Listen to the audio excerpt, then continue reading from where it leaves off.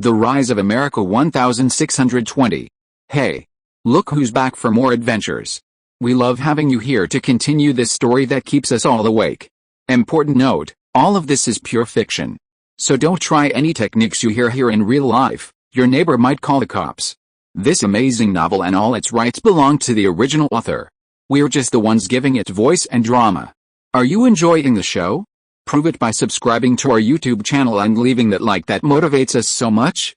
And if you want VIP access to exclusive content, our Patreon is waiting with things you won't find anywhere else.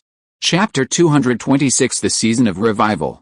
In the blink of an eye, the cold winter passed, and spring arrived, bringing life back to life. 138 reading, novels faster and better. 138 reading, Zhao Hongayu's empire, after his civil administration rank was elevated, entered a period of rapid growth.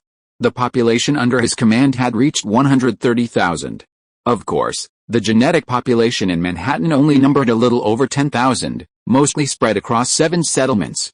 Song Hu and the 5 newly cultivated Huaxia geneticists each headed to their planned locations and began to establish themselves and develop. Thanks to their presence, Zhao Hongyu could be said to have completely relaxed, and with the presence of Zhang Tai and Wang Shen in Manhattan, Manhattan had also undergone significant changes. Simple mills, windmills, water wheels, and other hydraulic milling facilities were erected during the spring. Unlike Zhao Hongyu, Wang Shen and his team approached construction with a completely different approach. They utilized their authority to fully enhance infrastructure, allowing Manhattan to manufacture small commodities independently, rather than relying on purchasing from the space-time trader. Zhao Hongyu completely let go of their arrangements. He also wanted to see what Wang Shen and his team's construction plan would bring him. So far, they seemed to be doing a better job than he was. So, if they were doing better than him, why should he stop them? With the arrival of spring, Manhattan began to bustle with activity. The first thing to do in spring was urban construction. A large number of workers poured into Manhattan. Anyone with a knack for hard work and stamina could find work in Manhattan, and the pay was lucrative. Consequently, British people from Virginia and Pennsylvania flocked to Manhattan in droves seeking work. Besides urban construction, the Chinese people, using the slaves they had purchased over the winter, began to enclose land in the plains outside Manhattan's planned area, procuring lumber, cement, and bricks to build their own estates and farms. Of course, the umbrella companies that protected the farms and estates also began to work. The Chinese people, who had essentially purchased large numbers of slaves during the winter, now finally put them to use. For a time, Manhattan and its surrounding areas were a scene of bustling construction. Walking around Manhattan, you could see a bustling scene. Every spot was under construction. Those living in Manhattan could sense the city's passion and the rapid changes. Even on Manhattan Island, separated by a strait, land reclamation began in the spring, and crops prepared by Zhao Hongyu and his team were being cultivated. Meanwhile, construction on Manhattan Island also began in the spring. Besides building houses, road construction began in both Manhattan City and Manhattan Island. This construction cost Zhao Hongyu and his team money like water.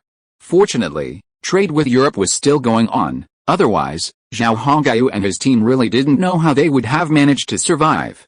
They also benefited from the availability of many raw materials, such as lumber, which would have been very expensive if purchased from the space-time trader. Fortunately, the American continent was not short of lumber in this era, saving Zhao Hongyu and his team a considerable amount of money.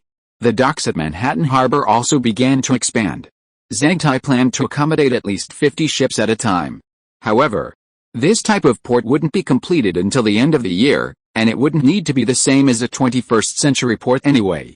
Palma and his Foreign Legion had already returned to Manhattan. Zhang Tai had assigned them to Manhattan Island to look after the wounded brought in by the pirates. When the opportunity presented itself, Palma and his men would travel to Europe, take over Salah's estate in Madrid, and begin work on establishing a concession. Palma, thanks to his merits, had already earned the title of Lord, a lowly honorary title, not even a baron, but it was a good start nonetheless. This filled Palma with confidence for the future. After all, he had seen the light at the end of the tunnel. After all, someone like him wouldn't have the chance to earn a title in Europe. Palma's success had earned him a strong start, and this had made the other Europeans envious. They were all brimming with energy, hoping for another war so they could claim the credit. The European mindset was different from the Chinese, which amused Zhao Hongyu and the others, both amused and amused. It was amusing that these people risked their lives for such a cause, while it was gratifying that these people would risk their lives for them. The war between the Iroquois and Quebecers continued to rage, with both sides suffering heavy losses. 20,000 Gurkha geneticists, after losing over 6,000, broke away from Quebec and returned to Lake Ontario. Under the leadership of Song Hu, these Gurkhas began a low-key development. Song Hu did not immediately cultivate geneticists in Ontario. Instead, he used the 1 billion yuan in cash to reclaim land and build a city, and invested in the fictitious workshop to develop weapons. Village heads were also allowed to invest in Zhao Hongyu and Chen Xianbang's workshop. Because they were Zhao Hongyu's subordinates and had been granted authority, their investments could be considered as if they were Zhao Hongyu's own. With these investments, while modern products were still unavailable, some traditional mining and steel-making techniques were developed. With traditional mining methods, gold mining in the Manhattan forest began to increase in production. Furthermore, a high-quality iron ore and a high-quality open-pit coal mine were discovered on Lake Ontario, providing Zhao Hongyu with 2 more avenues for income. Everything was progressing in a positive direction. And with the arrival of spring, Zhao Hongyu received good news. The shipyard had finally completed a 4-deck battleship, equipped with 5 masts, 108 24-pound guns, and capable of a speed of 15 knots. Furthermore, they had secretly installed 4 engines and propellers on the ship's hull. The battleship, originally capable of 15 knots, had tripled its speed with these engines and propellers. A journey from Manhattan to Europe that once took 50 days could now be completed in 16. However, there was a downside. Zhao Hongyu would need to purchase a large amount of refined diesel fuel, which was extremely expensive. Essentially, with the propellers running, a single trip from Manhattan to Europe would consume 30 million yuan in diesel fuel. Even so, Zhao Hongyu happily accepted the battleship. If nothing else, it was an undeniable naval powerhouse of its time. Unfortunately, when Zhao Hongyu asked how long it would take to build one of these ships, he fell silent. The construction process for this type of battleship was incredibly complex and time-consuming. Generally, only one could be built per year. The fact that this battleship was built in a single winter was a stroke of pure luck. Ultimately, Zhao Hongyu had no choice but to order Zhang Tai to expand the shipyard. To this end, Zhao Hongyu's meager funds were practically depleted every month on development. Still, the appearance of the battleship had finally convinced Zhao Hongyu. It gave him hope for dominating the oceans. Even though it was only one ship, it satisfied him. He calculated that at a construction rate of 1 ship per year, it would take at least 30 years before he could dominate the oceans. Of course, that would require 100 shipyards in Manhattan. 30 years. The thought of it was terrifying. How many 30 years does a person have in their lifetime? However, Zhao Hongyu clearly forgot that the rise of European nations during the age of exploration took decades, even centuries. Expecting to dominate the oceans in a short period of time was highly unrealistic. However, Zhao Hongyu had a cheat, so his desire was understandable. Quebec, Pennsylvania, Virginia. After defeating the French and British, Zhao Hongyu decided to build at least 500 shipyards along the coast. This way, within 10 years, not 30, he would have a vast fleet of battleships to dominate the oceans.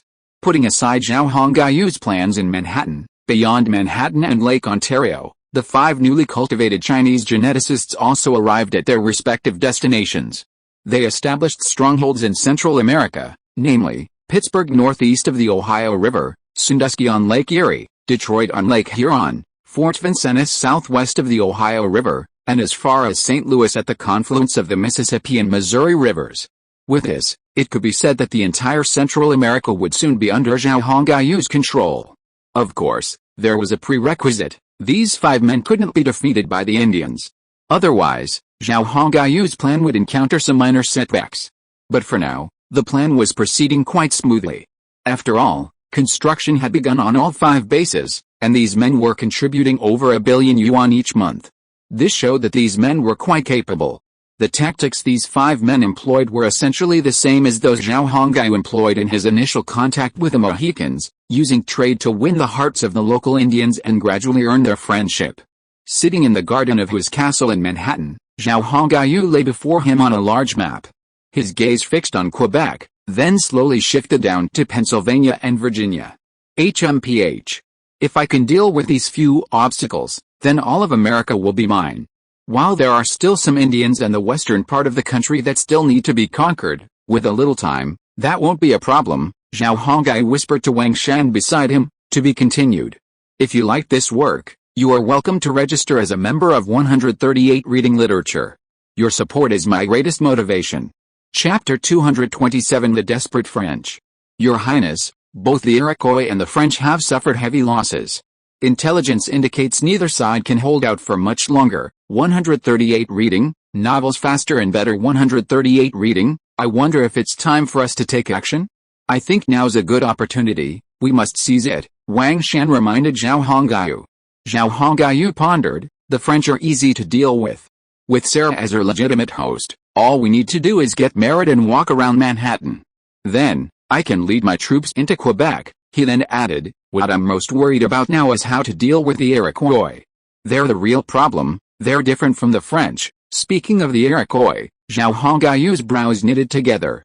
Hearing His Highness mention the issue he was worried about, Wang Shan smiled and said, Your Highness, your concerns are not unfounded. But don't worry too much. Those Iroquois aren't actually that difficult to deal with. Zhao Hongaiu tilted his head, then raised it slightly to look at Wang Shan standing beside him. Oh, did you receive some news? I see you're so calm, it must be.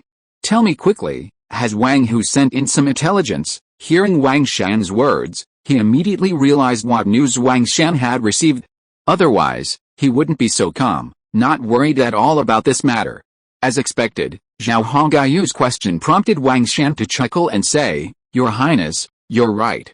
Wang Shan has indeed received good news, and it's related to the Iroquois. It can even be said that Your Highness can put your concerns aside for now. This instantly perked up Zhao Hongaiu, who was currently most troubled by the Iroquois issue.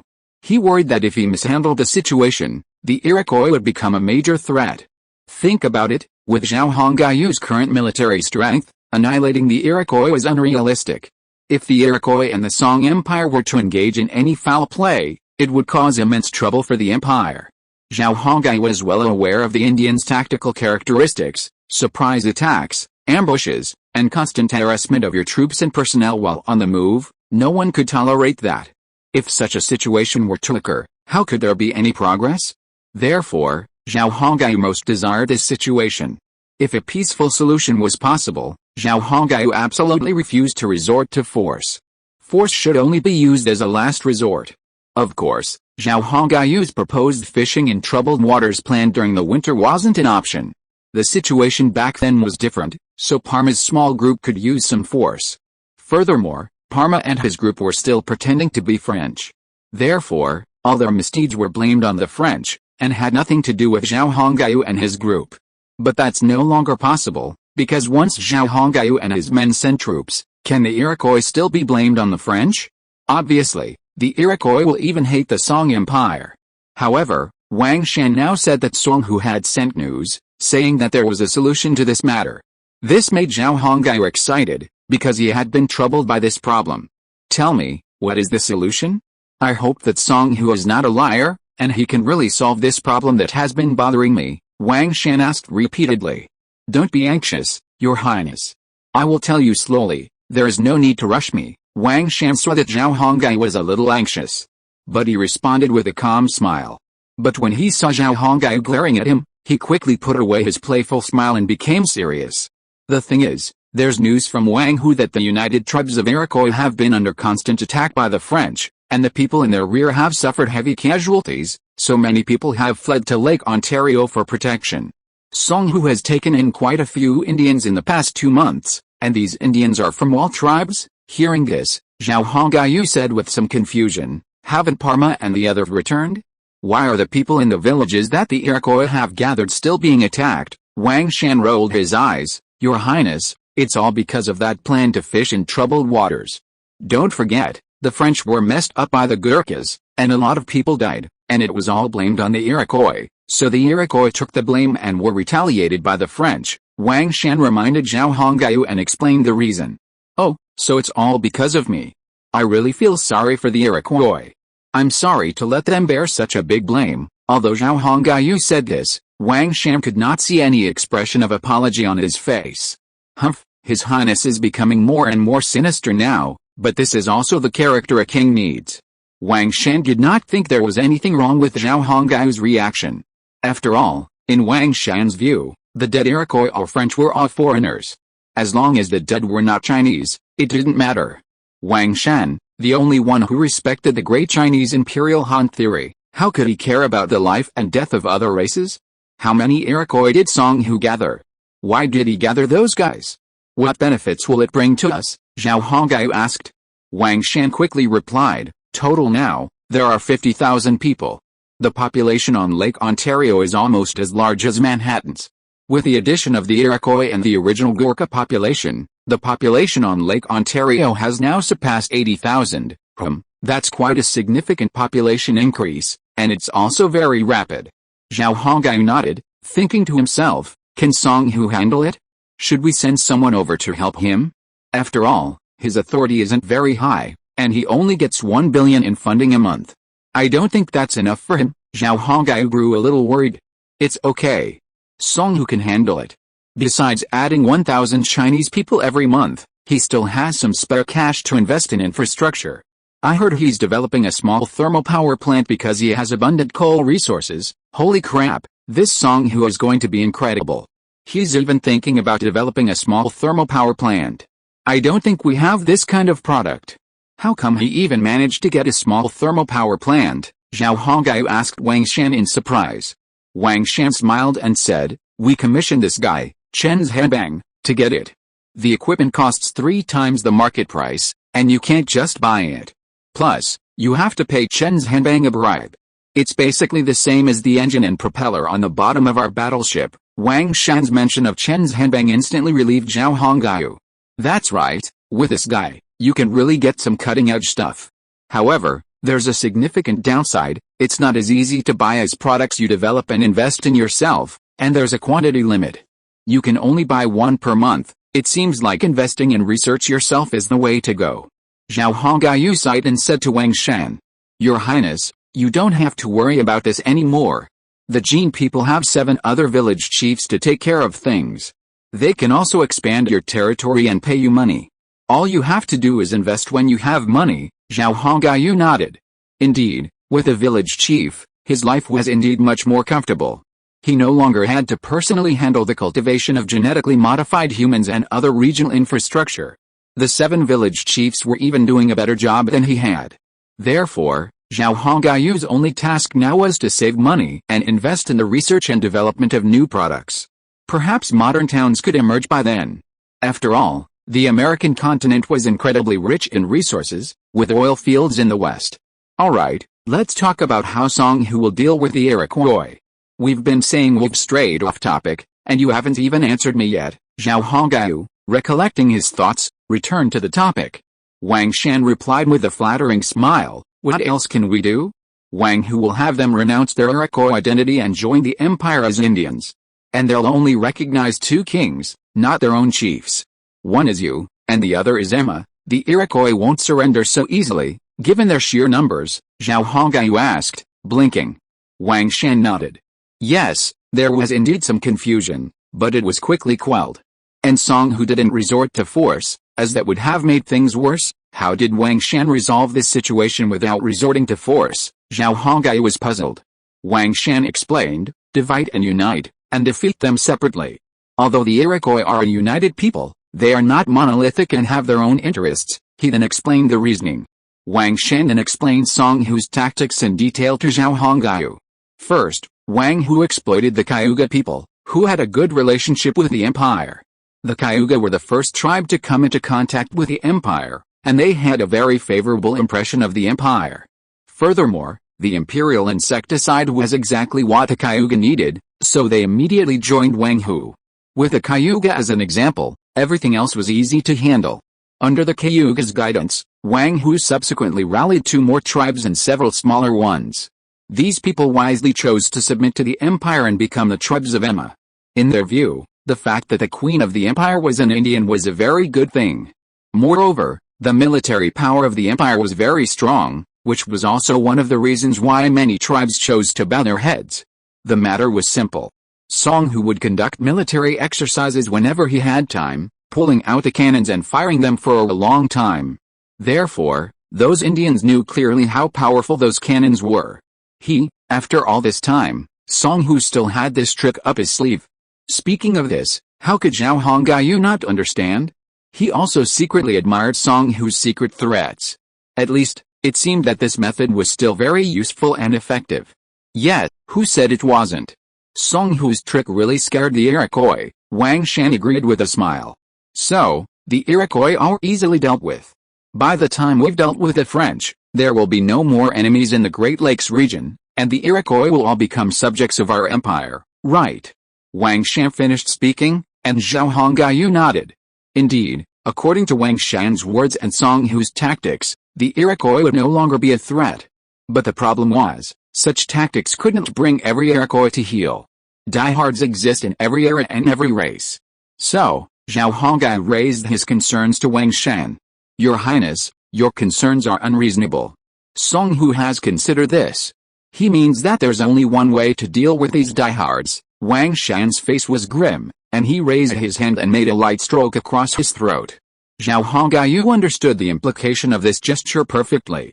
Kill those diehards, Zhao Hongyu blurted out. Wang Shan nodded in response. Yes, to deal with these diehards. Rather than letting them go and causing us trouble, it's better to destroy them from head to toe. Zhao Hongyu pondered for a moment, realizing that besides this tactic, there was truly no other effective means. If those unwilling Iroquois diehards were allowed to leave, the Song Empire, having annexed them, would undoubtedly become their enemy. Farmers who went out to cultivate the land, as well as those who went out on business, would inevitably become targets. While this loss would be minor, it would be unnecessary. Therefore, eliminating these security risks was imperative. With this understanding in mind, Zhao Hongyu's slight sense of guilt dissipated. As the saying goes, a friend dies, but a poor man dies. Building his own empire would inevitably involve bloodshed. Tell Song Hu to act according to circumstances. What I want is land and no enemies. Yes, Your Highness. Dividing line. Boom. Boom. Boom. The Iroquois army was currently engaged in a fierce battle with the French at Fort Quebec. The fort was littered with the bodies of fallen Iroquois warriors. The besieged French were in no better shape, suffering heavy casualties. Furthermore, due to the earlier attack by Gurkhas posing as Iroquois, the inhabitants of Quebec's rear had been swept into the fort, putting a strain on the fort's supplies. Sir, if we continue to be surrounded like this, our food supply won't last much longer. And we're clearly running low on gunpowder, lead, and cannons. After months of siege, Leon was the only one left in command. The others had all perished in battle. Damn it! How could these Iroquois attack so fiercely? Leon's face was grim, a bloodless expression. Outside the fort, 50 to 60,000 Iroquois warriors surrounded the fort, completely blocking all escape. The warriors standing behind the fort's walls gazed at the Iroquois outside. Their eyes revealed a despair that saw no hope at all. To be continued. If you like this work, please visit 138 Reading Literature and register as a member. Your support is my greatest motivation. Chapter 228 Preparations for the Takeover of Quebec. A feeling of despair spread through Fort Quebec. 138 Reading, novels faster and better. 138 Reading. Leon knew that if he couldn't control this feeling, or if he couldn't find a way to resolve these problems, then he would be in trouble. The war had raged from winter to spring, but the Iroquois showed no signs of retreating, seemingly determined to fight the French to the death. Leon wondered what had happened to these Iroquois, why they had suddenly become so frantic and fearless. They were completely different from the Indians of the past. How could he have known that this situation was entirely thanks to Zhao Hongyu and his men? If it weren't for the Foreign Legion in Parma, who pretended to be French and attacked the Iroquois village, destroyed the remaining 3,000-man legion, and massacred the Iroquois on the front lines wouldn't have become so frantic. The reason was simple: the Iroquois wanted revenge. They needed the blood of the French to extinguish the flames in their hearts. Therefore, this time, the Iroquois would never retreat so easily. Either they were defeated by the French, or they stormed the Iroquois fort and massacred the French. There was no other option. Similarly, the French suffered heavy losses. Gurkhas, impersonating the Iroquois, destroyed French towns and slaughtered many French. Consequently, Some radical elements within the French community were clamoring for a fight to the death with the Iroquois. Unfortunately, the situation was unfavorable for the French, and they were on the defensive, unable to strike back against the Iroquois. The Iroquois surrounding them were receiving daily reinforcements, their numbers steadily increasing. Meanwhile, they had no reinforcements at all and no way to break out. Leon was completely overwhelmed, unsure what to do. It was their fault, after all. They had been the ones to force the construction of the fort at Montreal and the initial attack on the Iroquois village. If they hadn't been so greedy, things wouldn't have gotten this bad. The natives are attacking again, a sharp cry pierced the sky, and everyone became nervous. The soldiers stationed on the fortress walls all had extremely tired expressions on their faces, and their bodies ached. Yes, the Iroquois attacks came one after another, and they hadn't gotten a good rest at all. If this continues, no one will be able to say anything. Below, the Iroquois came like a tide, and the dark mass was very depressing. The offensive and defensive battles began again. The Iroquois attacks never stopped day and night, which made the French very tired. Originally, the French wanted to negotiate, but the envoys they sent were beheaded by the Iroquois and thrown back. This made the French very desperate. They simply wouldn't talk to them. The French, who had always looked down on the natives, only realized at this moment that they had really done something wrong. Unfortunately, there is no medicine for regret in this world. After being attacked by the Parma Foreign Legion, the Iroquois remaining in the Great Lakes region began a massive migration toward the battlefields of Quebec. The Iroquois simply refused to remain in the Great Lakes region. They decided to fight a decisive battle with the French. Either the French would be annihilated, or the Iroquois would be annihilated. This led to large numbers of Iroquois arriving daily beneath Fort Quebec, increasing the pressure on the French. The Iroquois had a clear plan: drive out the French and establish a new homeland on French territory. The Great Lakes region was not a safe place. This proved to be a boon for Zhao Hongyu. Song Hu, having received the position of village chief and a limited amount of authority, began to fully develop the Great Lakes region. It seemed that the entire region would soon be conquered. Zhao Hongyu's Song Empire was rapidly developing, with 5 more cities under construction, in addition to Ontario City and Manhattan. Zhao Hongyu knew that after his civil administration rank was upgraded again in 2 years, he would have access to even more low-level genetic personnel to build cities. Only then, he'd truly become powerful. But things weren't bad right now. People like Song Hu could basically establish themselves in a small area, eventually expanding from there to encompass 4 or 5 more. In other words, within 2 years, Zhao Hongyu could control 35-40 cities, each with a population of 100,000 or 200,000. Of course, most of that population would have to include Native Americans. After all, Zhao Hongyu already controlled Central America, so if he took his time, it shouldn't be difficult to bring the local Native Americans under his control. Your Highness, the Iroquois have migrated to Quebec, abandoning the Great Lakes region.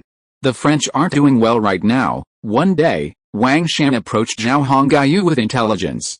Zhao Hongyu took the intelligence and examined it. It's good for us that the Iroquois have left the Great Lakes. This way, Song Hu won't have to face any trouble developing in the region, Zhao Hongyu said after reading the intelligence report and placing it on the table. But if the Iroquois defeat the French, we'll have to deal with them in Quebec. The reports indicated the French were in dire straits. Lacking food and medicine, they could no longer hold out.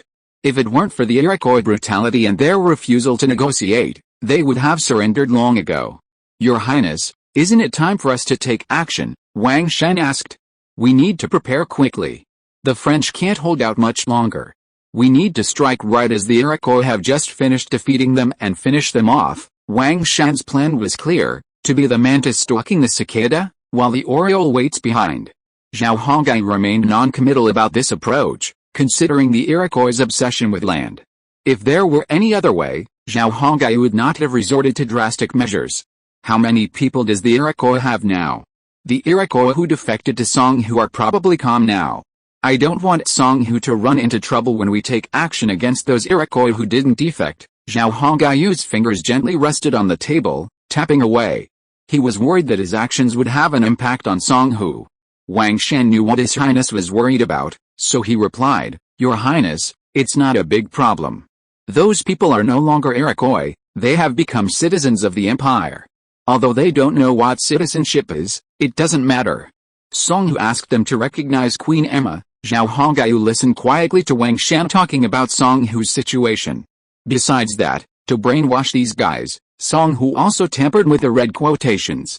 He makes the Iroquois people recite them every day, saying things like Queen Emma is the ship and Your Highness is the helmsman. After a month, we've seen quite a bit of success. I don't think there should be any problems. Puff. Zhao Hongyu nearly spit out his water as he reached for his cup to take a sip. Oh my god. What the hell is Song Hu up to? He'd resort to such tactics. Zhao Hongyu looked at Wang Shan with a mixture of amusement and hesitation, as if he was about to say something. Your Highness, the tactics are a bit weird, but the results are quite good. We can't just look at the tactics Song Hu uses, we have to look at the end result. Wang Shan saw his own prince looking back at him. He knew exactly what his prince was thinking. So he quickly defended Song Hu and explained everything to Zhao Hongyu. Zhao Hongyu understood Wang Shan's logic, but he felt Song Hu was going a little too far. Forget it, let him be. As long as he can stabilize Ontario City, that's all that matters. As you said, the means aren't important, the results are. Regardless, Zhao Hongyu was indeed persuaded by Wang Shan. Upon hearing this, Wang Shan's face lit up with joy. That's right, Your Highness. Even though Song Hu used such shady tactics, as long as he can stabilize Ontario City, that's all that matters. Wang Shan, after the Iroquois conquer Quebec, the French will absolutely be wiped out. And what excuse can we use to convince the Iroquois and enter Quebec? Zhao Hongyu asked, getting back to the point. Isn't Ms. Sarah's reason enough?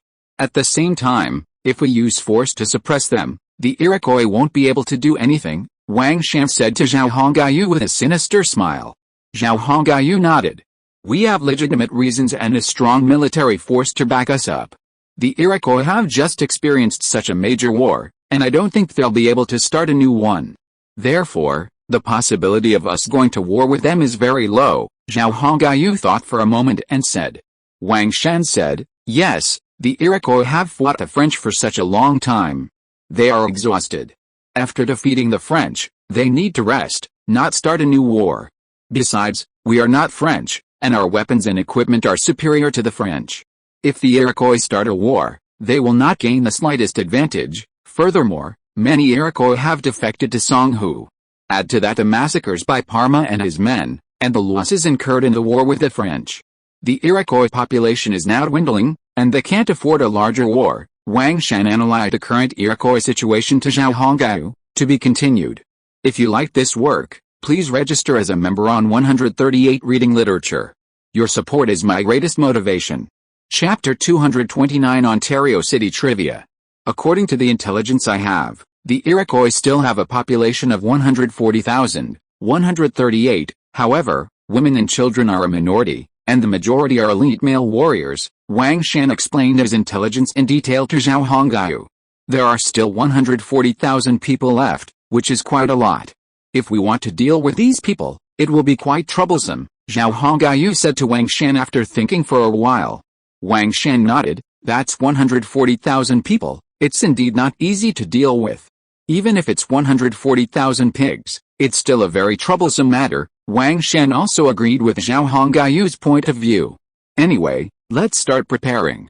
As you said, the French can't hold out for much longer. Zhao Hongyu stood up and walked to the side, opened the door and said, okay, I will assemble the legion to prepare for battle. Wang Shan responded. By the way, have we sent people to Europe to inform the French 3 months ago about me and Sarah? Zhao Hongyu suddenly remembered something. Not yet, Your Highness. I'm sure the French are having a headache over this. Quebec is such a lucrative territory, so many people covet it. Now that you've suddenly become a volatile factor, they're probably considering how to handle it. Zhao Hongyu curled his lips. How they handle it is their business. I'm simply informing them that Sarah has become my woman. And as Sarah's husband, I now possess all rights to Quebec. They can't change anything. Wang Shan smiled. Yes, Your Highness, we're simply informing them. They can't change anything now, and it's impossible for them to do anything. Things have come to this point, and even their attempts at manipulation are impossible. Wang Shan's smile was sinister. And I'm thinking the French are also aware of Quebec's siege by the Iroquois. After all, Quebec isn't far from Manhattan, so the Europeans living here might be aware of some of the news. Wang Shan said to Zhao Hongyu. Are there any rumors going around in town lately? Zhao Hongyu asked. There aren't any special rumors, just some about the Quebec War and some gossip from Europe, but nothing that could grab our attention, Wang Shan replied. Zhao Hongyu paused for a moment before saying, what do those Europeans in Manhattan think about Sir and me? Do they have anything to say? Wang Shan replied, no big reaction. For them, these things are too far away and have nothing to do with them. So, those Europeans don't care at all, Zhao Hongyu nodded. It's been 3 months, and there's still no news from the French. This doesn't seem right, Zhao Hongyu pondered for a moment, feeling that there was something inexplicable going on. Wang Shan said, yes, I also think this isn't right. You know, Quebec is rich in fur, and there's a huge market for fur in Europe. The French wouldn't give up this land so easily. And in the New World, the French only have this little piece of land. If they lose even this, how can they develop the New World? There's always something wrong. We'd better be careful. It would be bad if something unexpected happens, Zhao Hongyu warned. Wang Shan responded. How's the land reclamation going on Manhattan Island? Zhao Hongyu asked. Wang Shan replied, it's underway, and those cattle we keep are now being put to good use. On Manhattan Island alone, the Mohicans have reclaimed approximately 50,000 acres of land, and planted cabbage, peppers, wheat, watermelons, potatoes, and other vegetables and grains. At this point, Wang Shan licked his lips. By autumn, we'll have a harvest, and the variety of food will increase. We'll have everything we want to eat. Zhao Hongyu raised his finger and pointed at Wang Shan. Look at you. Look how greedy you are. Are you a foodie? He was in a state of confusion. Master, life is all about eating and drinking, so it's okay if I'm a little greedy. Zhao Hongyu was in a good mood, and Wang Shan even joked with him a little. Divider, come on, put the wood over here. You guys drive the piles here, and a few people go over there to help support it. Lake Ontario, like Manhattan last year, was under construction. Song Hu was busy every day, his feet pounding, and he was really busy. But Song Hu didn't mind the trouble at all, because Lake Ontario was a very important location. From this base, he could expand north, south, and west, and eventually control the entire Great Lakes in Canada. Just thinking about the vast expanse of land he'd eventually own, Song Hu suddenly felt energized. Sir, how many more shipyards do we need to build? We've already built 30, one of Song Hu's genetic staff asked. Only 30 shipyards. That's not nearly enough, Song Hu shook his head. He then pointed to the nearby St. Lawrence River and said, look, that's the St. Lawrence River. From there, it leads directly to the Atlantic Ocean. Ships from the Atlantic can also reach Lake Ontario via the river. Therefore, we can build more shipyards here. Furthermore, it's farther from the coast, making it relatively safer, the Genet said. Oh, and then added, Your Excellency means we can build as many shipyards as we can. We also need to build a port, right? Song Hu nodded. Of course. According to the plan, this will become a heavy industrial city. After all, it has abundant iron ore and coal resources. We'd be doing ourselves a disservice if we didn't make good use of them. After a brief conversation with his men, Song Hu returned to arrange matters at the surrounding construction sites and then departed. Lake Ontario is currently undergoing infrastructure development, and construction is bustling everywhere. Song Hu couldn't stay in one place all the time. He and his guards headed for the coal mining site. This coal mine, located 20 miles from Ontario City, is an open-pit operation. Basically, as soon as you peel away the soil, you'll see the black coal. The coal here is of exceptional quality, a high-calorie coking coal. When Song Hu arrived, numerous Indians were busy digging. These Indians, tribes that had broken away from the Iroquois and joined the Song Empire, were digging with shovels and hammers. Meanwhile, baskets of coal were being transported to the stockpile. Although the manpower was somewhat limited, under the current circumstances, Song Hu had no choice but to rely on manual labor to mine the minerals. Fortunately, many Indians were willing to work at the mine, so Song Hu didn't have to worry about any problems. Sir, you're here, the mine supervisor swiftly greeted Song Hu and his group upon their approaching horses. Is everything going well here? Have there been any problems recently? He pulled the reins, and the warhorse beneath him halted, snorting. Seeing Song Hu's question, the mine supervisor quickly replied, everything is going well. These Indians work very hard. As long as we pay them according to their level of work, They won't cause any trouble, Song Hu nodded. As long as you treat them fairly and impartially, Indians generally won't cause any trouble. You must remember this, never be partial, or you'll cause trouble, the supervisor agreed. Is there anything you're missing? If so, please let me know. I'll have someone bring it to you when I get back. After looking around, Song Hu asked the supervisor. We're still short of a lot of iron tools. If possible, it would be best if you could get us some in the next few days. Spring's here, and the Indians are looking for work. The work here isn't too dangerous or strenuous. While it's a bit dirty and tiring, it's still very appealing to the Indians, Song Hu nodded. I'll have a batch of tools sent to you later. Your progress won't be slowed down. You know, there are so many small ironworks factories in the city, and the demand for coal is huge, the young supervisor repeatedly assured him that he wouldn't delay the city's progress. All right, go ahead and get to work. I don't need you to accompany me, Song Hu said, waving his hand, dismissing the young supervisor. He and his men began to wander the mining area. Because mining was done manually and the duration wasn't long, there wasn't any smoky air or serious pollution. Furthermore, this coal mine was an open pit operation, so mining wasn't particularly difficult. It just required peeling away a thin layer of topsoil. Coal is prone to spontaneous combustion. It's fun now in spring, but it's very dangerous in the summer when temperatures rise. We need to be careful with those coal piles. If they catch fire, the damage will be huge. After a tour, Song Hu shared his concerns with his accompanying subordinates. Sir, we'll have the supervisor here take note of this issue. Let's go back. It's getting late, and I don't want to go back when it's dark. After a tour of the mine, Song Hu turned around and left, to be continued. If you like this work, please register as a member on 138 Reading Literature. Your support is my greatest motivation. If you are listening to this novel on a channel other than Fanfic World, it means it was downloaded and re-uploaded without effort. We warmly invite you to visit our channel, Fanfic World. There you will find the original version of this story and many other novels of various genres. We look forward to seeing you dive into a world of incredible novels. Chapter 230 The French Response. In Europe, the French royal family received a letter from America, and the royal family and some of the great nobles have been debating the information revealed for some time. 138 Reading, Novels Faster and Better. 138 Reading. The letter's contents were simple. Aside from the number of furs, it also stated that Sarah, heir to the Samuel family, had arrived there. If that were all, the French royal family wouldn't have reacted. However, the letter revealed much more. For example, Sarah had discovered the intentions of certain individuals and was taking measures to defend herself. She had captured the families of some individuals and used them to threaten Léon and other Quebec governors, hoping to gain control of their territory. In response, the royal family launched their own measures. First, they located Léon's family members. They also imprisoned the Samuel family and issued a warrant for Sarah's arrest. Now that Sarah had discovered their intentions, there was no need to hide them, was there? But they believed that Sarah had lost all her last trump cards, and that Léon and his men should be able to easily deal with her.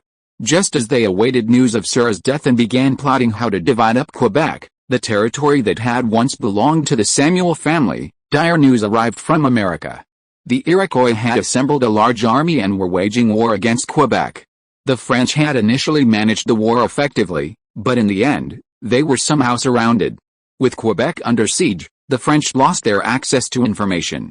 Fortunately, Manhattan was well informed of the situation in Quebec, so the French began gathering information about Quebec from other countries.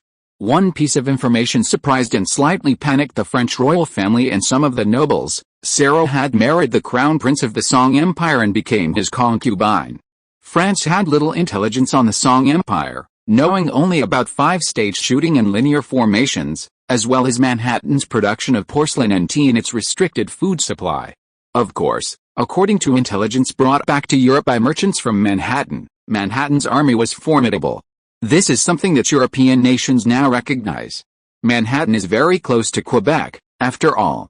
And if Sarah marries the crown prince of the Song Empire, Quebec, as Sarah's territory, will legitimately become part of the Song Empire. It's foreseeable that Sarah won't give up Quebec. By then, with the emperor so far away, what else can they do? The Song Empire can easily dispatch troops. They can arrive almost overnight, much faster than sending troops from Europe. And there's no such difficulty in supplying them. They can almost see Quebec slipping away from their grasp. France currently has only this one sliver of territory on the American continent. Losing Quebec would mean not only losing a rich for producing region and a vast expanse of land, but also a source of wealth. However, considering the Song Empire's army, France really has no other options.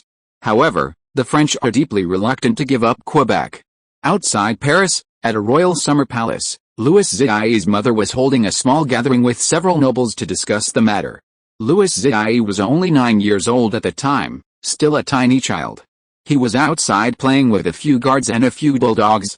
His mother, Marie de Medici, was a princess of the Italian Duchy of Tuscany.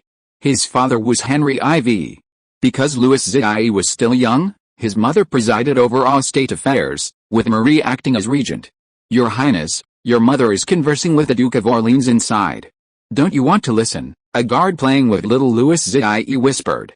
At this moment, Louis Zhao, frail and freckled, looked nothing like the future emperor of France. When the young guard mentioned his mother, the innocent smile on his face suddenly turned grim. "Richelieu, don't talk about my mother here. It's extremely disrespectful." However, the young guard, named Richelieu, wasn't intimidated by the young king's expression. Instead, he bowed and apologized before continuing, "Your Highness, you must actively participate in government affairs now. Otherwise, it will be very disadvantageous for you in the future." After hearing the guard's words, the young man gestured. Several guards then dispersed, cautiously setting up a cordon around the area. "Have you heard any more rumors outside?" young Louis Zhao asked in a low voice. At this moment, the innocence that should have been on the young man's face was replaced by a sinister expression. Born into such a family and environment, I guess he's destined to be born into an evil world. Richelieu glanced at the young king and thought to himself. "Yes, Your Highness, there have been some rumors circulating recently, and they're very detrimental to you," Richelieu replied. Louis Zhao glanced at the nearby summer palace and said, "Tell me, what are these rumors?" Richelieu carefully chose his words before replying. "There's a rumor circulating among some of the lesser nobles, that Her Majesty Marie intends to depose you and install His Highness Gaston as heir apparent." Snap! As soon as Richelieu finished his words, Louis Zhao snapped the stick in his hand. "What qualifications does that Gaston have to be heir apparent? He's just a piece of crap. He doesn't have my father's blood in him. The Habsburgs are truly shameless." "Your Highness, please be careful with your words," Richelieu warned quietly. "What are the reactions of the nobles?" Louis Zhao asked. "Your Highness was designated as the heir by His Majesty before his death. Even Her Majesty Marie can't change that. She has no support from the other nobles, so I don't think Your Highness should worry too much about this." Richelieu's words of comfort didn't improve Louis Zhao's mood. Instead, they worsened. "By the way, do you know what my mother is discussing with the Duke of Orleans?" Louis Zhao changed the subject. "It seems to be about Count Samuel's American territories. Her Majesty Marie and the Duke of Orleans want to make America their own," Richelieu replied quietly. "Humph." After hearing Richelieu's response, little Louis Zhao snorted coldly. To seize Count Samuel's American territories, their methods are a bit harsh. Now they're going after a widow? My mother originally wanted to bring America under the royal family, which was fine, but I'm worried that it will eventually become Habsburg territory." Although little Louis Zhao spoke of his mother, Richelieu's flamboyant manner showed no respect. This was not surprising, however. All of France knew that Louis Zhao and his mother were at odds, especially with his own son Gaston. "I heard that Count Samuel's widow found a man in America. That man is the heir to country, so it's very likely that the land on the American continent will become someone else's," Louis Zhao asked. Richelieu nodded. "Yes, it is clearly recorded in the law that Quebec belongs to the private territory of Count Samuel's family. Now that Count Samuel was killed by the Duke of Orleans, it is natural that his widow inherited everything, including the title of nobility." Richelieu thought for a moment and replied. "He." Louis Zhao smiled happily. For him, anything that could make his mother and the Duke of Orleans uncomfortable would make him very happy. Because little Louis Zhao suspected that his brother Gaston was actually the Duke of Orleans' child. His mother had always been close to Orleans, and he had seen the two of them having sex in the bedroom several times. "I guess my mother and the others will be troubled for a long time. After all, the man Sarah found is very powerful. I think the crown prince of a country is definitely not that easy to deal with," Louis Zhao said to Richelieu with a smile. Richelieu nodded and replied, "Yes, the Song Empire's army is very powerful. Our French merchants who have been there say so. Furthermore, they are very close to Quebec. A large army could arrive there in a matter of days. We are different, with a vast ocean between us." At this point, Richelieu sighed inwardly, knowing full well that Quebec could no longer belong to France. Little Louis Zhao, however, was unimpressed. After all, he was still young and didn't know much. His mother's deliberate indulgence and restrictions kept him from understanding much. Therefore, he didn't understand the significance of that land to France. "Oh, the Song Empire's army is very powerful.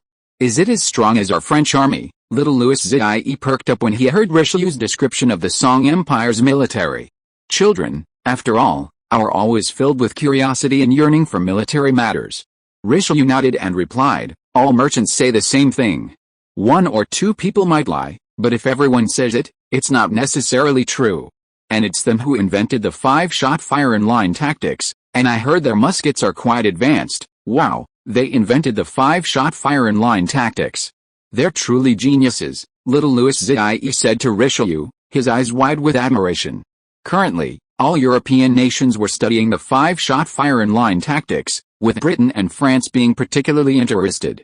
Meanwhile, Spain, a long-established power, remained intoxicated with its past glory, living a life of reckless abandon. The Spanish saw their phalanx as an enemy, and there was no need to learn the 5-shot fire-in-line tactics. Furthermore, no matter how well they used the matchlock, it would be useless due to technological limitations, iron quality, and manufacturing issues, making it impossible for the musket to become mainstream. However, the British and French saw it differently. After experimenting with it several times, they immediately recognized the advantages of this tactic. They began organizing their troops and training. Of course, this tactic wasn't infallible. It had its weaknesses, such as limited logistics and weak defenses. The use of matchlock muskets in this era depended on multiple factors, including the environment, terrain, and weather. After all, the matchlock muskets used by Europeans today weren't the sophisticated flintlocks Zhao Hongyu and his men used. Therefore, the tactics Zhao Hongyu employed often weren't readily available to Europeans. Technology dictated many things, and this was unchangeable. For example, the bursting rate of European matchlock muskets was only 30% after 10 rounds.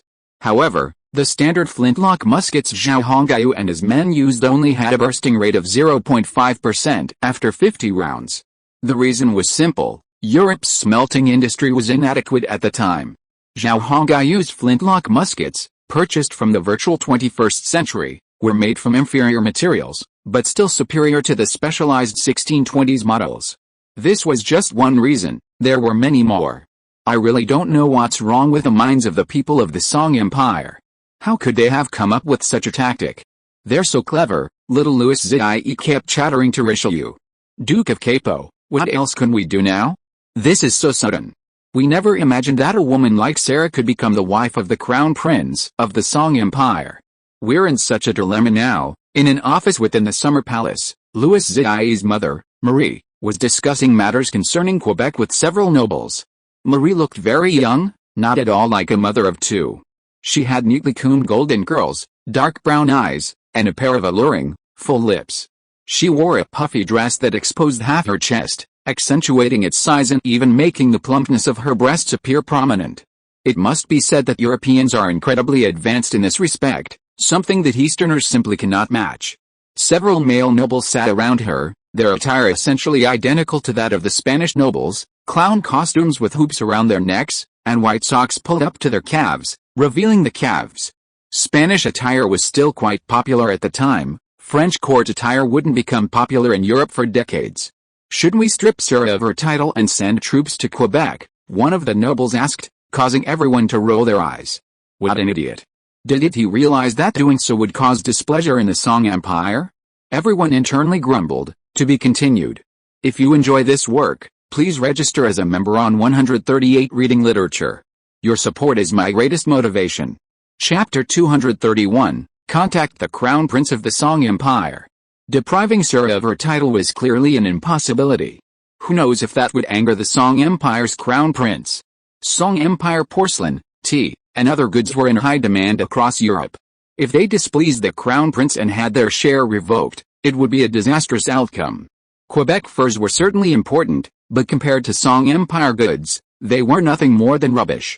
This was an easy conclusion to draw. Anyone with a reasonable grasp of the trade-offs could calculate the costs. A single beaver pelt was worth only 4 silver livres in France, or at most 5 livres, no more, but a set of porcelain was worth hundreds of louis d'or. These exquisite ceramics were in high demand across the Mediterranean. Reselling them could fetch a multiplier in profit, and that was obvious. Not to mention tea and spices. It was clearly more cost-effective to ship them from the Americas than to sell them from the Far East. Moreover, before heading to America, they could trade cheap commodities in Africa for slaves, which could then be sold back in America. The profits from this round trip were obvious to anyone who wasn't crazy. France's treasury was currently limited, so it was time to cooperate with the Song Empire in America and profit from its goods. Therefore, Queen Marie and her entourage would never offend the Song Empire. Now that Sarah has become the wife of the Song Empire's crown prince, there's nothing we can do to change that. All we can do is think about how we can reap some benefits. Mary, a Habsburg, considered matters far more comprehensively than the idiotic nobleman. Sarah had married Zhao Hongyu and had obtained legal status. To attack Sarah now would be to attack the Song Empire's crown prince. This would be a provocation to the Song Empire. Such an action would undoubtedly provoke a backlash from the Song Empire, and trade between France and the Song Empire would be affected. Ceramics, tea, and spices all had quotas. European countries' quotas were limited, but everyone wanted to expand their share. After all, a larger share meant greater profits. However, the production of these goods was limited, so the Song Empire could only control the export volume. Initially, European merchants traded with the Song Empire on a private basis, but a few months ago, European governments began to intervene.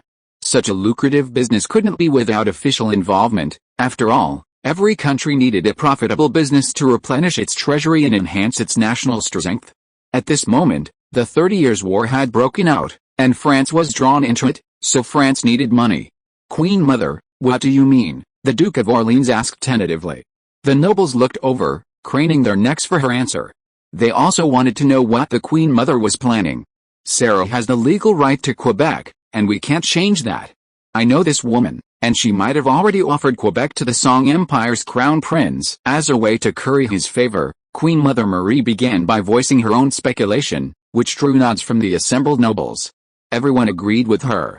After all, in such a situation, Sarah's desire to protect herself and curry favor was reasonable.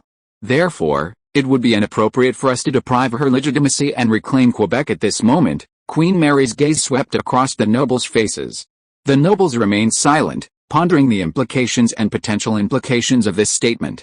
It's certain that Sarah will instigate her man to send troops to Quebec.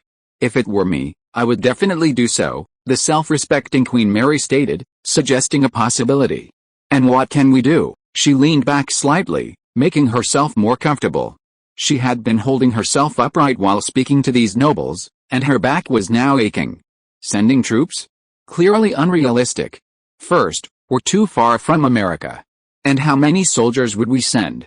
That's also a problem, isn't it? Queen Mary outlined the difficulties of a military solution. Everyone fell silent. It had to be said that Queen Mary was right.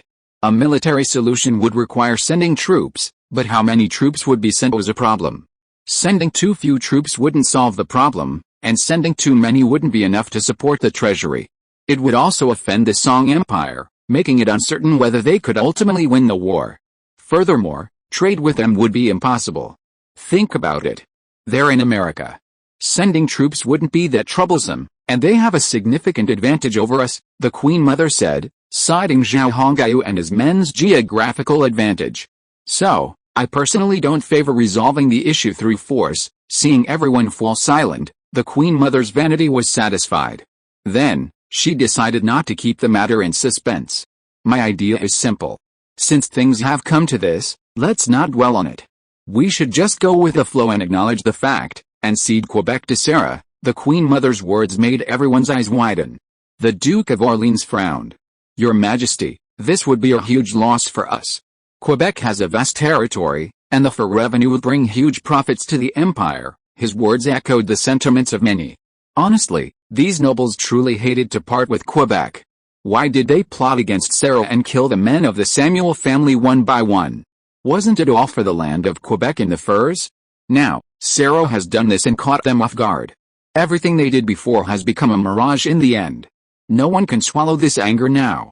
It seems that they are about to reap the rewards, but then they encounter such a situation. It is hard for people to turn around when they encounter this kind of thing. What a bunch of idiots, they only know how to look at the benefits in front of them.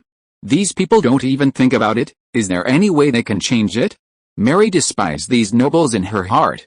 She was helpless with the stupid nobles under her command. Quiet down, if we can do it well, we can actually get more benefits. Mary saw that everyone was talking at random, so she spoke loudly to stop them. Send someone to contact the Crown Prince of the Song Empire and tell him that we acknowledge Quebec's belonging to Sarah, and we have no objection to the annexation of that territory into the Song Empire. Our only request is that we be given preferential treatment in terms of our trade in porcelain, tea, and spices. This statement was crystal clear. Quebec would be traded for a larger share of goods. If you calculated it carefully, it seemed quite advantageous. The nobles' eyes lit up, and some even swallowed. That's a good idea. It truly turns a passive position into an active one, the Duke of Orleans complimented. Yes, they couldn't change the facts now.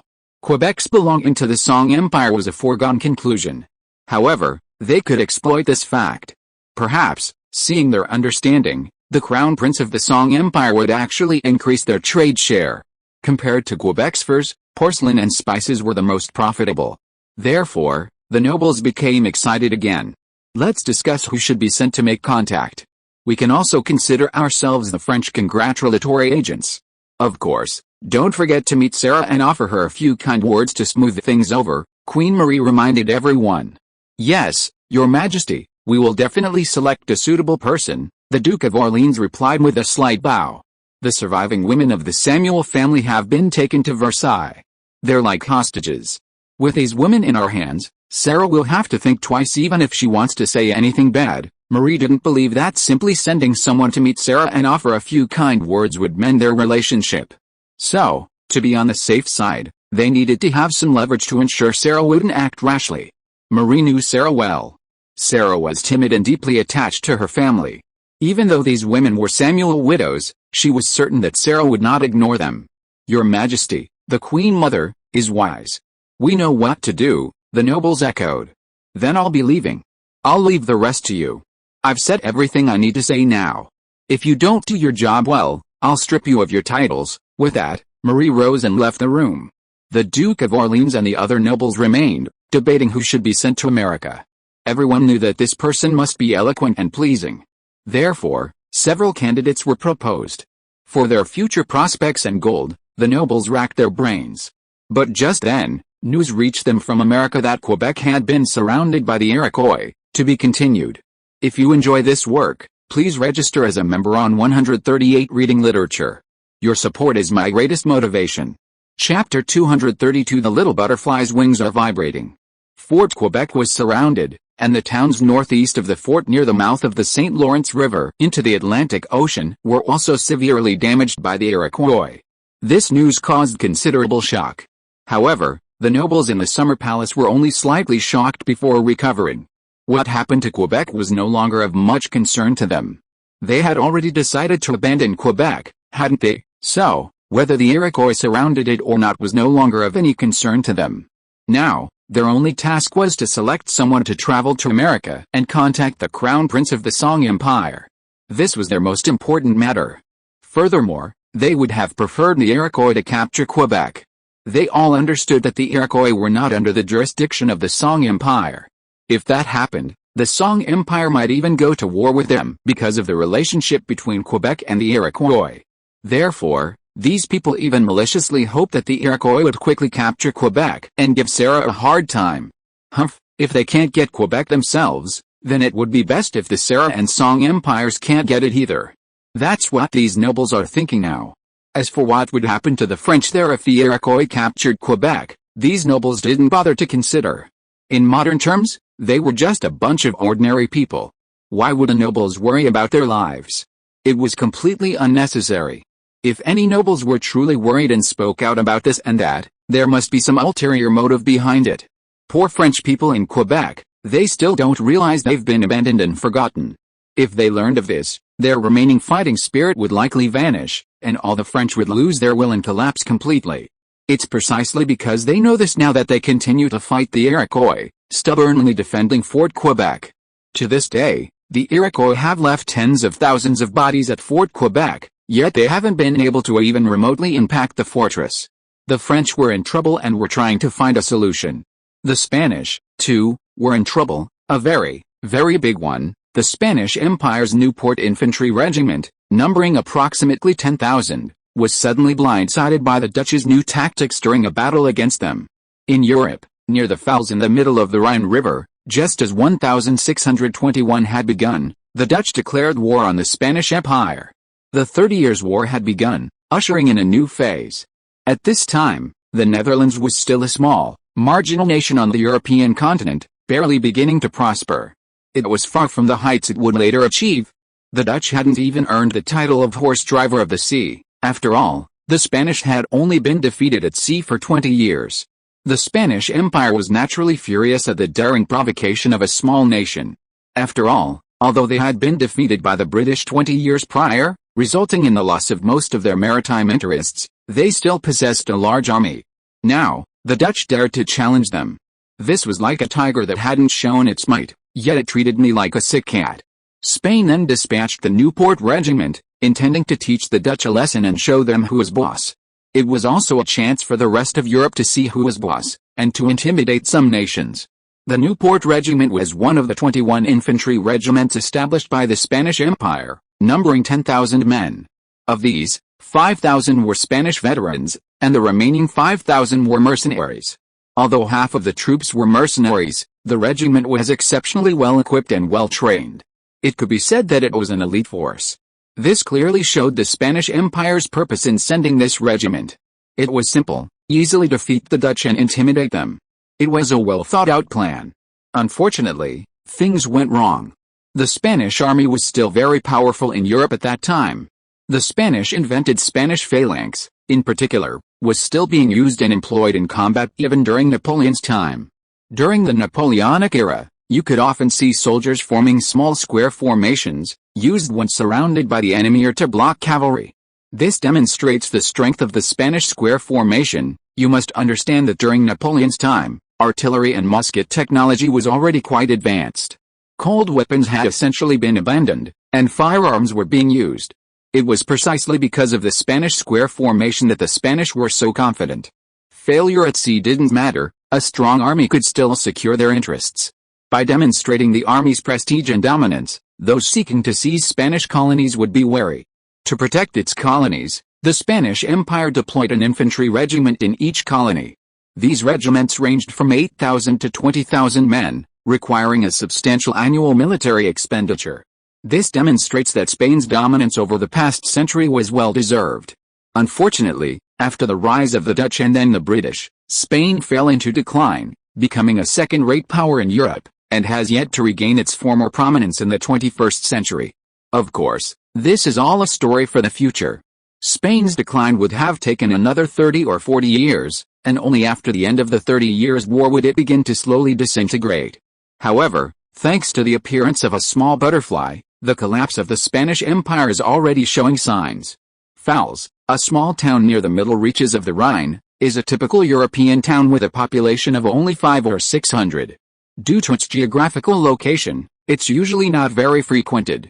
But today, something unusual has occurred. Over 20,000 people have gathered 2 miles from the town. The Spanish and the Dutch are engaged in battle there. Some of the town's bravest young men have flocked to the battlefield to watch the action, hoping to gain bragging rights later.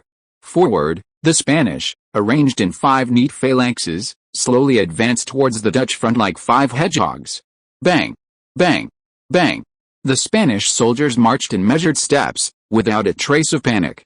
The young men hiding nearby, watching the excitement, were almost certain that this battle was a foregone conclusion for the Spanish. Within the Spanish phalanx, commanders continuously issued orders and shouted words of encouragement. Beside the commander, a drummer carrying a small drum slung across his shoulder beat the drumhead relentlessly. The sound of footsteps, drums, and voices blended together. Facing the imposing Spanish Newport infantry regiment, the Dutch, in contrast, formed only 5 neat columns. Were the Dutch planning to use 5 lines of defense to withstand the Spanish phalanx's attack? This question swirled in everyone's mind. At that moment, the first row of the Dutch column advanced a few steps, moving to the forefront and raising their arquebuses. Fire! At the commander's command, hundreds of men unleashed a volley of arquebuses, creating a truly awe-inspiring spectacle. A thunderous roar of gunfire, a plume of blue smoke, and men in the opposing Spanish phalanx fell instantly. Then, the second row of Dutch soldiers advanced, while the first row quickly retreated to the rear, where they began rapidly reloading gunpowder and lead. At this moment, the opposing Spanish and nearby onlookers realized that the Dutch ranks were comprised entirely of arquebusiers, with not a single cold weapon warrior. What the heck was going on? Everyone was perplexed. This completely overturned their understanding of warfare. In that era, cold weapons were still the norm. Arquebuses, with their poor accuracy, were used only as auxiliary weapons. Now, the Dutch had adopted them as their primary weapon, a truly baffling prospect. But soon, people began to respect the Dutch with renewed respect. The second row followed suit, then retreated to the rear. The third row advanced, fired, then retreated, followed by the fourth row, the fifth. These formations formed like waves, repeating the same pattern over and over again. And the effect was quite remarkable. Just look at how many Spaniards fell on the opposing side to see the difference. They had already lost many soldiers before even getting close. The Spanish were forced to temporarily withdraw and regroup. The European armies of this era were no different from those of later generations.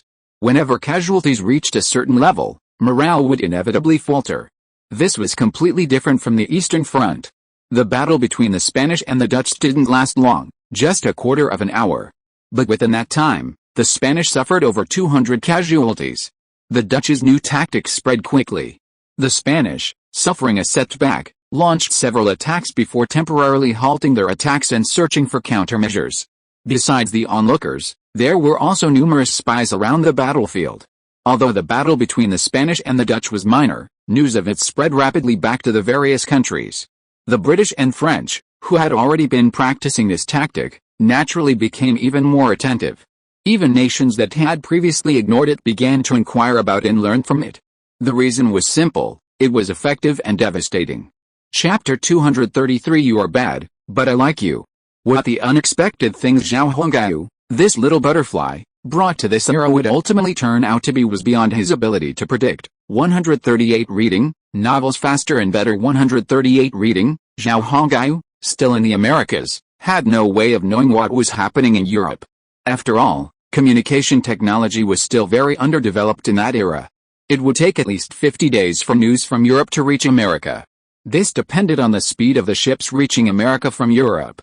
Of course, over 40 days wasn't out of the question, as some ships were faster.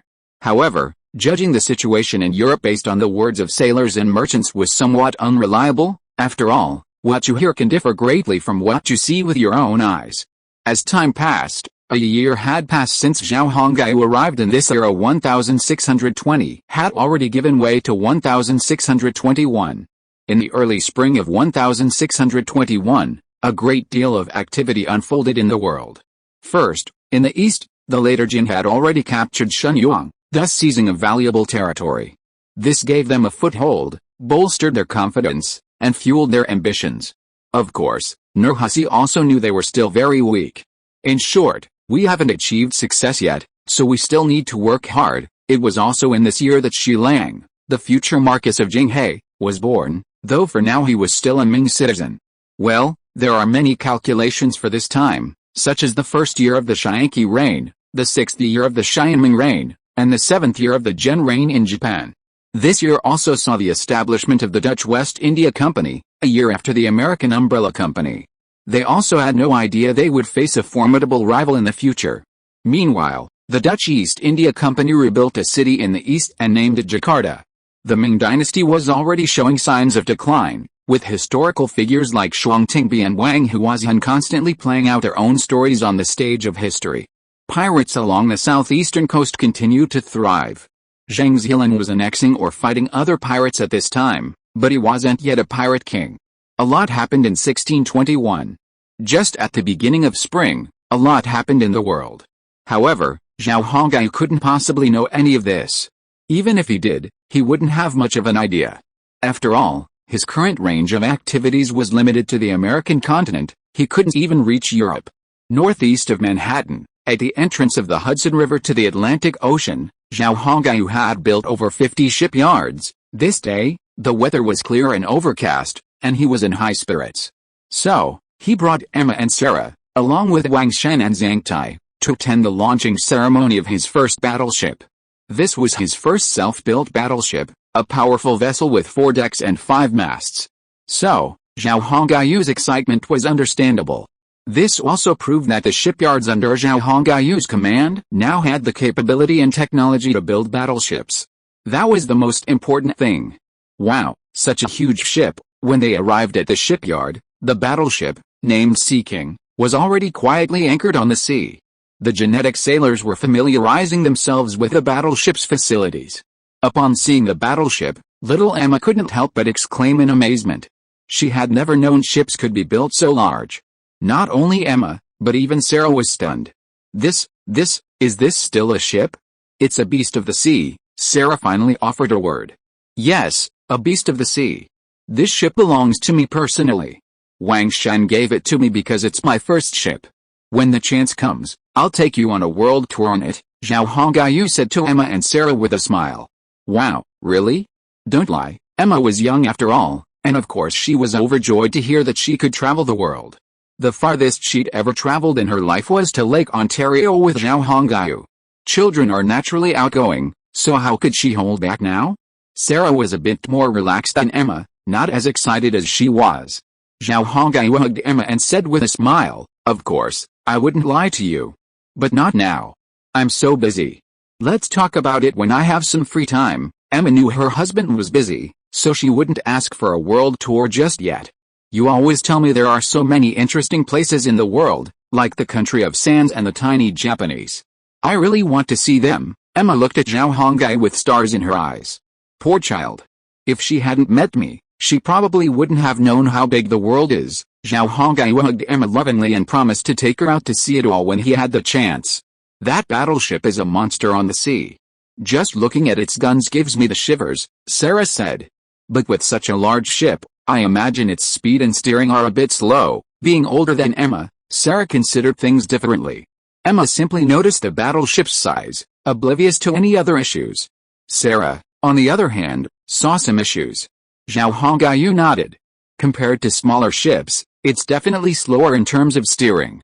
But I guarantee it won't be slower in speed. Zhao Hongyu had a firm grasp on this, and therefore felt incredibly confident. Come to think of it, who would have known there were 4 engines and propellers under the ship? Apart from Zhao Hongyu, Wang Shen, Zhang Tai, Song Hu, and the geneticists, no one else knew about this. It was strictly confidential. All I can tell you is that this battleship can reach Europe from here in just 15 days, Zhao Hongyu deliberately boasted in front of Sarah. What? 15 days? As expected, Zhao Hongyu's announcement of such a figure pleased Sarah immensely. You're kidding, right? How could it be that fast? Sarah looked at him, as if he were bragging, completely unconvinced. Even the fastest ship in Europe takes 40 days to reach Manhattan, and that's if everything goes smoothly. A lack of wind or a storm would increase the time. Besides, she wasn't a child anymore. So, she didn't believe Zhao Hongyu's story. Sarah thought her lover was definitely bragging. Only a child like Emma would believe that, and she wouldn't. It was simply a fairy tale. But that was understandable. After all, there were so many things Sarah didn't know, right? Seeing Sarah's shock, disbelief, and finally the belief that he was just bragging, Zhao Hongyu could only smile wryly. Yet, how could he explain it to Sarah? Just the engine and propeller alone, that was something he couldn't tell her. Okay, I know you don't believe it, but it doesn't matter, Zhao Hongyu shrugged, spreading his hands and saying to her helplessly. You'll know when the time comes. Yes, it's useless to say anything now, and this matter really can't be explained clearly in a short time. Instead of using words to make a pale excuse, it's better to prove it with facts when the time comes. Dear, the war in Quebec is getting more and more fierce. The French can't stand it anymore. I heard that they are out of food now. Sarah changed the subject and brought up the issue of Quebec. What she cares about most now is the territory that originally belonged to her. Well, I also received intelligence about Quebec. Poor Leon, Zhao Hongyu responded hypocritically. Sarah looked at Zhao Hongyu seriously and said, I think we should send troops now. You know, the situation over there is not good now. We should make plans early. For me, I really don't want to see all the people over there being slaughtered. After all, they will work for me in the future. Sarah's tone became a little pleading at the end. Zhao Hongyu grabbed her hand, gently patted it, and soothed her. Don't worry, I've got it all figured out. Since you're a little reluctant to leave those people behind, I'll send troops there as soon as possible. He then turned and winked at Wang Shan. Wang Shan, who had been keeping an eye on Zhao Hongyu, caught his prince's eye and trotted over. Your Highness, what are your orders? Wang Shan now exuded the air of an aristocrat, having recently been diligently studying the art of becoming one. Sarah was incredibly pleased with the nobles under her young man, especially Wang Shan, the commander of the Imperial Guard. In her opinion, these men were refined and courteous. Far superior to the hypocritical aristocrats of Europe, such men would be highly sought after in Europe. Sarah had long considered acting as an intermediary, introducing the widows of the Samuel family to the single nobles of the Song Empire. Yes, the nobility of the Song Empire were truly wonderful. Sarah had observed that these dark-haired, dark-eyed men lacked the unhealthy habits of European aristocrats. Furthermore, the men of the Song Empire showed profound respect for women, a fact that impressed Sarah deeply. This respect wasn't just lip service, it was truly embodied in their hearts and lives. Unlike European aristocrats and men, who often boasted about their wealth but didn't truly live up to it, the Song Empire's nobles were incredibly wealthy, possessing vast tracts of cattle, sheep, land, and estates. Most importantly, they were young. Regardless of the aristocracy, all the dark-haired, dark-eyed men were incredibly wealthy. With the arrival of spring, when the ice and snow melted, a vigorous land redistribution movement began. The earliest geneticists, under the auspices of the Umbrella Corporation, received their own plots of land and began building villas and owning their own estates. Yes, these estates were like those Americans owned in the 18th century. After all, the geneticists had purchased numerous slaves during the winter, for this very day. The Somali blacks also had a share, but they chose gold and silver coins instead. The Gurkhas did the same, and even the Indians refused to give the land. This was a perfect opportunity. Zhao Hongyu had originally been reluctant to give it. In short, the Chinese genetics had suddenly become the wealthiest class in Manhattan. As for why the other genetics didn't want the land and estates, Zhao Hongyu didn't quite understand. However, he didn't want to delve too deeply into the matter. I called you here to ask you, do you think it's a good time to send troops to Quebec? Strictly speaking, Zhao Hongyu didn't want to send troops at this time. He wished the Iroquois would immediately capture the Quebec fortress and slaughter all the French inside. That would inflict heavy losses on the Iroquois, making it easier for him to deal with them in the end. Leaving those French behind was useless, they were less useful than the genetics. But Zhao Hongyu couldn't refuse Sarah. After all, she was his wife now, wasn't she? Wang Shan glanced furtively at Sarah, then at His Highness. He saw a clue in Zhao Hongyu's expression and said, now is not the time to send troops. Doing so will cost us many soldiers, Alice. Sarah couldn't help but sigh after hearing Wang Shan's words. She knew full well that a request would be very difficult for the young man. After all, this was a matter of national importance, and the lives of the people were at stake. She didn't want to cause the young man any great losses because of her relationship.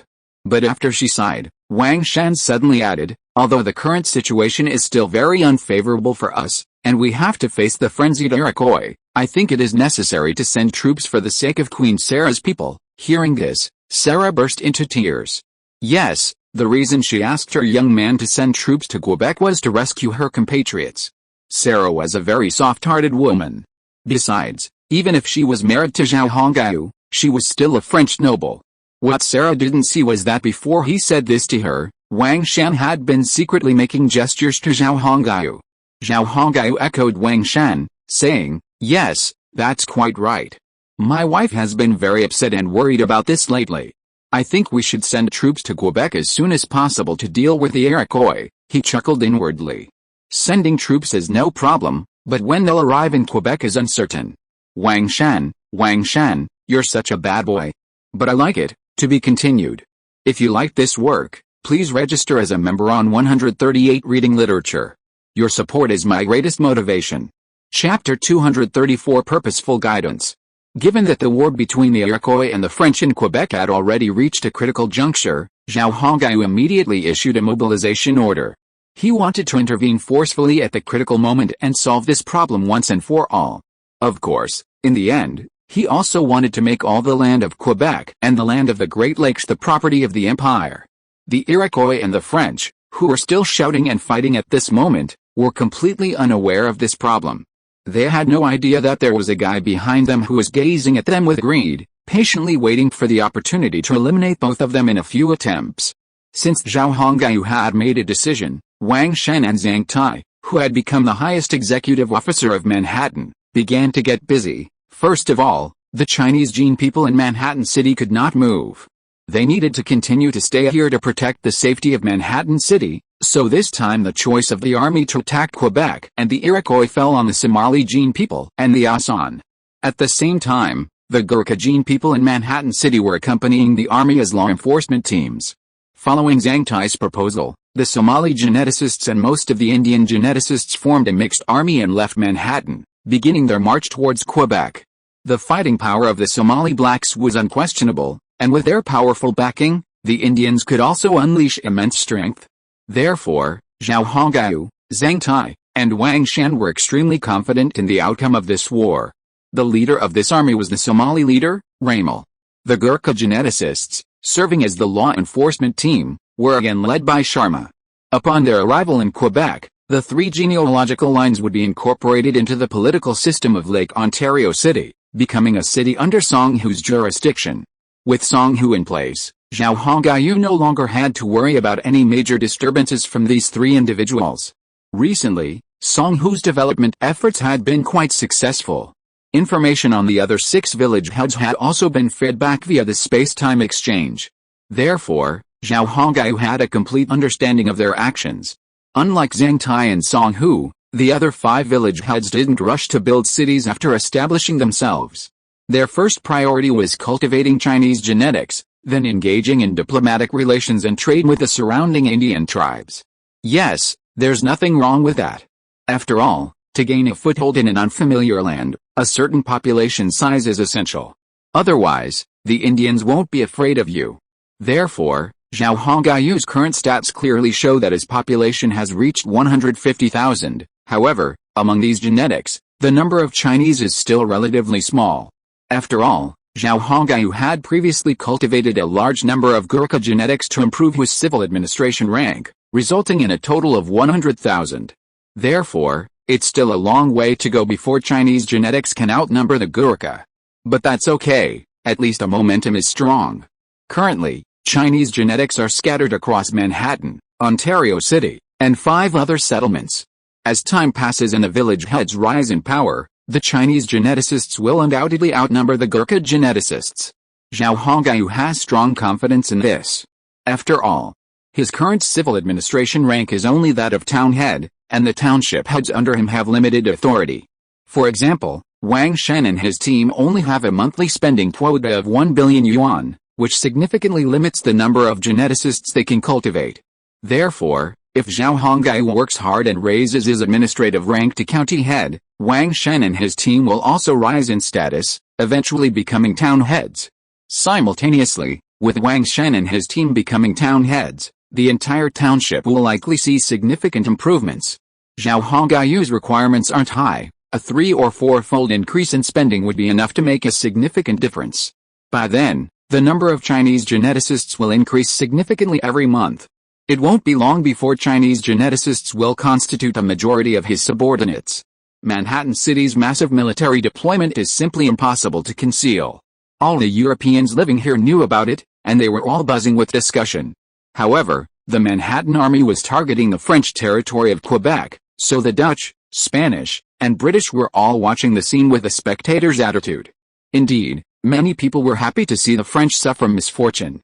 As long as the Song Empire wasn't attacking them, what did it matter to them if the Song Empire attacked others? At that time, Europe wasn't as united as it would be in later times. In this era, Europe was already at war. Lamar, Sharma, and the others, along with a large number of Indians, left Manhattan in a mighty procession. This spring, Zhao Hongyu finally achieved a staggering military prowess. Compared to the previous year, he had undergone a profound transformation, a completely different person. The army's departure attracted many Europeans to observe. Wang Shan used this expedition to demonstrate the strength of Manhattan's army. Wang Shan knew that some of the Europeans in Manhattan were also spies for Europe. It was foreseeable that the scenes they witnessed today would reappear in Europe in 2 months. Of course, this was a good thing, as it would give the Europeans a little daunting.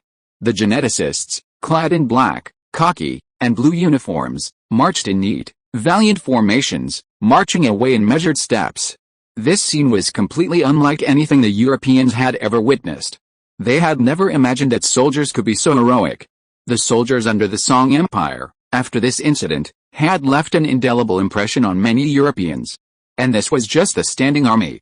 After all, the Somali geneticists, the Gurkhas, and the Indians were all from foreign genetic lines, while the most elite were, of course, the Chinese genetic lineage.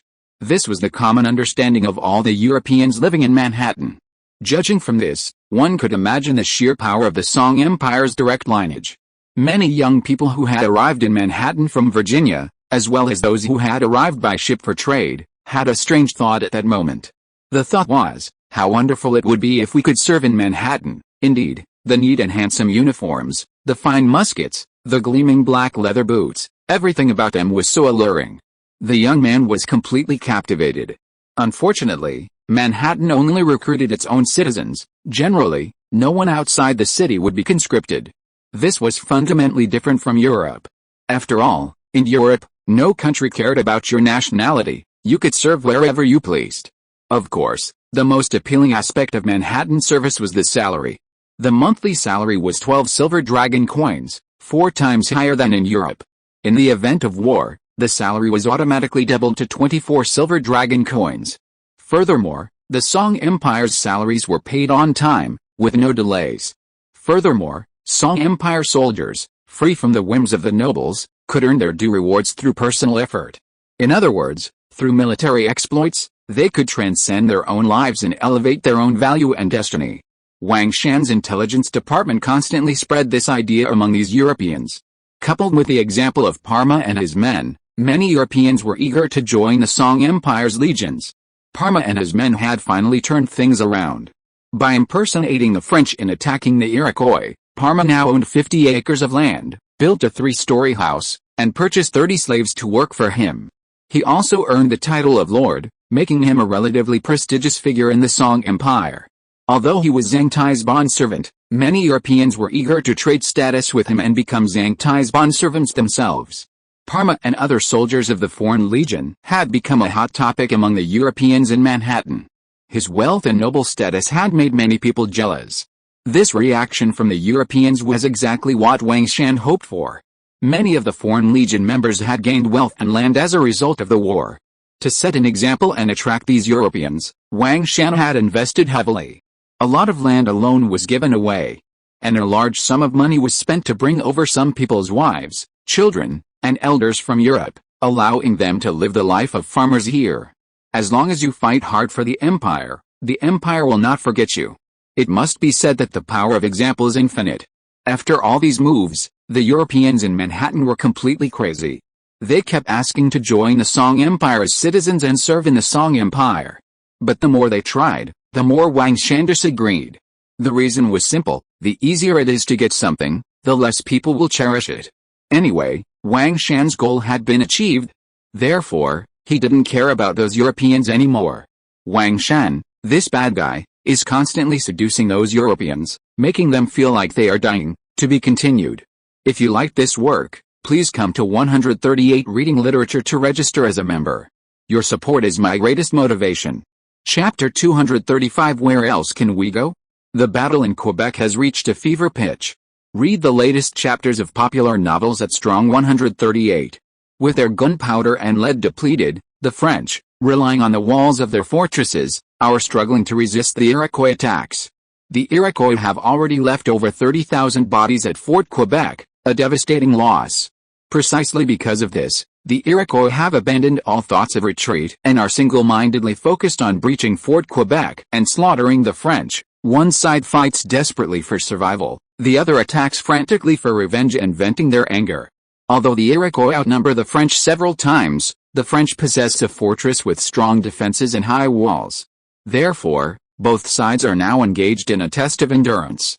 It's a matter of seeing which side will give in first and concede an opportunity.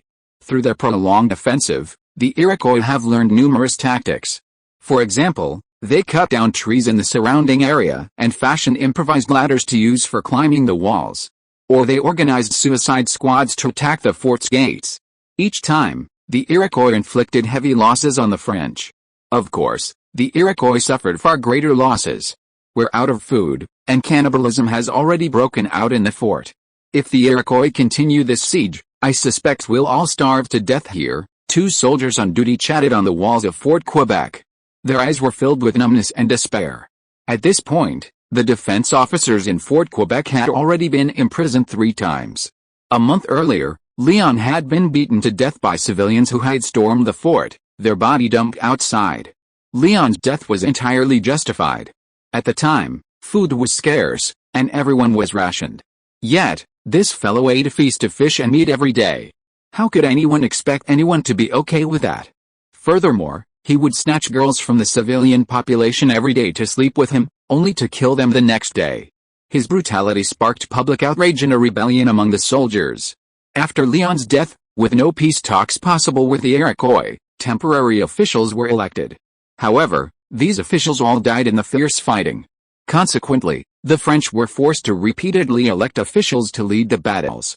The French truly did not want to fight anymore at this point.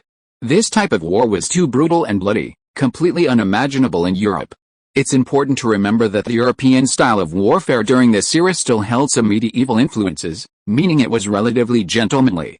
Generally speaking, the death toll in every European war was low.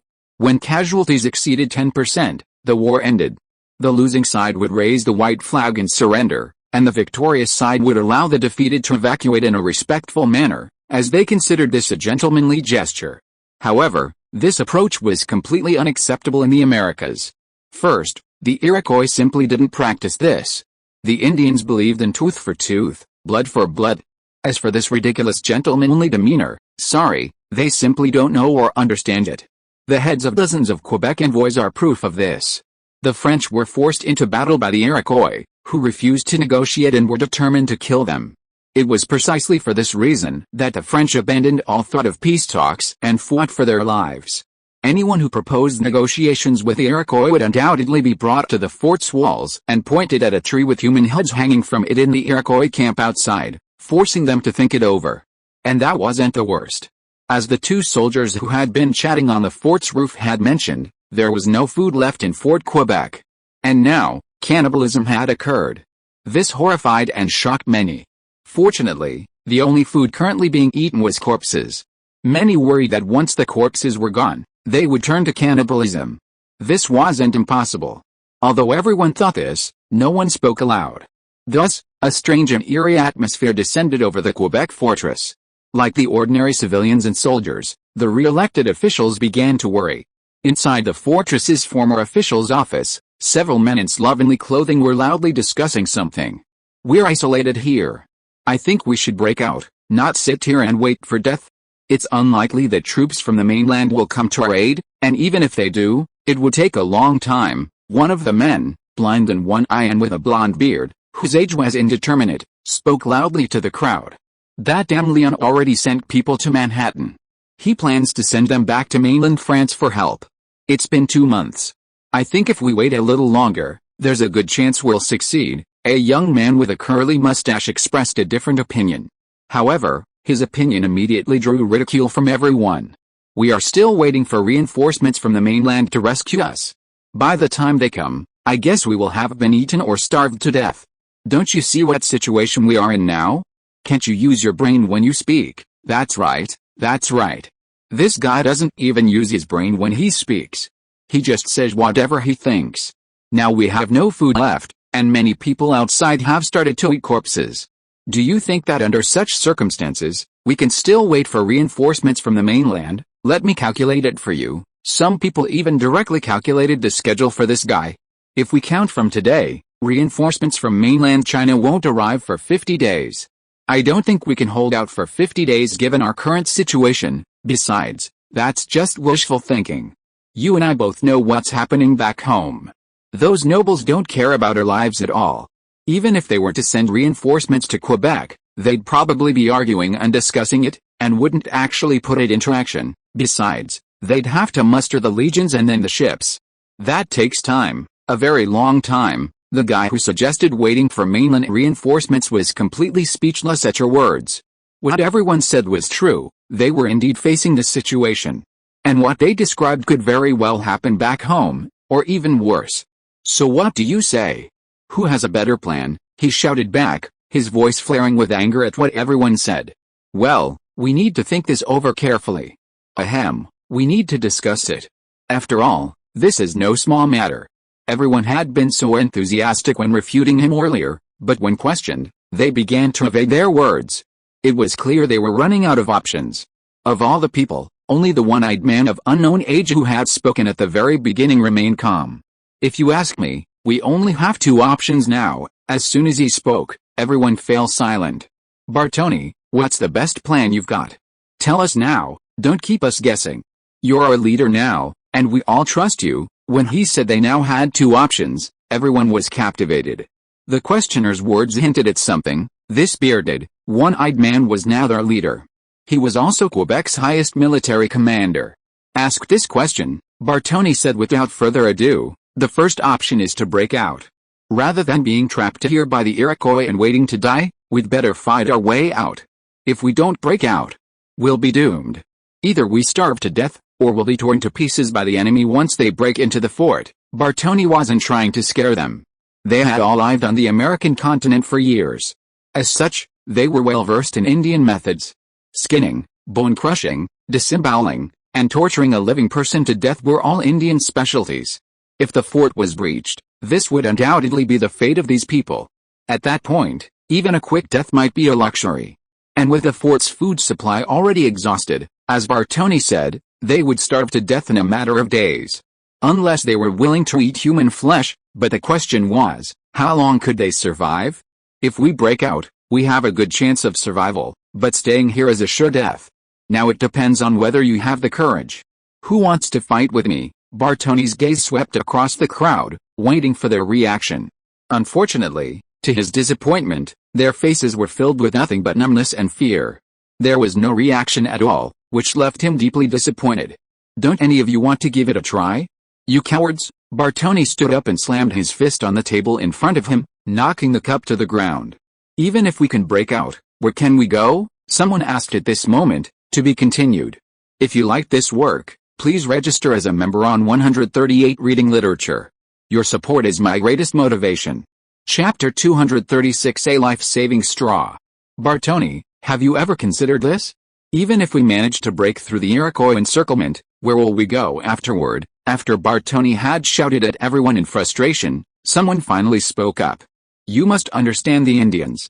In the plains, forests, swamps, and brushwood, they are as powerful and treacherous as ghosts.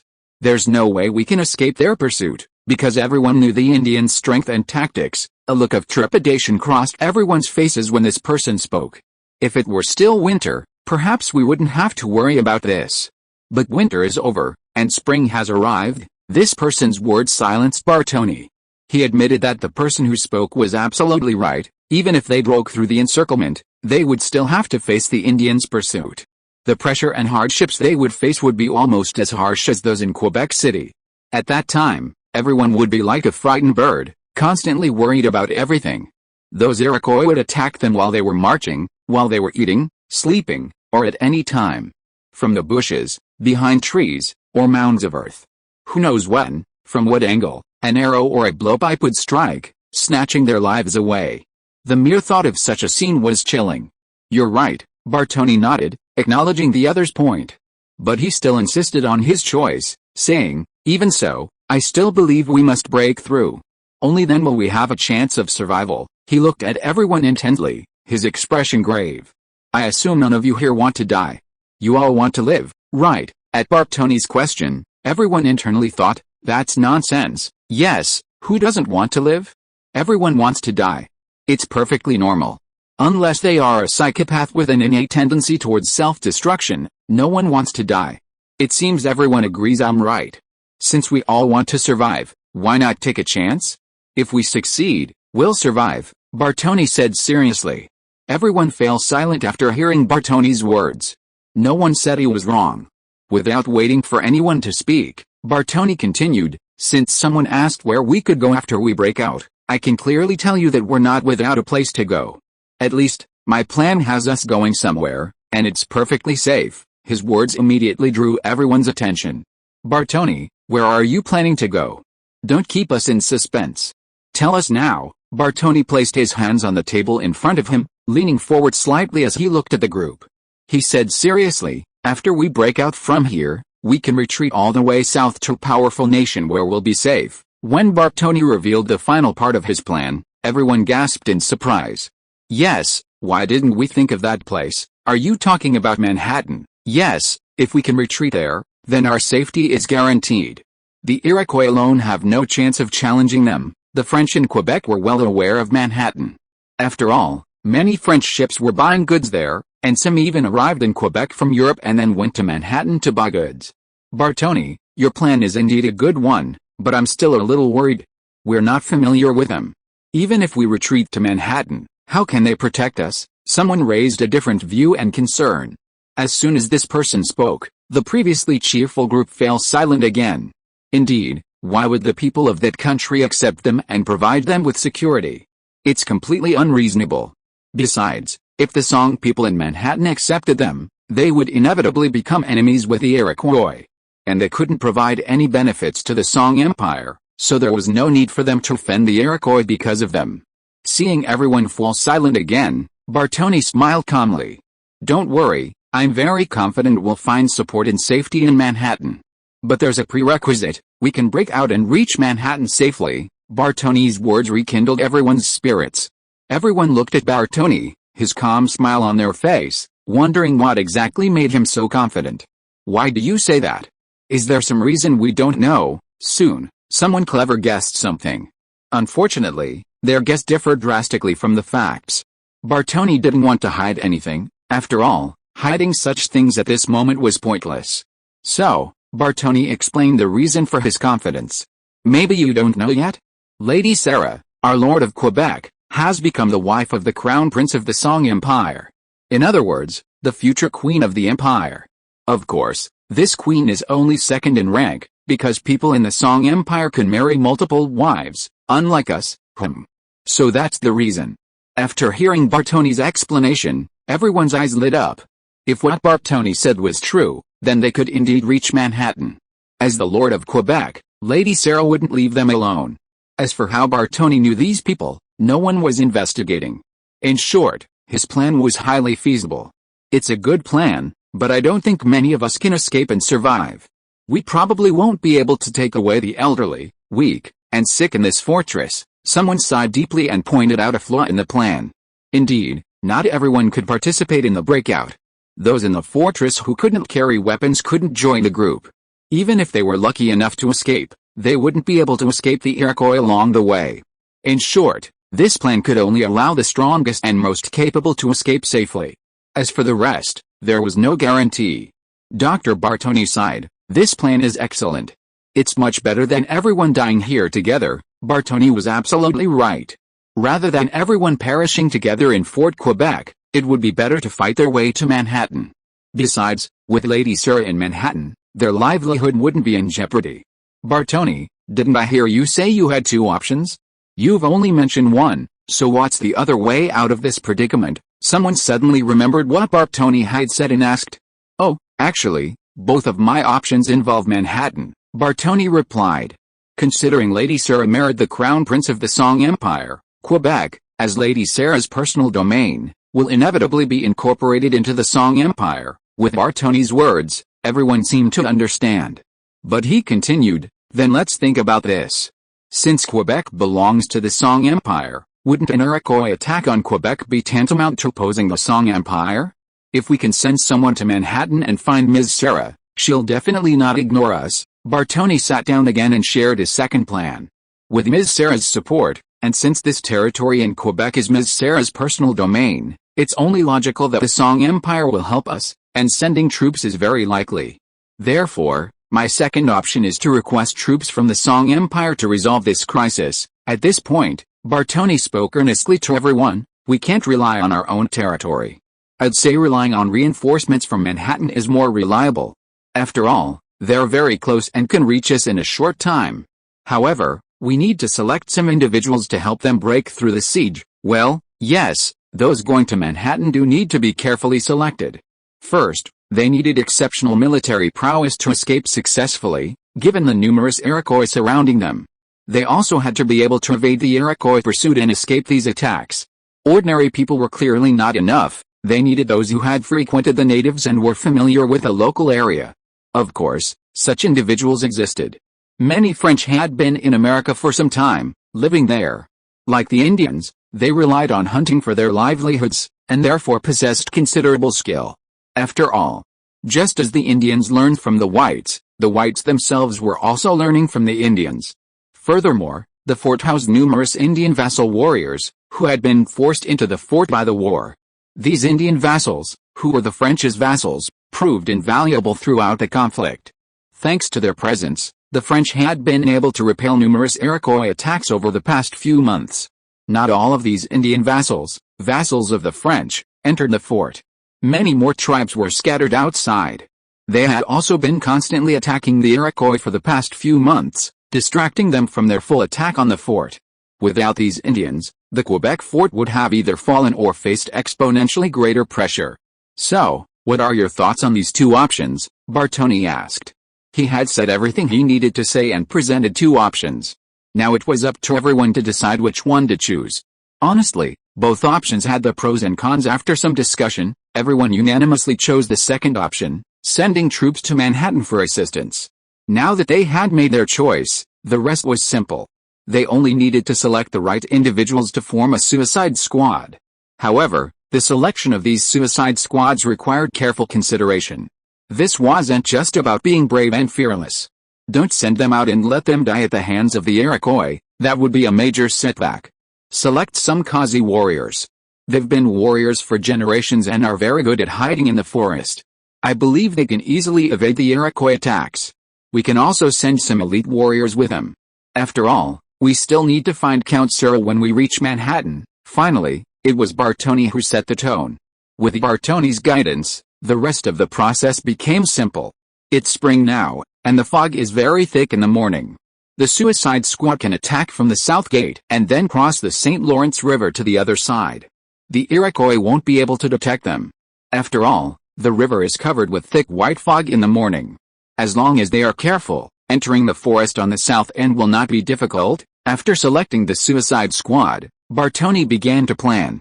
Indeed, the fog in the American continent at this time of spring is very thick. Visibility can be as little as 1 meter, and it's still blurry. Due to temperature fluctuations and the lush vegetation of the time, thick fog was common. This natural phenomenon was precisely why Europeans disliked spring, autumn, and summer in America, as the Indians were particularly active during these three seasons. Consequently, most conflicts between whites and Indians occur during these three seasons. Spring and autumn, when thick fogs were most prevalent, were particularly frequent.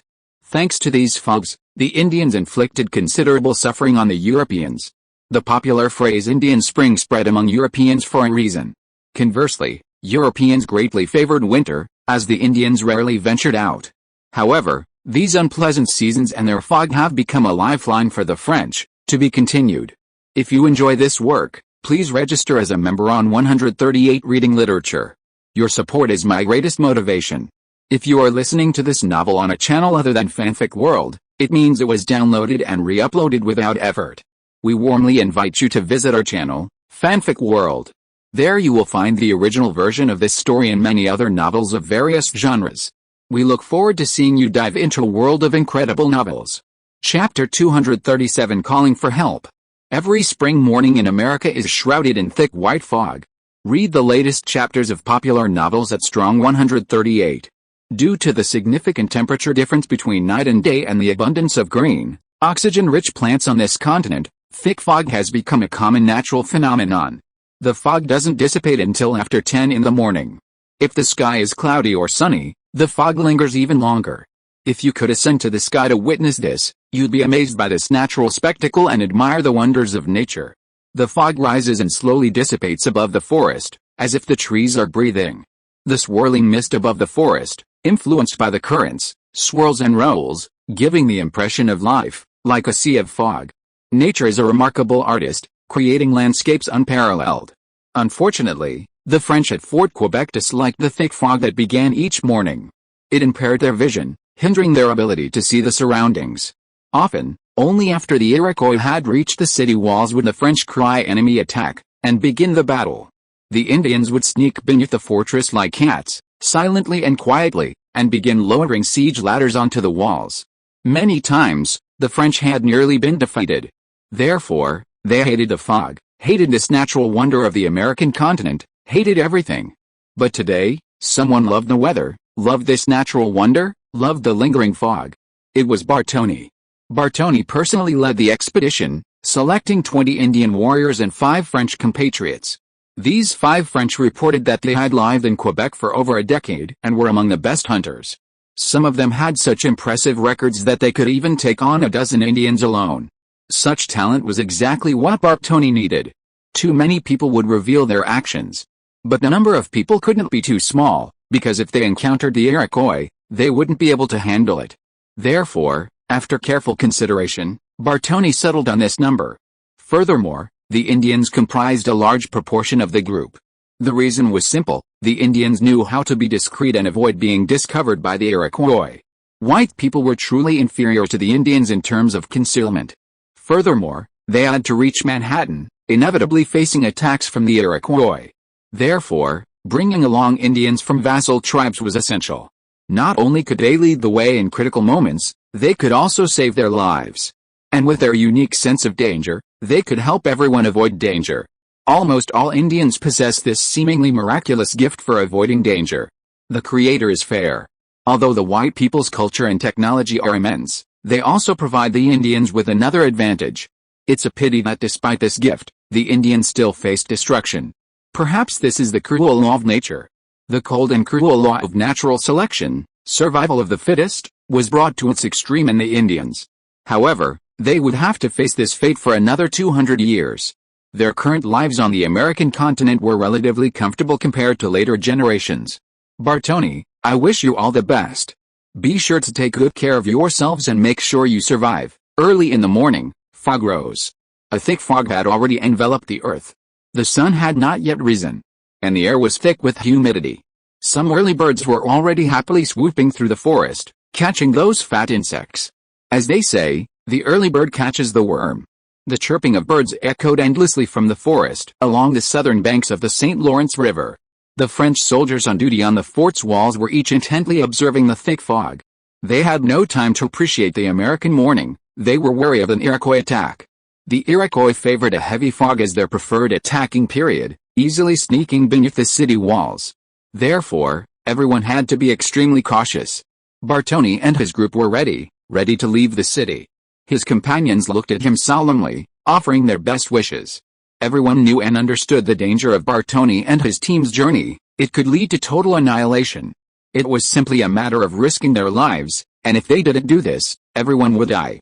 This was for everyone's sake. Don't worry, I'll survive. I have to fight my way back from Manhattan with reinforcements, Bartoni said with a smile. Although he was also nervous at the moment, he feigned a relaxed demeanor to avoid worrying everyone. All right, we won't bother you anymore.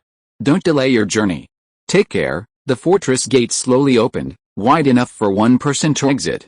Bartoni and his companions filed out, disappearing into the thick morning mist. Once Bartoni and his companions disappeared, the fortress gate closed again. The soles of Bartoni's shoes were padded with thick fur to reduce the noise of their footsteps. They gathered together, moving cautiously and swiftly. Soon, they reached the banks of the St. Lawrence River, not far from the southern end. Without Bartoni's command, everyone shed their clothes and slowly entered the river, swimming towards the other side. Bartoni had already explained his plans to everyone before setting off, so he wouldn't have to shout out commands and alert the Iroquois. As Bartoni and his companions reached the other side, a scream suddenly rang out from behind them, followed by the roar of battle. Bartoni shuddered, thinking to himself, what good luck. It turned out the fort was under attack again by the Iroquois, suggesting they had been navigating the dense fog just now. Bartoni and the Iroquois hadn't encountered each other, a true miracle. Had they been discovered by the Iroquois, they would have been doomed. They reached shore, and despite hearing the sounds of fighting behind them, none of them paused. Instead, they swiftly headed towards the forest, disappearing into the thick fog. The morning was humid and chilly, but Bartoni and his men, lacking the necessary clothing from the boat, entered the forest immediately, heading south at top speed. Their most important task now was to escape the Iroquois encirclement and reach Manhattan, where they could find Ms. Sarah and request reinforcements to rescue Quebec. The fog in the forest was also thick, reducing visibility to a maximum of 1 meter. Beyond that, everything became blurry. The forest was filled with the constant chirping of birds and the rustling of their wings. Groundhogs and other small wild animals also made strange noises. Coo, rustle, saw. These sounds mingled together, forming a unique natural music. None of Bartoni and his companions said a word, cautiously advancing, weapons in hand. Suddenly, a Kazi Indian warrior made a caution gesture, and the entire group stopped. They quickly assumed a fighting stance, cautiously and carefully on guard. Their muscles tensed, ready to react immediately to the onslaught. The Kazi warrior stood still, constantly listening for any movement. He didn't use his eyes at all. After all, the forest fog was thick, and even if you looked, you wouldn't be able to see much. And sometimes, what you see can be deceiving. Therefore, sometimes listening is more accurate. The Indians are experienced in this art, and they know it well. Bartoni didn't know what the Kazi had discovered, but he knew he wouldn't stop for no reason. He must have sensed something amiss. Whoosh! At that moment, a thin blowpipe shot out from the dense fog, accurately striking an Indian in the throat and knocking him to the ground. Then, several figures emerged from the mist, shouting as they charged, weapons raised. According to the plan, everyone break out separately, Manhattan will meet. Bartoni knew they had encountered the Iroquois. From their shouting, they were likely outnumbered. Therefore, a head-on confrontation wasn't an option. They could only charge forward and break through. Bartoni roared, scimitar in hand. The others followed suit, following Bartoni's lead and engaging the Iroquois. The cold weapon hand-to-hand combat was brutal. Bartoni and his men fell 7 or 8 men at once, while the Iroquois also suffered a significant number. Essentially, neither side gained much. After striking an Iroquois in front of him, Bartoni quickly dashed forward. He had no intention of engaging the Iroquois. His goal was to break free. Bartoni's fighting prowess was immense, and he alone felled 4 or 5 Iroquois warriors before sprinting into the fog. To be continued. For better novels and faster updates, please search by Ocean Literature. Chapter 238 A Lucky Person. Bartoni ran furiously, not daring to look back. 138 reading, novels faster and better. 138 reading, the screams of his companions echoed behind him, then abruptly stopped. Even with a hunch, he knew their fate would be no better. And with his intuition, Bartoni sensed that many enemies were chasing him. All Bartoni could do now was run, turning left and right to hide in the forest. He wondered if anyone else had escaped besides himself, but now he couldn't care less. The current situation made it impossible for him to consider that. For Bartoni, the only problem was how to escape the Iroquois pursuit and reach Manhattan alive. Whoosh! Thump! Buzz! Every now and then, an arrow would shoot from behind Bartoni and lodge into the tree trunk beside him. The trembling arrow shaft produced a buzzing sound. Unfortunately, Bartoni didn't care about that. He dared not stop, knowing that if he did, the Iroquois would catch up. He would surely be doomed. Desperate for his life, Bartoni desperately raced through the forest. Alice. As he ran, he suddenly fell off a cliff. Concentrated in his mad dash, and with the thick fog obscuring him, he hadn't noticed the cliff face he was heading for. His foot struck nothing, and he plummeted to the ground. Bartoni had a stroke of luck. Beneath the cliff lay a raging river. His survival was truly a miracle. The Iroquois pursuing him, upon seeing him fall, abandoned their pursuit. Half a day later, downstream, Bartoni awoke fatally and, after surveying the surrounding terrain, dragged his exhausted body to a flat rocky spot on the shore and lay down. Fuck, I finally escaped those Iroquois." Bartoni couldn't help but breathe a sigh of relief. Thinking back to that moment when he fell off the cliff half a day earlier, he still felt a wave of fear. He'd thought he was dead, his heart completely broken. But to his surprise, he'd actually survived. It seemed like God had protected him, sparing him from the hands of the Iroquois. This time, he'd definitely complete his mission and return with reinforcements. After a short rest, Bartoni stood up, glanced up at the sky to gauge his direction, and then headed upstream through the valley. The area was flanked by high, steep cliffs, impossible to climb, so he had to head upstream to find a way out. As Bartoni made his way upstream, a Kazi warrior, not far away, had just emerged from the raging river, breathing heavily. Like Bartoni, this Kazi warrior was pursued by the Iroquois and forced to flee through the forest. He failed to notice the cliff ahead and fell. Although he survived, his luck was clearly inferior to Bartoni's. The Kazi warrior's arm was visibly twisted, clearly broken. After resting for a moment, the Kazi warrior took a deep breath and stood up. He walked nearby, found some small sticks, and braced his arm. He then found a vine and stabilized it. As night fell, the Kazi warrior and Bartoni met. During their conversation, Bartoni learned the fate of most of their group. After encountering the Iroquois, they had all begun to break out, as planned. However, most of them perished at the hands of the Iroquois or were pursued by them. This Kazi warrior alone witnessed several people being captured and executed by the Iroquois. It seems we're the only two left alive now. Perhaps there are others, but we can't find them. We have more important matters to attend to. Traveling to Manhattan to find Lady Sarah and ask the Song Empire to intervene and rescue Quebec, Bartoni said to the Kazi warrior, Eagle Noga, who was traveling with him. Noga nodded, yes, now we can only continue with our previous plan and reach Manhattan as soon as possible. They had lost all their belongings, not even their weapons. Only Noga had a dagger, preventing them from being completely unarmed. Bartoni fashioned a simple bow and arrow from a vine and a wooden pole, providing them with a weapon for self-defense and hunting to feed themselves. However, since they had crossed the St. Lawrence River without clothing and encountered the Iroquois, they were both now naked. For the Kazi warrior Noga, this was perfectly acceptable, but Bartoni felt a little uneasy. Fortunately, they were traveling through primeval forests and mountains, so they didn't have to worry about being seen naked. Thus, the two of them began their march toward Manhattan. 5 days passed, the hardships and difficulties truly unimaginable. In the Bassa Mountains leading to Quebec, a massive army of approximately 15,000 men was advancing. The original attack force from Manhattan City consisted of fewer than 5,000 men. However, upon hearing of this, Song Hu from Lake Ontario City immediately dispatched 10,000 Gurkha troops to join the attack and march on Quebec. Song Hu was well aware of His Highness Zhao Hongayu's plans. He knew that he was determined to eliminate the Iroquois near Quebec. Therefore, relying on a 5,000-man force would clearly be a difficult task. Therefore, he immediately dispatched 10,000 Gurkha troops to catch up with the troops and provide support. In reality, Song Hu also intended to annihilate the Iroquois in the Quebec region. The Great Lakes region, centered around Lake Ontario, was experiencing steady development. If this stability were maintained, it wouldn't be long before cities would be established around the Great Lakes. Therefore, Song Hu valued stability highly. However, there was a risk: the Iroquois in Quebec. Although many former Iroquois tribes had joined forces on Lake Ontario, Song Hu knew these tribes had only joined because of necessity. They comprised only 30% of the Iroquois alliance. If Quebec were defeated by the Iroquois army would likely return to confront them. This scenario was highly likely. If the Iroquois army returned, how many of the tribes currently in Ontario would be willing to fight for them?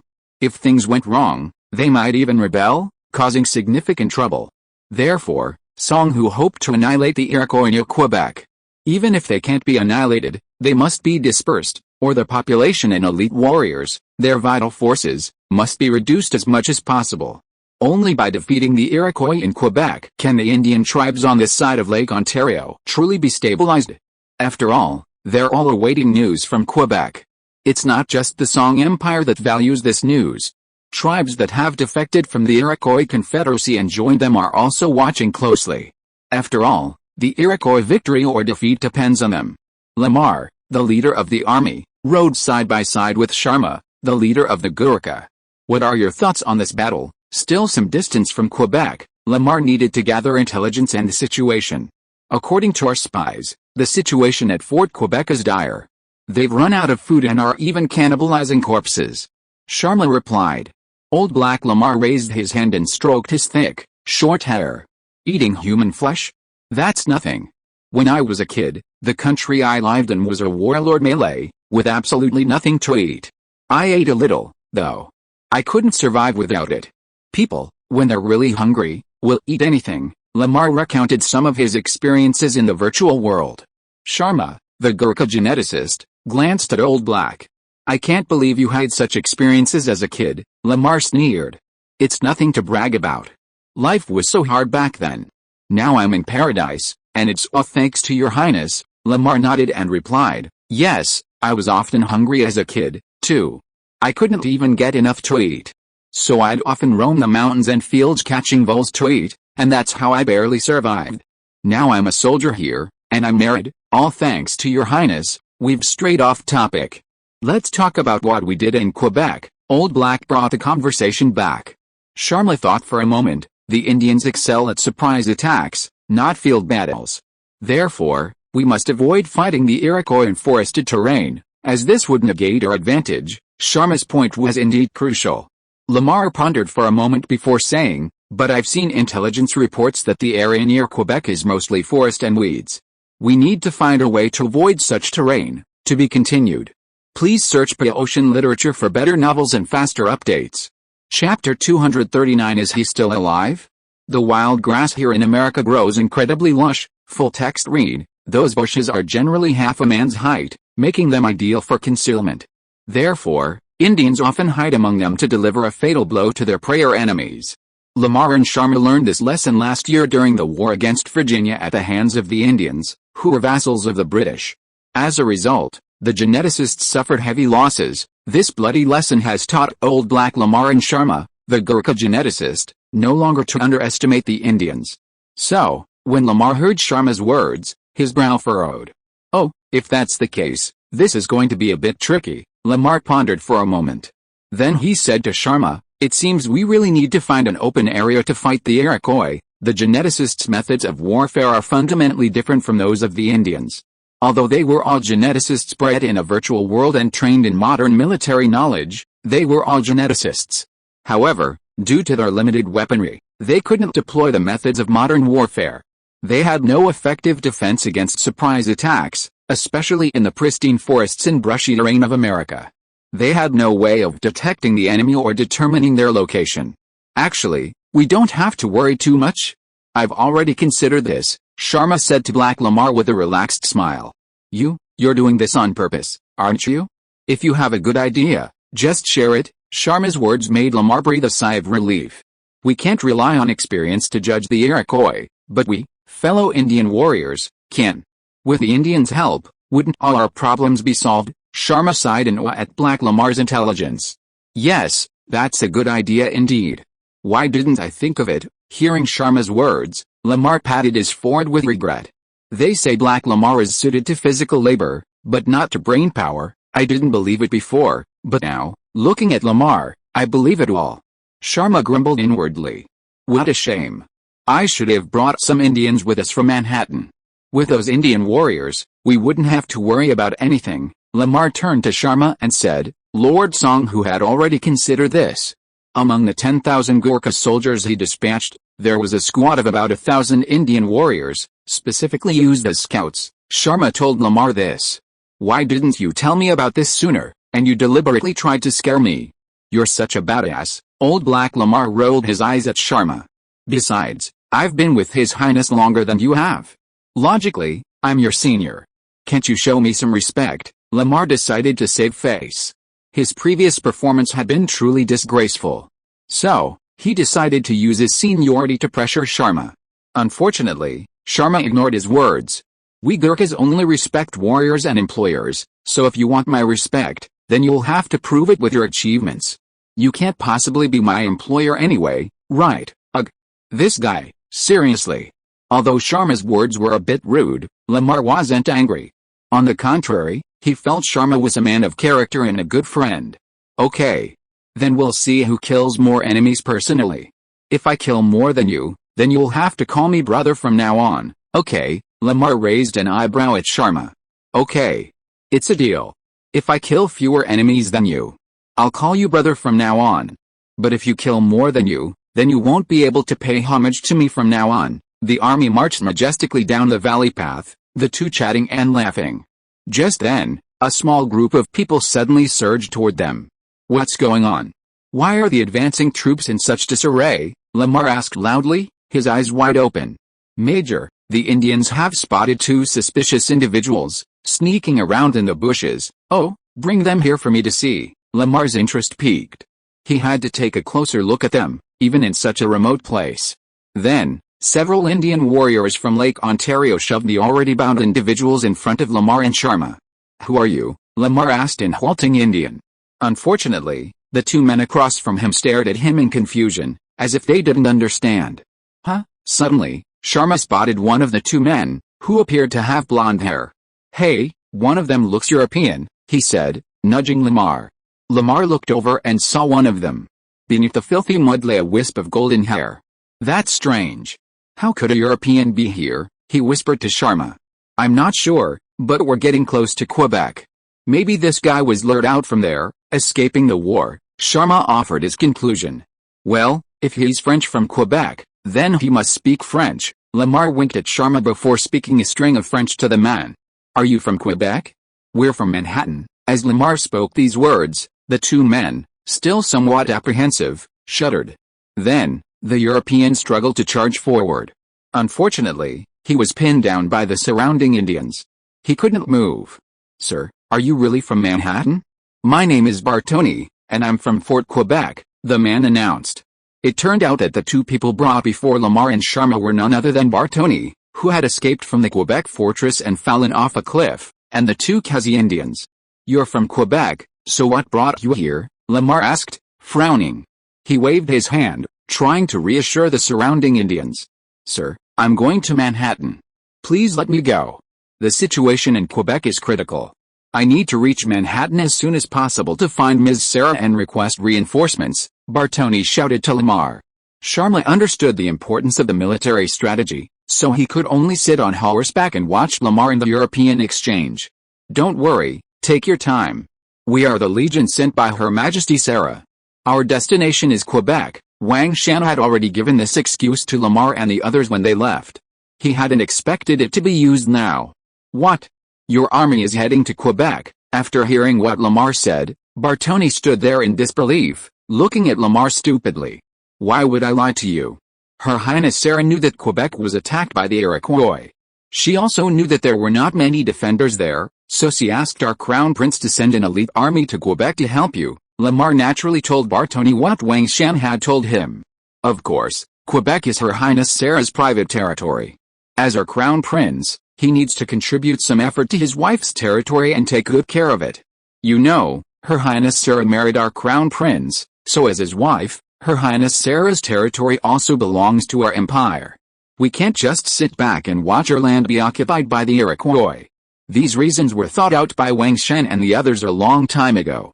They had been thinking about this matter before Sarah married Zhao Hongyu.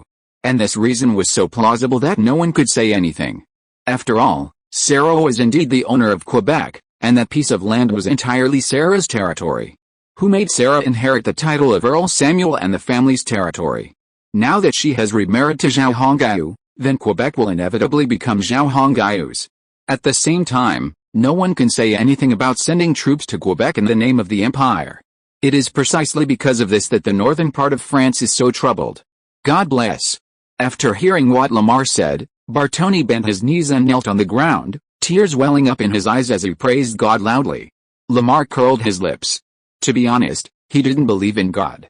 Then, under Lamar's questioning, Bartoni told him everything about the situation in Quebec. After listening to Bartoni's story, Lamar ordered his men to take him and his Indian companion away, give them some food and change clothes.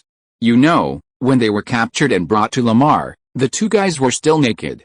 It seems that the situation in Quebec is very unfavorable to the French. As shown in the newspaper, they have now started to eat corpses. After Bartoni and the Indian left, Lamar whispered to Charmanet. What did they say to you just now? You don't understand French, Charminate said to Lamar. Oh, I forgot. I'm so sorry. So those two guys broke out of the Quebec fortress, Sharma muttered to himself after listening to Lamar's retelling. So they're going to Manhattan to find Her Majesty Sarah and ask her to get the Empire to send troops to Quebec. A very strange smile appeared on Sharma's face.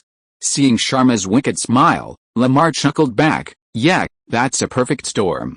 I thought we'd have to go through some trouble, but it seems that's no longer a problem. Indeed, the pre-made excuses were no longer necessary. Now they had encountered Bartoni. With this man in the ranks, Sharma and his men no longer had to say much. This man, Bartoni, could handle everything. All they needed to do now was to quickly reach Quebec and defeat the Iroquois. Speed up the march. We need to reach Quebec as quickly as possible. We're running out of time. With this thought, Sharma turned to his men and ordered them to accelerate. Lamar, we can't waste any more time. The French are already struggling, and I don't want them to be slaughtered by the Iroquois by the time we get there. Sharma shook the reins, and the warhorse beneath him neighed and bolted. Hurry, hurry, everyone, get your spirits up. Suddenly, the long line was filled with the shouts of squad leaders urging their soldiers on. Lamar instructed a guard beside him, wait until that fellow named Bartoni has eaten and changed his clothes, then bring him to me. I have much to ask him. With that, Lamar spurred his horse to pursue Sharma. On the walls of Fort Quebec, Iroquois and French troops clashed fiercely. Corpses, severed limbs, viscera, blood mixed with white brain matter, littered the walls. Roars, groans, and wails of agony filled the air. The Iroquois attack intensified, and the French began to falter. Several farmers armed with pitchforks and women with clubs rushed up from below. With their help, the tide of battle suddenly turned on the wall. When the last Iroquois to reach the walls was defeated, the crowd erupted in triumph. Hurry! Hurry, get them the ladders. Some officers didn't join the cheers, instead barking orders to the relaxed troops. Let's send a few more waves of death squads out, or we're hopeless. Several temporary leaders gathered again to discuss the current situation. Bartoni and his men may have failed. The bodies of those who went out with him are now hanging on poles erected by the Iroquois. It turned out that the bodies of those killed in Bartoni's group had been nailed to poles by the Iroquois and placed near the fort. When the fog cleared at noon, the people inside the fort could see them clearly. Therefore, they all believed that Bartoni might not have survived. No, we must have faith in him. I've seen the bodies outside, and there's no trace of Bartoni. If he was killed by the Iroquois, his body would surely be used for show. Someone else offered a different view, but this view was considered extremely blind. Everyone understands that even if Bartoni is still alive, how can he survive in the forest alone? You know, he not only has to face the pursuit of the Iroquois, but also the various beasts in the forest. Male sign Chapter 239. Is he still alive? Chapter 240. Prelude to the Battle of the Iroquois. Facing the Iroquois, the French inside Fort Quebec not only had to endure the enemy's relentless attacks, but also faced the severe problem of running out of food and water. Those inside the fort had already resorted to cannibalism. To survive, they had no other choice. Who would resort to such a thing, if there were any other way? The self-proclaimed world-renowned French were actually resorting to cannibalism at this point. It was unimaginable. But even that wasn't the most important thing. During the time Bartoni broke out to Manhattan for reinforcements, plague broke out within the fort. The cause was simple, the epidemic caused by the consumption of carrion and corpses. Many people began to suffer from vomiting and diarrhea, and within 2 days at most, those infected would die. A dark cloud hung over Fort Quebec, casting a gloomy mood on everyone. Fortunately, the sick were only those who, unable to bear the hunger, had eaten the carrion from the corpses. As long as they avoided consuming the carrion, they wouldn't contract the disease. This isn't a solution. Putting all our hopes on Bartoni is deeply wrong. The temporarily elected officials gathered again for a small meeting. If we don't put our hopes on Bartoni, what else can we do? You know, in this situation, we can only hope for God's blessing. That's completely wrong. Even if God blesses us, He's on another continent, and the gods here are far more powerful. So we have to rely on ourselves. We can't count on God right now. You idiot, how dare you say that? You'll be burned at the stake, so what if I said it? Are you going to call the Inquisition on me? They were supposed to be discussing countermeasures, but before they could get 2 words out of the conversation, someone started arguing. All right, stop arguing. We can't count on either Gat or Bartoni. Let's talk it over. If that doesn't work, let's try to break out with all our might." After convincing the two bickering, someone suggested something. That's right. Bartoni had previously offered two options. One was to concentrate all of Quebec's forces to break out. However, they considered that if they broke out, many of the elderly, weak, and sick would be unable to be taken with them, becoming a burden. So, they abandoned this proposal and opted for the second path. The situation was urgent, and they could no longer care about anything else. Now they had no choice but to put aside their reputation and gather their elite forces to break out. As for the elderly, weak, and sick, this was their fate. Are you planning to abandon them? Don't you worry about the future if you do this? You know, if we do something like this, we'll never be able to face others again. Some still oppose this path. However, this objector was quickly silenced by the others. We have no other choice now. If we hold on, we'll all die. Rather than all dying here, it's better to let the majority survive, someone said. As long as some of us survive, we can seek revenge later. Besides, why not sacrifice a few? It's better than all dying here together. I favor breaking out, leaving behind those who can't move, can't run fast, and are elderly and sick. Someone immediately began to agree. The young man who had objected earlier was now completely unable to get a word in. The others, one after another, began to plan their breakout. No matter what the young man said, they ignored him. They'd had enough. They decided to give it a try, to see if they could break out. It was better than waiting for death inside the fortress. Seeing no one paying attention, the young man sighed and fell silent. He knew these people no longer wanted to hold out. They wouldn't care about anything you said now.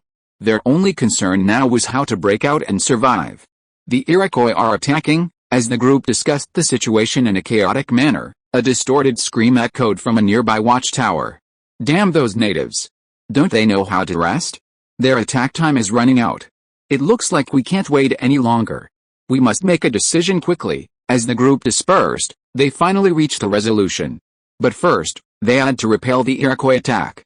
Sir, ahead lies the Satellais Forest at the southern tip of Quebec. Once we pass through it, we'll reach the St. Lawrence River. 3 days later, Lamar and Sharma, with their large army, led by Bartoni and his Indian companions, finally arrived in the Quebec region. For 3 days, they had been traveling at breakneck speed, taking only short breaks to rest. Finally, after 3 days, they arrived here. Lamar and Sharma gazed at the forest ahead, both silent. After a long pause, Lamar spoke. I'm worried the Iroquois might be ambushing in the forest. This is, after all, the southern tip of Fort Quebec, and you've escaped from this direction.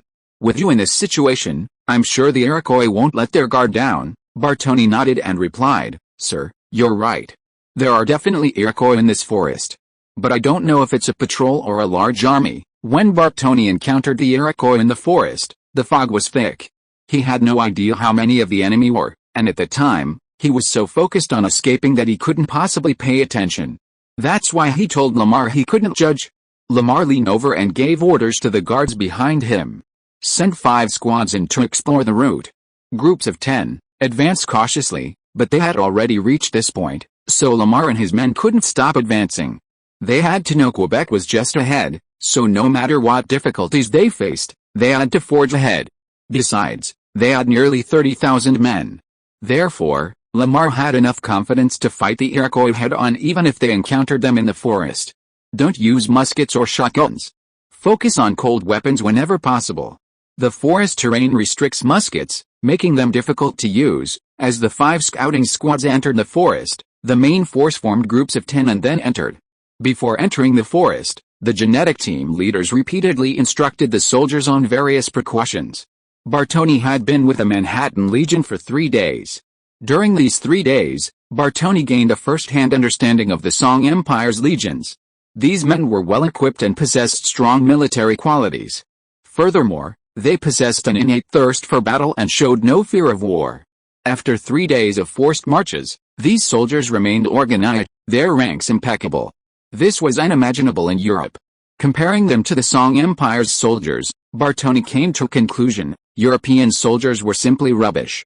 Of course, those mercenaries, working for money, were different. These men were desperate and incomparable. A 30,000-man force entering the forest was like a drop of water falling into the ocean, unable to stir a single inch.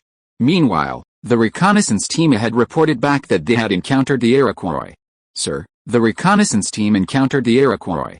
It appears to be just a patrol, an Indian accompanying the army, followed by 2 geneticists, reported to Lamar. Have they taken action? Lamar asked hurriedly.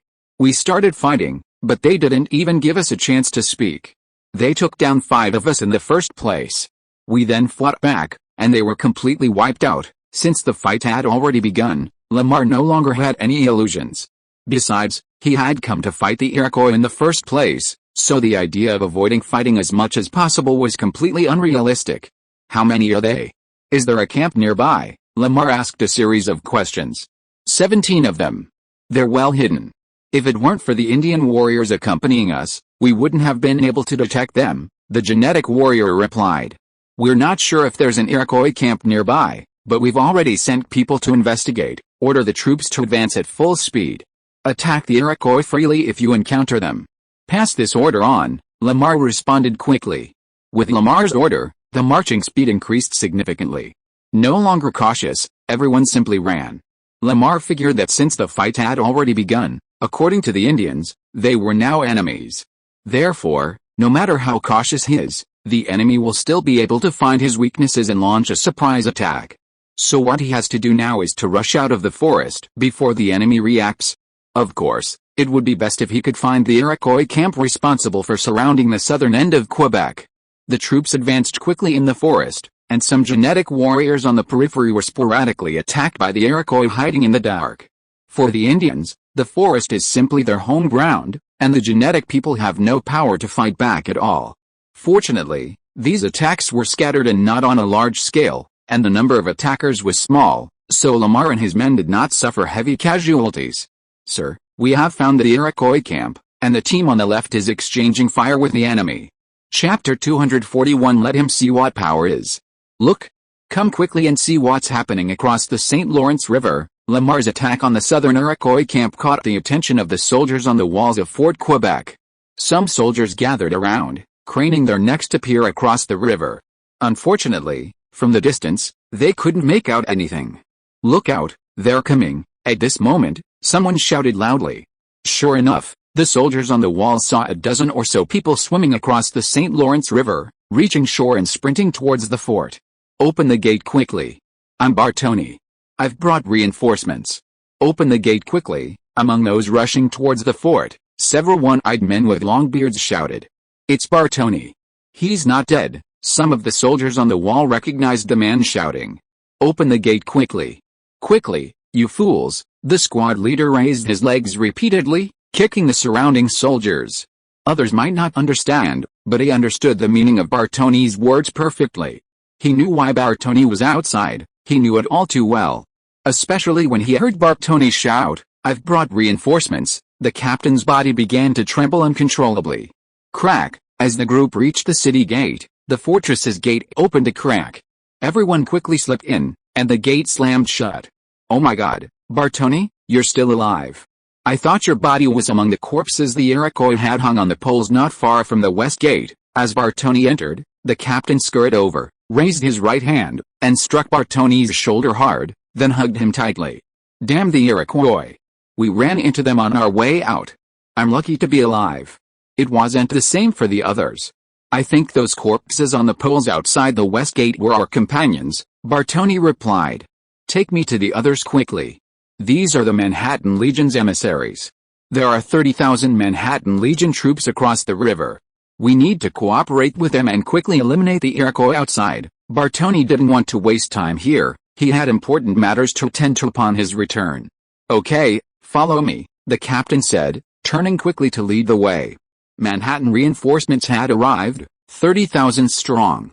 They were battling the Iroquois across the river. Word spread like wildfire throughout the fortress. Everyone who heard the news cheered. Those who had previously despaired could now uncontrollably shed tears. They couldn't contain their excitement, as anyone who suddenly saw hope in a moment of despair would likely react. The fortress was filthy, sewage flowing everywhere. The bodies of the dead lay scattered in the streets, some of them stripped of flesh. The genets who followed Bartoni into the fortress walked quickly, observing the situation from time to time. It seems the intelligence was correct. These French are indeed feasting on the carrion of the corpses. Several genets exchanged rapid, yet quiet, words. Bartoni, you've made me cry so many tears. You bastard are still alive. The temporary officials, having received the news, immediately gathered around him. Tony, you're still alive. I knew you wouldn't die. Bad guys usually have long lives, so you must still be alive. I've always believed that. As they gathered around him, they embraced Bartoni with tears in their eyes, then spoke to him. Have the Manhattan reinforcements arrived? Are there really 30,000? Some got straight to the point, fearing that their hopes were too high and that they would ultimately be disappointed. Yes, Manhattan reinforcements have arrived. They're currently attacking the Iroquois camp in the forest across the river. They'll be defeated in no time. Bartoni didn't waste time, simply stating his message. Don't ask me, time is of the essence. We don't have time for rambling. The Iroquois are numerous outside, intelligence suggests they number over 100,000. We must defeat them quickly and can't delay for too long. Bartoni remembered the instructions given to him by the Manhattan military commander before his return. Tell us what we should do. As long as we can defeat the Iroquois, we'll cooperate with them in every way. Bartoni then relayed Lamar's instructions to the group. He also introduced the several genets who had accompanied him into the fortress, explaining that they were officers of the Manhattan Legion and that their primary purpose in entering the fortress was to assist with tactical matters. Of course, during his brief free time, Bartoni also explained Lord Sarah's current situation and the current affiliation issues surrounding Quebec. Of course, these improvised officials had no objections to these matters. Those who colluded with the French nobility and the royal family had long since perished in the war. And these improvised individuals had no ties to any particular faction. Besides, everyone knew that Sarah was already the Lord of Quebec. Therefore, he wouldn't object at all. Whoever was the Lord of Quebec was irrelevant to them. They would all have to live there and pay taxes regardless of who was the Lord. However, with Sarah as Lord, Quebec would have a powerful backer. This backer was the Song Empire in Manhattan. Therefore, when Bartok announced that the Manhattan Legion would eventually take over the Quebec garrison, the French had no objections. They believed that not having to serve in the military was the best option. Instead, they could be hunters or do other jobs. With a bit of strength and a quick mind, they wouldn't starve to death in America. Bartoni also told everyone that after the war, anyone interested could look for work in Manhattan or Ontario. Job opportunities were plentiful in both places, and the salaries were very generous. With a willingness to work, earning 10 grand a month was easy.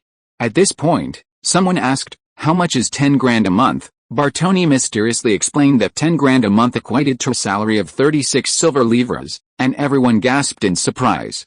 Consider this, back in mainland France, even serving as a lackey for a nobleman only earned 5 or 6 silver livres a month, and that was only if the noble wasn't stingy. For those stingy nobles, forget about the salary, they'd only get 2 meals a day. Everyone was captivated by Bartoni's description of the high salaries, and many decided to visit these two cities and try their luck after the war. If what Bartoni said was true, then this would be far more profitable than hunting. Dividing line, give those seriously wounded Iroquois a shot, spare them the pain, let's be good people. Just as Bartoni was spreading the word within the fort that the Song Empire was a dreamland, the fighting in the Iroquois camp across the St. Lawrence River had already ended. Lamar shouted orders to his soldiers to provide finishing blows to the severely wounded Iroquois, to relieve their suffering. He believed he was bringing relief to the Iroquois, a good deed. Otherwise, these severely wounded Iroquois would have endured the agony of their wounds before their death. Sir, a large group of Iroquois are heading this way from the west bank of the river. We estimate they'll be here in a quarter of an hour at most. A soldier ran up to Lamar, saluted, and reported. These Iroquois were arriving quite quickly. After hearing the soldier's report, Lamar muttered quietly to himself. Sharma approached. You take care of things in this camp. A small number of Iroquois have escaped. You need to send men in pursuit. I'll take our regiment to meet those Iroquois and show them the might of Manhattan. After a moment's thought, Lamar nodded. Okay, you'll need to be careful, Sharma replied with a smile, then turned and left. Following Sharma, 15,000 Gurkha warriors crossed the river from a shallow ford and formed a neat line on a flat area not far from the fort, awaiting the Iroquois arrival. It was already past 2 in the afternoon, so the fog had long since dissipated. Without the obstruction of the dense fog, vision could be seen far ahead. "Ready your shotguns, 5-man battery, forward," firing in a rolling wave, Sharma commanded, and the Gurkha warriors formed into 5 neat columns. They then drew their shotguns from their backs and began loading them with gunpowder and loose lead.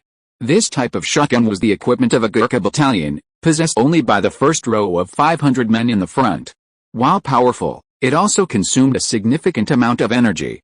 However, this shotgun completely compensated for the lack of accuracy of the musket.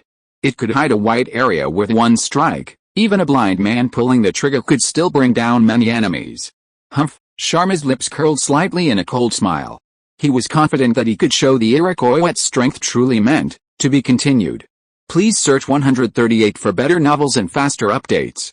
Chapter 242, Shocked, You Country Bumpkins. When the Iroquois learned that a camp to the south had been attacked, they responded immediately. A massive force of approximately 4,000 men descended upon them. Initially, they believed the enemy attacking the camp had emerged from the fortress, taking advantage of their unpreparedness. However, upon reaching this area, they discovered something else entirely. These enemies, in their clothing, appearance, and formations, looked completely different from the white men. Some were clad in pitch black, resembling demons from hell. Each one was muscular and powerful. Just standing there gave off a strong sense of pressure. Besides these dark-skinned enemies, there were also some with black hair and black eyes. Compared to the dark-clad men, these yellow-skinned, black-eyed enemies were less intimidating. However, these smaller enemies gave off the impression of jaguars stalking the prey, which gave the Iroquois a very unpleasant impression. As a primitive people, the Iroquois possessed a highly sensitive sixth sense, honed by constant encounters with wild beasts. Now, they sensed the same aura they should have sensed from wild beasts, but now they were sensing it from enemies they had never seen before. But it didn't matter. Even the most formidable of adversaries couldn't dampen the Iroquois' wrath. Any who challenged them would pay with blood. The valiant Iroquois were the masters of this land, and upon the death of a warrior, their souls returned to the bosom of Mother Earth. The Iroquois warriors shouted and sang incomprehensible songs, then charged forward in a frenzy, weapons raised. Fear was invisible on their faces, only fanaticism and fearlessness. This wasn't surprising. After all, they had been battling the French for months, their innate ferocity unleashed, transforming them into bloodthirsty creatures. This was normal. Such a frenzied, fearless attack could truly crush the enemy. The Iroquois used this tactic frequently, and it always yielded impressive results. But what the Iroquois didn't know was that the enemy they faced this time was completely different from any they'd ever encountered. And their current tactics would be completely ineffective against this foe. Rails. First row, shotguns, fire, bang, bang, bang, bang. Following the squad leader's commands, the Gurkha warriors in the first row pulled the trigger. The soldiers in the first row were all using shotguns, while the first row consisted of only 400 or 500 men, seemingly a small number. The weapons they used were quite advanced for that era. Furthermore, the enemy they were facing was a rather backward Indian. After the first row of Gurkha soldiers finished firing, they quickly retreated to the rear, expertly cleaning their barrels and loading them with gunpowder and lead. The second row of soldiers came up, not with shotguns, but with flintlock rifles. After all, shotguns were not common in the regiment, so it was impossible for every soldier to have one. Currently, the standard equipment of Zhao Hongai's soldiers was still primarily flintlock rifles. Fire, bang, bang, bang. The second row was quite large, numbering around 1,300 men. Facing the Iroquois charge, they remained unfazed, proceeding methodically. After firing, they retreated again, and it was the third row's turn. Poor Iroquois, an entire row was felled by the scattergun fire. Their faces and bodies were riddled with bloody holes. Those shot on the ground weren't immediately killed, but the pain tormented their nerves, causing these self-proclaimed brave warriors to writhe and twitch on the ground. Compared to scatterguns, flintlock rifles were much more effective. The lead from these rifles would only create a bloody hole. As long as it didn't hide a vital part, the victim wouldn't die immediately. Some could even continue fighting, seemingly unscathed. Unfortunately, this only happened to ordinary Europeans, not these genetically modified people. First, they used a file to shape the lead into a small cross. This blade would split upon impact, creating a terrifying, bloody hole. It was somewhat similar to modern-day Dum Dam. Initially, Zhao Hongyu didn't want his men to use this lead, but Wang Shen and his men were very enthusiastic about it. The reason was simple: back then, there wasn't a nationality convention, so why shouldn't we use this lead? If there wasn't one, why not use it? Ultimately, Zhao Hongyu was persuaded by Wang Shen and his men. Thus, this lead became popular among the genetically modified soldiers. Besides, even if Zhao Hongyu disagreed, there was nothing he could do. If his men secretly attacked him within the army, he wouldn't be able to stop them. After all, while these genetically modified humans possessed loyalty, they weren't robots. Therefore, Zhao Hongyu often had to consider and accept their opinions, lest they might have a negative opinion of him and affect their loyalty. From the Indians, Zhao Hongyu could almost tell that everything he did had an impact on their loyalty. As he grew stronger, acquiring more resources and soldiers, his pressure on the Indians had reached a staggering 65 points. Initially, his pressure was only 50 points. Of course, Zhao Hongyu was also frustrated by the fact that while the Indians' pressure was increasing, their loyalty wasn't. This was Zhao Hongyu's biggest complaint. That's a bit off topic, so let's get back to the point. Returning to the battlefield, the Iroquois had lost nearly 30% of their men in less than a single 5-round volley from the Gurkhas. This had significantly dampened their morale. Not far away, on the walls of Fort Quebec, a dense crowd stood, their necks stretched, staring in amazement at the battle below. At that moment, the Frenchmen all shared the same thought. Oh my God! What kind of tactics are these? How can they be so impressive? They've already decimated 30% of their men before the Iroquois even charged them. If they really had, how many lives would have been lost? The battle below completely stunned the French on the fortress walls. It was the first time these French knew just how formidable the Song Empire's legions were, how formidable their army was. It was truly horrifying, unbelievable. The Song Empire's army, arranged in 5 standard horizontal lines, fired repeatedly. With each shot, the attacking Iroquois fell in droves. The turquoise smoke rising into the air made the scene even more eerie. The French were at a loss for words. But many knew they would never forget what they witnessed. Fire, bang, bang, bang. The lower-ranking officers of the Gurkha regiment barked out orders. The entire force now resembled an efficient harvester, continuously reaping the lives of the opposing Iroquois. No matter how fearless the Iroquois were, desperately trying to charge, the mere 50 meters seemed like an impassable chasm, a barrier they could never cross. On several occasions, they seemed to be daringly close, on the verge of plunging into the enemy ranks, ready to swing their blades, severing their throats and spurting their blood. But in the end, they were driven back by the musket-wielding troops, every time. The Iroquois now felt the same sense of despair and power the French had once felt. It was a truly unpleasant experience. In less than 10 minutes, the Iroquois had suffered half their losses, meaning 2,000 warriors had fallen on the battlefield, a truly devastating loss. Attack in waves, the Iroquois offensive finally paused, ready to adjust and exploit the enemy's weaknesses. Unfortunately, their opponents gave them no chance. After they halted their attack, Sharma, the leader of the Gurkha regiment, ordered the entire army to advance. Then, the regiment, arranged in 5 columns, began advancing with a relentless barrage of fire. The Iroquois were swept away in an instant, as if by a raging ocean storm. Maintain a steady pace, don't rush, and don't let yourselves get distracted. That's right. Sharma sat on horseback, observing the battlefield. His orders were quickly relayed through messengers, his eyes fixed on the Iroquois reactions. He now had complete control of the battlefield. The tempo of the battle was dictated by the Gurkha regiment. The Iroquois felt frustrated, as they no longer had control over the situation. They could only passively follow the enemy's rhythm and continue the fight. This was a very bad situation for the Iroquois. However, the Iroquois had no good way to break the stalemate. Technically speaking, the Iroquois were not without a solution. It was simple, they simply retreated. Sharma would not order a pursuit. Therefore, if the Iroquois military commander ordered a full retreat, they could completely escape this battle, leaving them vulnerable and suffering heavy losses. Unfortunately, the Iroquois had no concept of escape. Doing so would bring them eternal shame. As an Indian, even facing death, one must hold their heads high and face it with pride. It was this very mindset that led to the destruction of this 4,000-man army. Under the Gurkhas' wave-like assault, The Iroquois were left powerless to fight back. It was more a one-sided massacre than a battle. Behind the Gurkhas were over 500 Indian warriors dispatched by Song Hu of Lake Ontario City, scouting the ranks. As the Gurkha army advanced, they simply followed in the rear, tasked with cleaning up the Iroquois warriors who had fallen gravely wounded by scattergun or flintlock rifle fire in previous attacks. In this era, there were no organizations like the Red Cross, nor was there a humanitarian spirit dedicated to rescuing the wounded. For these Indians, cleaning up meant drawing a sharp dagger, bending over, and slashing the throat of the seriously wounded Iroquois warrior, and the warrior was freed.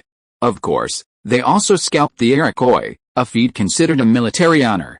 After the battle, they could use the Iroquois scalps to trade with Lamar or Sharma for supplies. If they didn't want to exchange them here, Song Hu could exchange them back in Ontario City.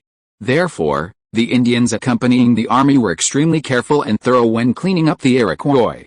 Sharma didn't intend to interfere with the actions of the Indians following behind him, and he wouldn't. He knew that even if he disapproved of something, he didn't necessarily have to stop it. After all, scalping was considered military duty and had always been popular among the Indians. It also helped to maintain the fighting spirit of the Indian warriors accompanying the army. Therefore, he wouldn't be so foolish as to stop it. It would not only discourage them, but also cause unnecessary trouble. The Iroquois also had long-range weapons, but they were not very effective and were no match for the Gurkha troops. Their bows and blowpipes were unlikely to inflict any effective damage beyond 50 meters. At this time, a number of Indians returned from the flanks, bringing reports of the surrounding situation. "Sir, the enemy is steadily increasing their forces. Should we continue the battle?" Sharma's aide-de-camp asked, returning from the Indian warriors who had just scouted the area. After explaining the situation to Sharma, he explained the situation. "Why not? We want to impress the Iroquois and show those Frenchmen behind us how powerful our imperial army is. We must kill two birds with one stone," Sharma replied. "Maintain a steady pace. The enemy is approaching. Everyone, pay attention." Messengers shuttled back and forth behind the column, relaying Sharma's orders. "Send someone to tell the French to hold the fort. I'm most worried about them. Don't let us get killed here and they lose the fort there," Sharma ordered his aide-de-camp. To be continued. Please search for literature for better and faster novel updates. Chapter 243, Are You Too Arrogant? No. The Iroquois regiment suffered a devastating attack from the Gurkha. Fortunately, this Iroquois unit was only a small unit within the regiment, small in number, so even if it was destroyed, it would not cause serious damage. Meanwhile, news of the battle in the south quickly spread to other areas. The French had launched a counterattack, inflicting heavy losses on them. How could this be tolerated? This was simply intolerable. Therefore, upon receiving this news, the Iroquois acted swiftly, decisively dispatching troops to engage these damned French. This regiment, already shattered and unable to fight back, was the first to reach Fort Quebec. However, what the Iroquois could not have anticipated was that the enemy they faced was not the French at all, but a regiment from another city. Their tactics and fighting style were vastly different from those of the French. This immediately put the Iroquois, accustomed to the French style of warfare, at a disadvantage from the outset, and they were drawn into the enemy's rhythm. Meanwhile, surrounding Iroquois regiments continued to arrive. They had also received the news. Upon learning that their regiment had been annihilated, the Iroquois were filled with righteous indignation, eager to retaliate against the enemy. They saw nothing amiss, for the Iroquois believed the enemy had defeated the group solely through sheer numerical superiority. As long as they could outnumber the enemy, the Iroquois would ultimately prevail. Consequently, influenced by this belief, the subsequent Iroquois began to slow their march, gathering the regiments that had arrived to support them and integrating them into a single, larger army. For a time, the Iroquois numbers continued to swell. "Our Lord has sent me to inform you not to relax the fort's defenses and give the Iroquois an opportunity. He's worried the Iroquois might use some of their forces to tie us down while simultaneously attacking the fort." Sharma's lieutenant entered the fort and shared his concerns with Bartoni. Upon hearing this, Bartoni said to the lieutenant, "Tell your lord, we will defend the fort. If the Iroquois want to take it, we must all die in battle." The lieutenant remained silent. He had conveyed the message he was asked to convey, and the rest was beyond the discretion of a small lieutenant like him. "Don't we need to participate in the next battle?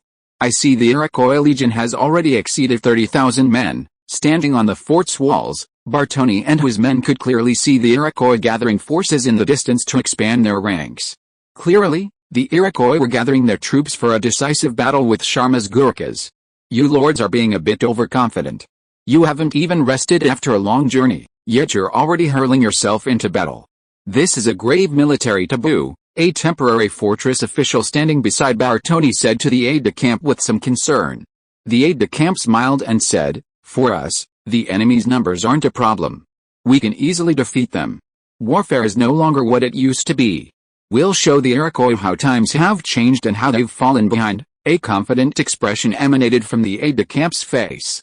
He wasn't worried about the French's concerns at all, and he was confident he could defeat the Iroquois. To the French, such confidence seemed irrational and blindly arrogant. HMPH, you'll know when you suffer. Some Frenchmen muttered in their hearts.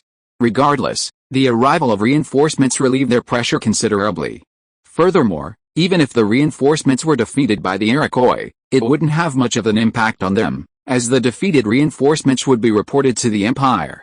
This would ensure a steady flow of imperial reinforcements to Quebec, and the battle would shift from the Iroquois and the French to the Song Empire and the Iroquois. It must be said that the French were quite realistic. They'd said what needed to be said, and given the necessary warnings. Whether the other side listened or not was none of their business, was it? Not far from Fort Quebec, at the rear of the Gurkha line, the adjutant had already left the fort and returned to Sharma's side. "Sir, the Iroquois across the way are gathering their troops, consolidating and expanding the incoming legion. It seems they want to finish us off in one fell swoop. Perhaps we've irritated them." The adjutant's face showed no sign of emotion, and one couldn't sense any fear of the Iroquois' growing force. This was completely different from the French at the fort. Wow, over 40,000 men already, and the Iroquois' force is still growing. Wow, it seems the Iroquois want to finish off these reinforcements in one fell swoop. Were the Song Empire's military commanders fools? They had come all this way and immediately engaged in battle. How could they possibly defeat so many Iroquois? Yes. Even with their powerful muskets, they couldn't possibly defeat such a large enemy. After all, the Iroquois facing them numbered over 40,000. It was actually quite easy to estimate their numbers simply by sight. This skill could be considered a unique technique from the era of cold weapons. So, judging the Iroquois numbers wasn't that difficult. Not necessarily. These reinforcements were quite formidable. Think about the battle they just fought. They easily dispatched those thousands of Iroquois, didn't they? Someone raised a small opinion. However, this hopeful thought was quickly dismissed by others. Why? The Iroquois they had just fought were few in number, while they outnumbered them several times over. If they couldn't defeat them in such a situation, then these Song Empire soldiers were truly incompetent. It's said that the Song Empire's army is formidable, but whether this is true or not will only be revealed in the ensuing battle. Most of the French watching from the fortress walls weren't optimistic about Sharma and his men's upcoming battle. Some even offered extremely pessimistic predictions. Although Sharma and his men had just dealt with the attack of thousands of Iroquois with overwhelming force, completely annihilating them, even so, they couldn't inspire confidence in the French. The reason was simple: Sharma's Gurkha regiment was too small. Compared to the now growing Iroquois army, the Gurkha regiment of over 15,000 men seemed far fewer. The tide of battle had suddenly turned, with Sharma and his men now on the losing side, and the Iroquois outnumbered them 3 to 4 times. After all, in an era when cold weapons were still prevalent, numerical superiority was a crucial criterion for determining the outcome of a battle, and could also determine the outcome. Unbeknownst to everyone, the arrival of a tiny butterfly had begun a fermenting transformation of this era. And this transformation began first in America. In the past, numerical superiority could indeed determine the outcome of a battle. But now, with the arrival of Your Highness and us, this era is destined to undergo earth-shaking changes. Those who still cling to the past, those who refuse to accept change, will be abandoned and swallowed up by history, vanishing into the long river of history. Sharma's expression remained unchanged after hearing the adjutant's words. He simply expressed his feelings indifferently. "You're right. Let the change of times begin with us," the adjutant said. "Send the reserves up. We must stretch the column as much as possible, leaving no gaps," Sharma ordered. "Defend both flanks simultaneously. The enemy will inevitably detect our weaknesses. I believe they will likely launch a flanking attack, hoping to defeat us there, Strictly speaking, the flanks were not a weakness. However, for many, the flanks were indeed the preferred attack point for line tactics. A frontal attack would result in heavy casualties, so attacking the flanks was often more effective. The problem, however, was that Zhao Hongyu and his team had already solved this problem. The Iroquois and the others, however, were unaware of it. Sir, Lord Lamar has sent to inquire if he needs troops to assist. If not, he will quickly detour to the Iroquois camp west of the fort to engage. At this moment, an elderly Somali black genet came hurriedly from across the river. He informed Sharma of Lamar's inquiry and his upcoming plans. Sharma didn't hesitate, simply replying, "Tell Lamar I don't need his assistance here. It will be difficult for these Iroquois to defeat us. Since he wants to make a detour, then let him go. I believe that now that the Iroquois elite have been drawn here, he might gain a great deal." The black genet nodded, straightened his body, saluted, and turned away. After the black gene man left, Sharma let out a wicked laugh. Now, the Iroquois elite and most of their warriors have been drawn here. Lamar, sneaking up behind them, will definitely give the Iroquois a big surprise. Perhaps today, we can break the deadlock in Quebec and turn the tide. To be continued. Please search for literature. Novels are better and updated faster. If you are listening to this novel on a channel other than Fanfic World, it means it was downloaded and re-uploaded without effort. We warmly invite you to visit our channel, Fanfic World. There you will find the original version of this story and many other novels of various genres. We look forward to seeing you dive into a world of incredible novels. Chapter 244, French Concerns. A plan suddenly formed in Sharma's mind. Yes, now he had drawn all the Iroquois' manpower here. This would significantly reduce the Iroquois military strength surrounding Quebec. If he could defeat the Iroquois across from him, then turning the tide in Quebec shouldn't be that difficult. With one blow, he could break the encirclement and force the Iroquois to withdraw. This was Sharma's plan. Furthermore, after the Iroquois withdrew their siege, he and Lamar could pursue them, not giving them even a moment to breathe. If all went well, annihilating the Iroquois in Quebec shouldn't be a fantasy. After all, the Iroquois from the Great Lakes region, with the exception of those who had integrated into Ontario City, had largely migrated to Quebec. For those tribes that refused to integrate into the empire, the best option was, of course, to eliminate them.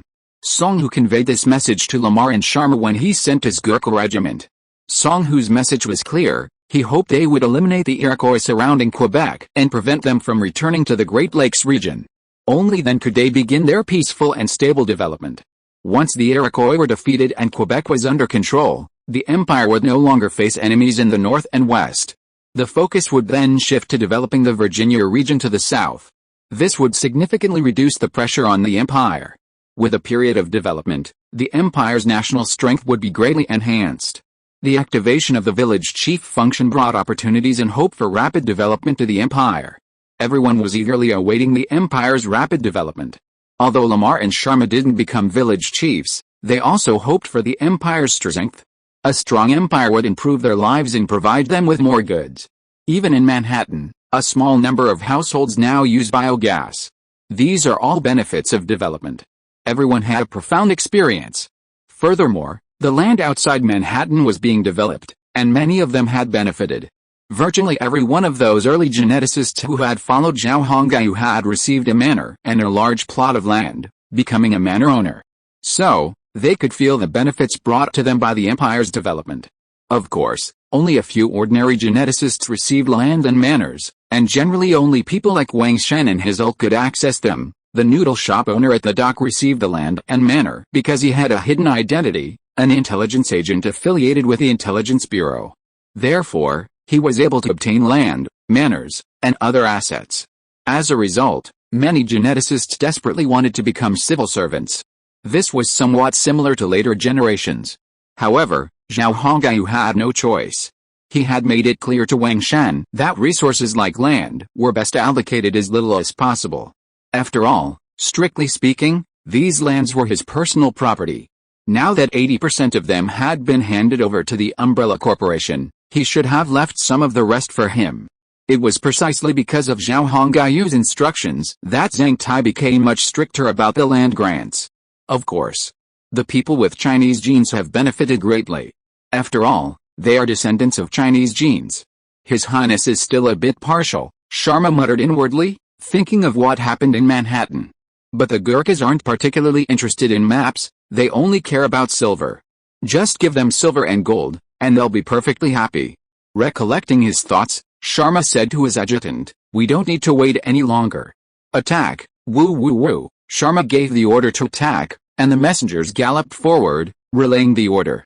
The bugler produced a conch shell horn, and the lower-level military commanders began barking out orders to their soldiers. Raise your guns. Forward. Keep the ranks parallel. Don't go too fast, you idiot. Look straight ahead, keep up the pace. Go kick their asses. Victory belongs to our empire. Long live His Highness, long live the empire. The captains each had their own way of motivating their soldiers. The drummers followed behind the main force, and when the troops advanced, the drummers began to beat the drums. After the Gurkha corps advanced, shouts began to be heard from the opposite direction of the Iroquois. It seemed that they were about to start marching. The atmosphere before the war was very tense. The French on the walls of Fort Quebec felt their heartbeats begin to accelerate. They felt a very strong sense of pressure and urgency. These people from the Song Empire were simply crazy.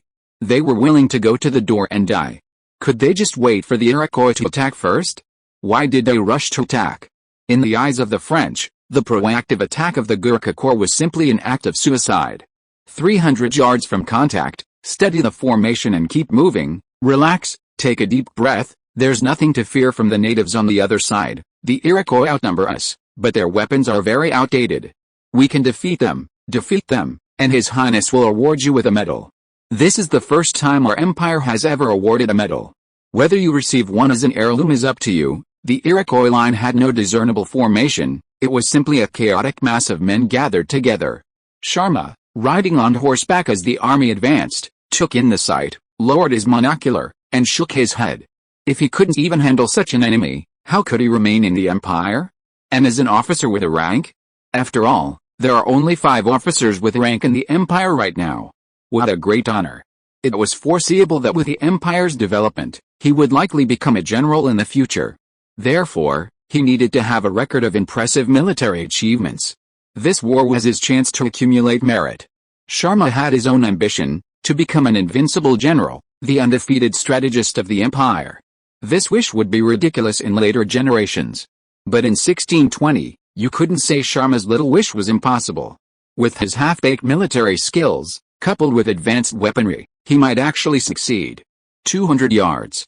150 yards. In range. Halt. Boom. The troops halted in unison, a dull thud echoing. With a clatter, the first row of genetic soldiers raised their muskets and pointed them at the Iroquois. The Iroquois were charging. When the Gurkha regiment advanced to 200 yards, the Iroquois began charging. Their charge was chaotic, with no visible formation. Sharma considered this unacceptable.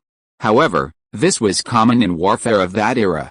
Therefore, Sharma's modern perspective on the matter was somewhat flawed. Shoot. Bang. Bang. Bang. Bang. The 5-stage firing sequence began again, setting off a new round of slaughter. Wow, puff, puff, the sound of lead hitting flesh. The Iroquois warriors' cries of pain once again echoed through the air. However, these events did not affect the Gurkhas. With stern expressions, they fired and retreated, cleaning their barrels and reloading without a trace of panic or hesitation. It was undeniable that they were born warriors. After paying a heavy price, the Iroquois were unable to launch their desired charge, just as the previously destroyed group had. Suddenly, the Iroquois charge split like the sea, dividing into 3 groups. One group continued its charge, heading straight for the front of the Gurkhas. The other 2 groups, one on the left and one on the right, like 2 giant pincers, began to charge towards the Gurkhas' flanks. It was obvious that they were attacking the Gurkhas from both sides. The Iroquois military commander was no fool. After much observation, he came to a conclusion. The enemy's front was as formidable as a hedgehog, making a frontal attack impossible. However, the enemy's line tactics also had a weakness: they would be defenseless against attacks from either flank. Indeed, a vertical line couldn't handle attacks from either flank. Therefore, splitting off a portion of the force to attack the enemy's flanks might well yield unexpected surprises. The Iroquois' intentions were clear, and even the French on the walls of Fort Quebec had discovered their purpose. This makes the Song Empire's troops difficult to deal with. Their tactics are powerful, but their weaknesses are also obvious. I can't imagine how they'll deal with an enemy attacking from either flank. My best guess is to split up the forces. But splitting up the forces would slow down their musket fire. Someone offered a point, which garnered considerable support. Only Bartoni, with a stern expression, remained silent. Bartoni, what do you think? You've been with them for a few days, so you should know them well. Someone suddenly brought up the topic. Me, are you asking me? Hearing this, Bartoni withdrew his gaze and glanced back at the others. I think these people should have a way to deal with the Iroquois. How could they possibly use this new tactic without strong confidence? And the weaknesses on both wings are obvious to anyone, so I think they must have their own way to deal with them. Bartoni's opinion indeed shocked everyone. Chapter 245 Blonde Indian Girl. Yes, they hadn't carefully considered what Bartoni said. This tactic was incredibly powerful. Since the Song Empire employed it, they couldn't have failed to consider its weaknesses. Especially given the obvious weaknesses, the Song Empire would have been completely insane. But the question is, were they? Obviously, this was unlikely. Therefore, we can conclude that the Song Empire must have a countermeasure. Bartoni had barely finished speaking when a new development occurred on the battlefield outside the fortress. The 5 vertical and horizontal columns of the Gurkha Corps suddenly became 3. The separated units split into 2 groups, one on the left and one on the right, to meet the attacking Iroquois. These 2 groups still maintained 5 horizontal columns. The Iroquois attacking from the left and right flanks were met with a head-on blow, instantly stunning them. Originally, they believed the enemy's flanks were weak, but now the facts proved otherwise. Although the 5 columns had been reduced to 3, the frontal fire rate had not slowed down. To maintain their firing rate, the Gurkhas had to speed up the reloading and cleaning of their rifles. However, this presented no problem for the skilled Gurkhas. Thus, the frontal attack continued, while the pressure on the flanks was relieved. Press forward. We can't give the enemy time. We now have the advantage. The Iroquois will have to fight to a rhythm. If they want to control the tempo of the battle, they'll have to rely on their own tactics. Sharma, observing the enemy on both wings being pinned down and retreating in disarray under the attack, gave the order to advance. With his command, the 3 frontal columns began firing in rotation, advancing like a rising tide. The flanks maintained their formation without a trace of disarray. After repelling the enemy on either flank, they did not pursue, but ceased firing and slowly followed the front column, simultaneously guarding against incoming attacks from both sides. Was the Iroquois defeated so easily? This was too easy. The French at Fort Quebec stared with wide eyes, a look of disbelief. The ensuing battle lasted only 5 or 6 minutes, yet the sudden change in the situation astonished them. The once aggressive Iroquois were repelled, while the Gurkha troops, seemingly in danger, maintained their advantage, undeterred by the incoming attacks from both flanks. Bartoni curled his lips and said, "If you can maintain the rhythm of battle and the integrity of your formation in such a situation, then you can talk about ease. Haven't you noticed that from the beginning of the battle until now, the Song Empire troops haven't panicked at all? Even when the Iroquois attacked their flanks, they didn't panic at all." Bartoni's words brought everyone to a state of silence. Indeed, none of them had noticed that. And Bartoni was right. While this seemed easy, it was actually quite difficult to achieve. First, facing the pressure of the battlefield and the enemy's attack. Few people can maintain composure, especially when the rhythm is off. Maintaining composure is even more difficult.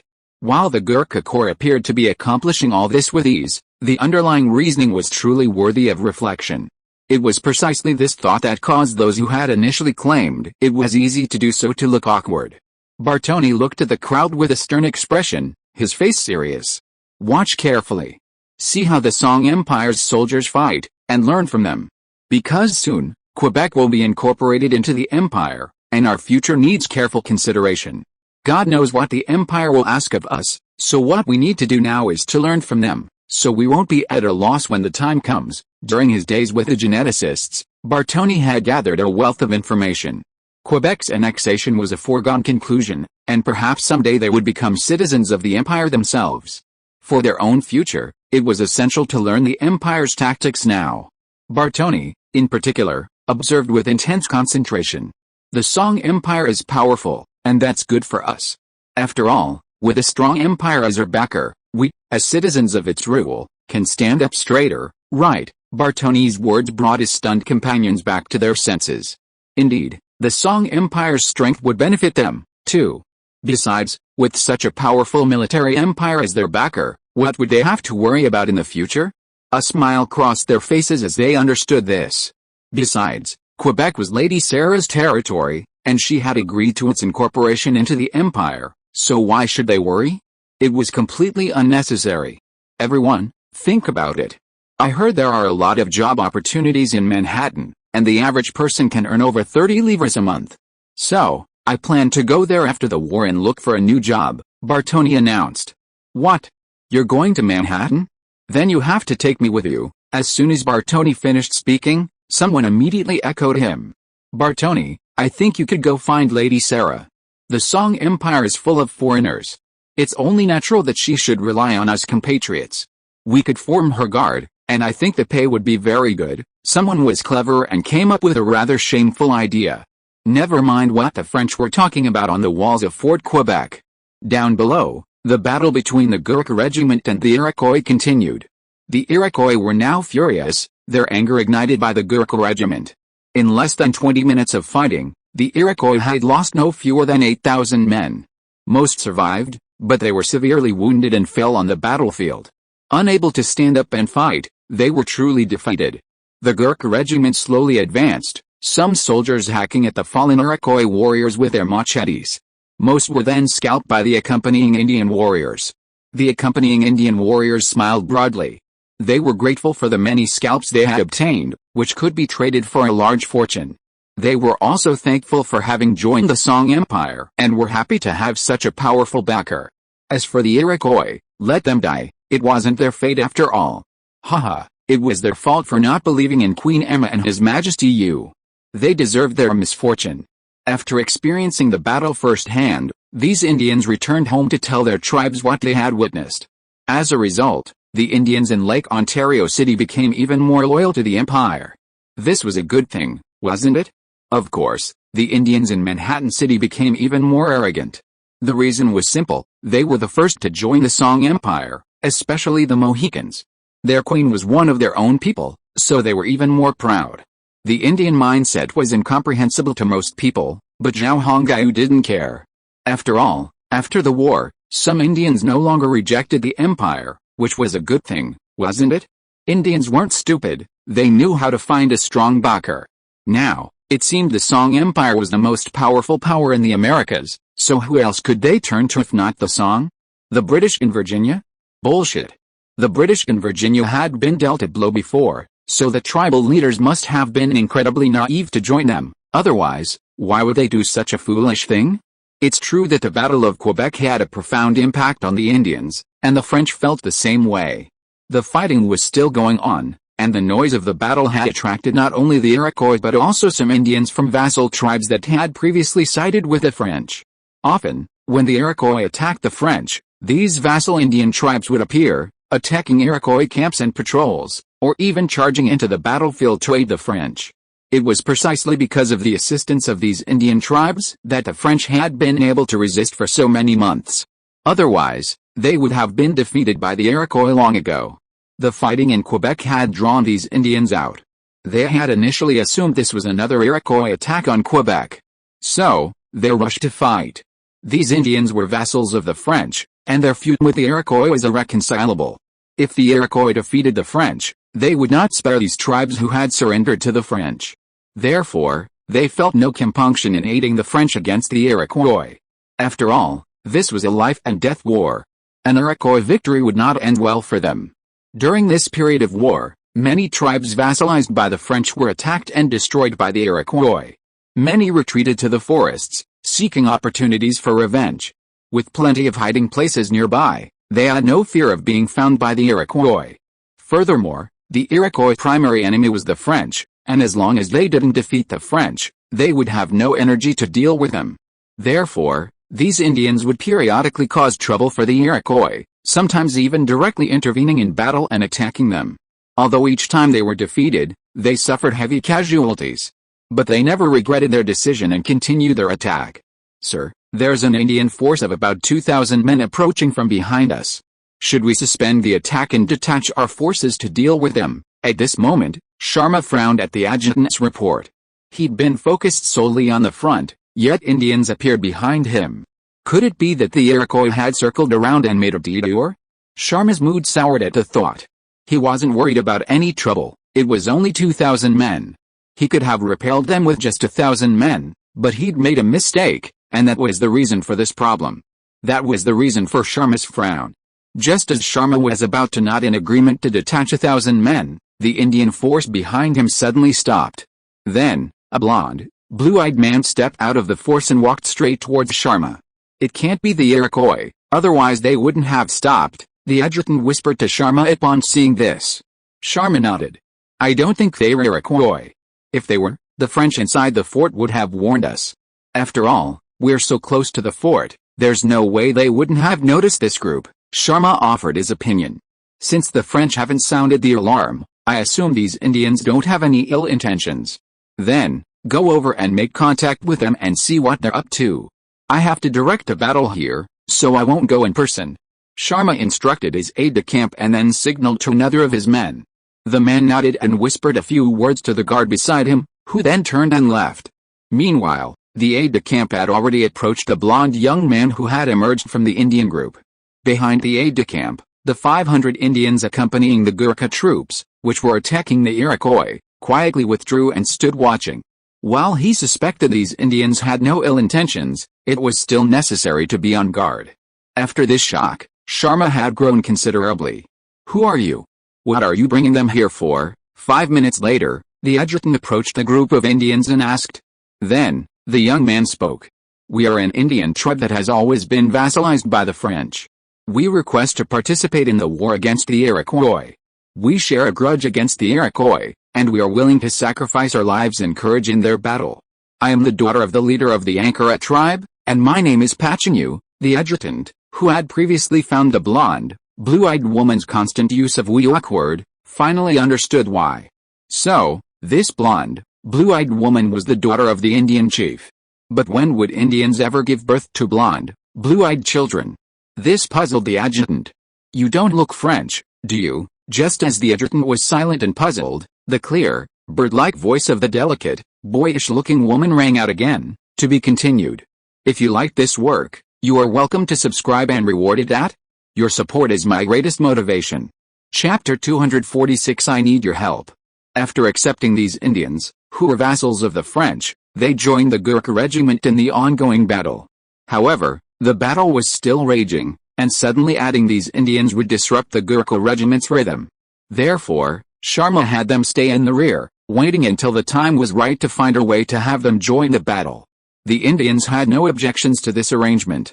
Sharma also took advantage of the time to inquire about the Indians' origins and the woman who claimed to be the daughter of an Indian tribal leader. After all, the girl had brilliant blonde hair and deep blue eyes. Her appearance was completely different from that of an Indian. It was typical European features, not at all Indian. She wasn't even half-blood. Through conversation, Sharma understood the whole story. Paknu was adopted by her Indian father. The exact identities of her parents were unknown. The Indian tribal leader had spotted her while hunting in a nearby forest and brought her back to his tribe for adoption. Thus began the girl's life as an Indian. Having grown up surrounded by Indians, her thoughts, lifestyle, and behavior were largely shaped by Indian ways and customs. She considered herself Indian, not European. Despite her different skin color, this view remained unchanged. In short, the events and experiences of this girl were truly legendary. If set in modern times, they could easily become the stuff of Hollywood blockbusters. Looking at the girl before him, whose developmental stuttering was evident but whose Indian language was fluent, Sharma felt that life was truly marvelous. The battle between the Gurkha and the Iroquois continued, but the Gurkha had the upper hand, having completely defeated the Iroquois. The Indians who had suddenly joined the fray watched the battle unfold in astonishment. They could not believe that the Iroquois, whom they had always considered so formidable, whom even the French could not defeat, were being overwhelmed by these strangers. Everything they witnessed today completely shattered their perceptions. The young woman was the most deeply shocked. From now on, Quebec will be governed by Lady Sarah. This is her private territory. As an Indian tribe living here, you must clearly understand this. This will benefit you, preventing you from violating her taboos. Seeing that his side now had the upper hand, Sharma couldn't help but relax, even having time to chat with a young woman. Actually, there's nothing much you need to be careful about. Just don't violate the laws of the empire. As a tribe living here, you only need to pay a certain tribute, and then you can continue to live here, and the empire will protect you. Sharma was in a good mood, and he was happy to explain things to the girl. Lord Sarah is the wife of our crown prince.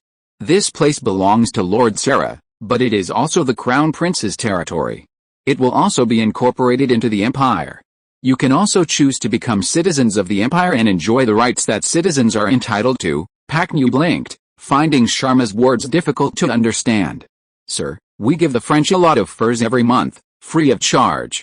I suppose that's tribute, right? The girl asked. Sharma thought for a moment and said, it should be, right? But I'm not sure.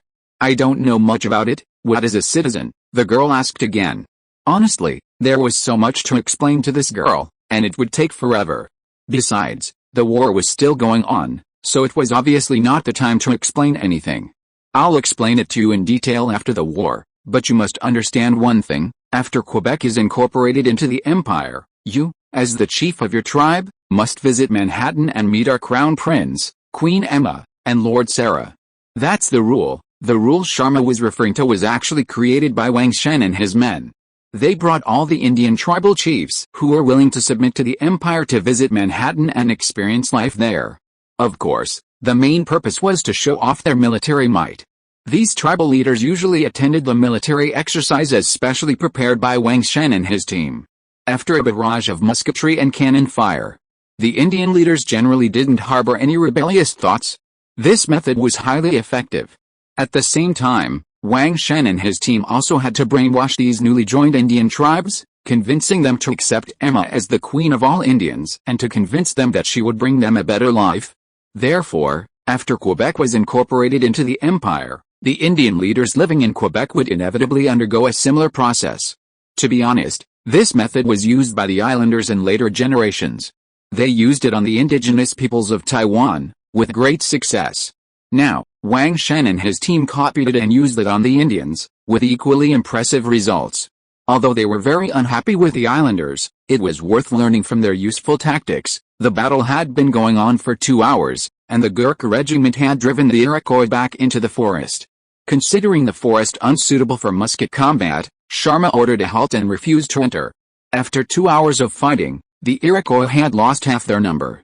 The losses were devastating. Of course, the most significant factor was that Sharma's men were running low on lead and gunpowder.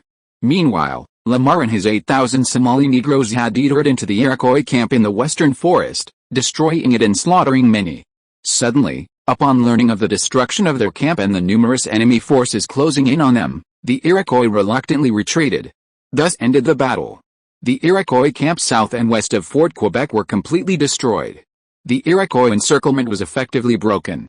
However, the camps to the north and east remained, demonstrating that the Iroquois still had the strength to continue the fight and that Lamar and Sharma had not fully achieved their objective. Their ultimate goal was simply not to rescue the French but to annihilate the Iroquois there. But no matter what, the war is now over. After all, it was a long journey, and they were thrown into battle as soon as they arrived. Even if they were genetic people with good physical fitness, they could not withstand such fatigue. So, they also needed to rest. Afterwards, the Gurkha regiment began to set up camp on the west side of the fortress and distributed some of their rations to the French so that they would not have to continue to eat the carrion of corpses. Not long after, Lamar and his Somali regiment came out of the forest. The two of them gathered all the French officials in the fortress and announced to them the issue of Quebec's ownership and the options they would have after being incorporated into the empire. Of course, after saying all this, the two of them couldn't help but advertise Manhattan and the imperial welfare. In short, the more tempting it was, the more it was told, telling the French in Quebec that if they followed the empire, they would eat meat, drink wine, and have girls. Bartoni, that's all we have to say. The choice of which path to take is voluntary, and we won't force it. If someone doesn't want to join the empire but wants to stay, they might have to pay higher taxes. And if they don't want to stay, they can go to Manhattan, where there's a ship back to Europe. Lamar and Bartoni had a good relationship. After a few days together, They were considered close friends. I understand, sir. I'll convey this information as soon as possible. As for what choice they make, it depends on their personal wishes, Bartoni nodded.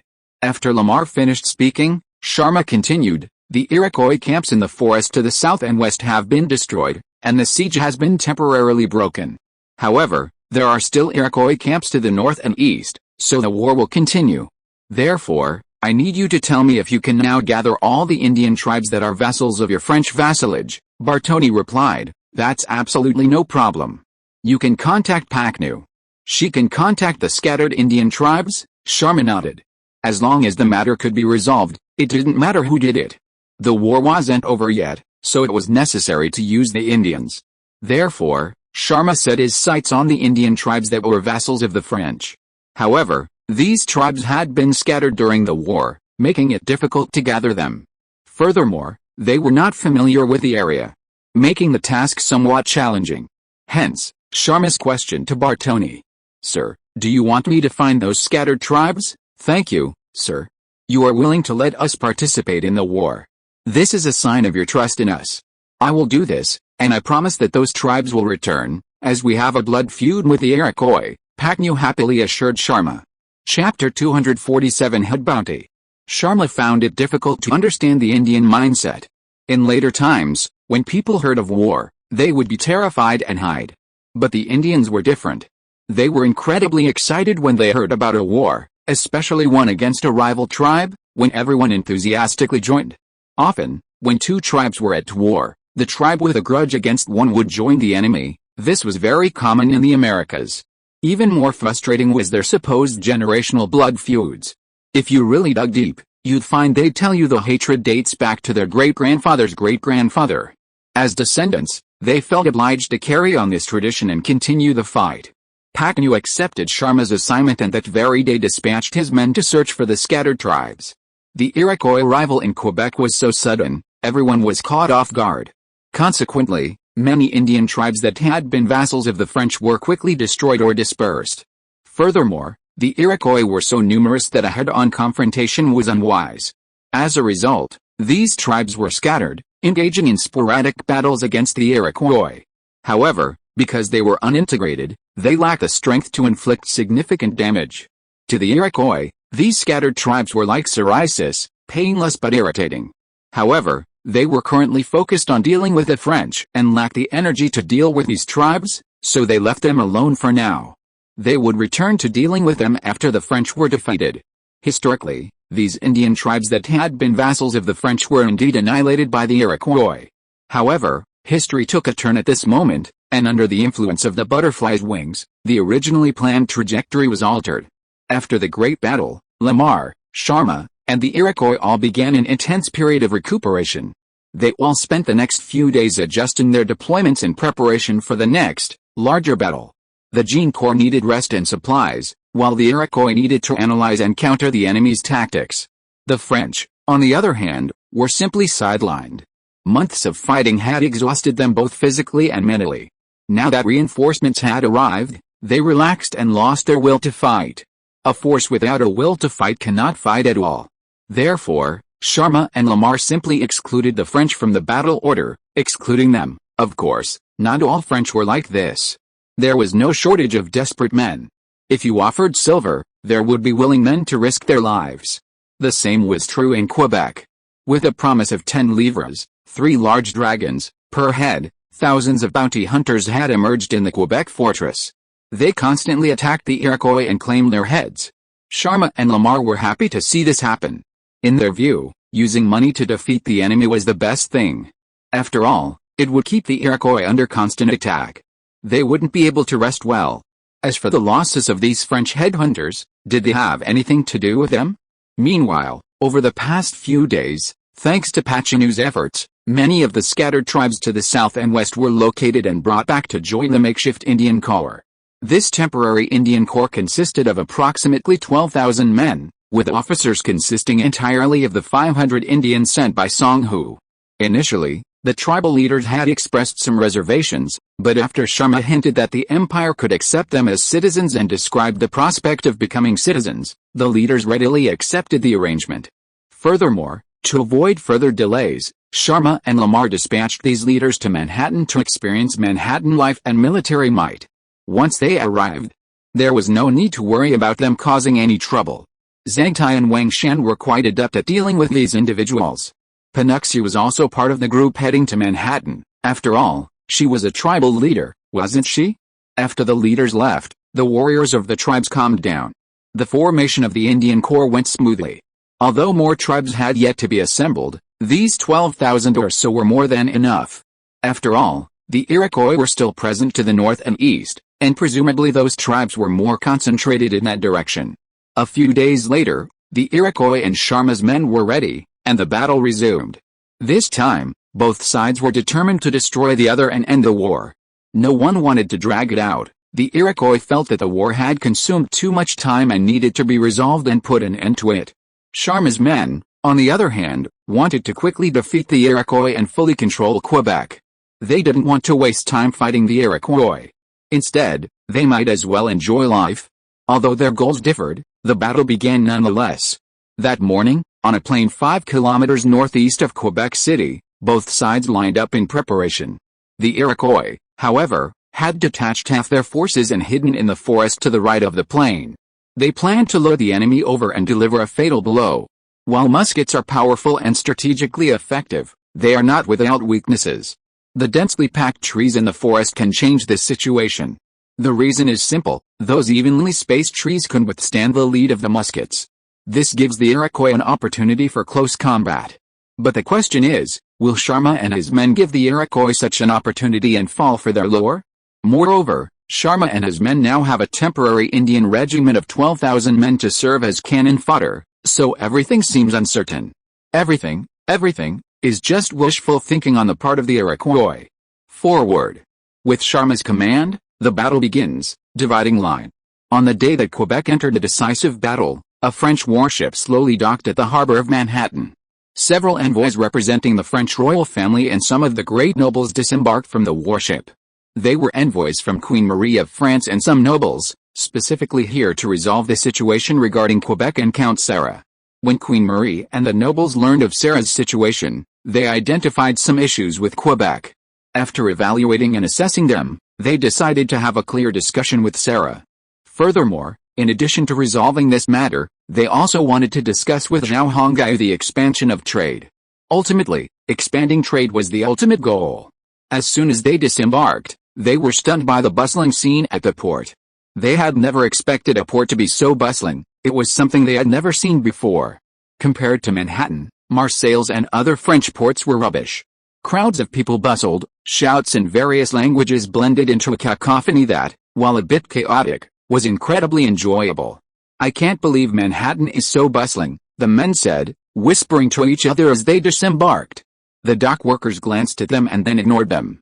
Because these laborers were experienced, they could tell at a glance whether a ship had cargo to unload and what the newcomers were doing. Furthermore, these people were aboard warships. They had no interest in them at all. So, the laborers showed little interest in them. While the laborers showed no interest, others might have.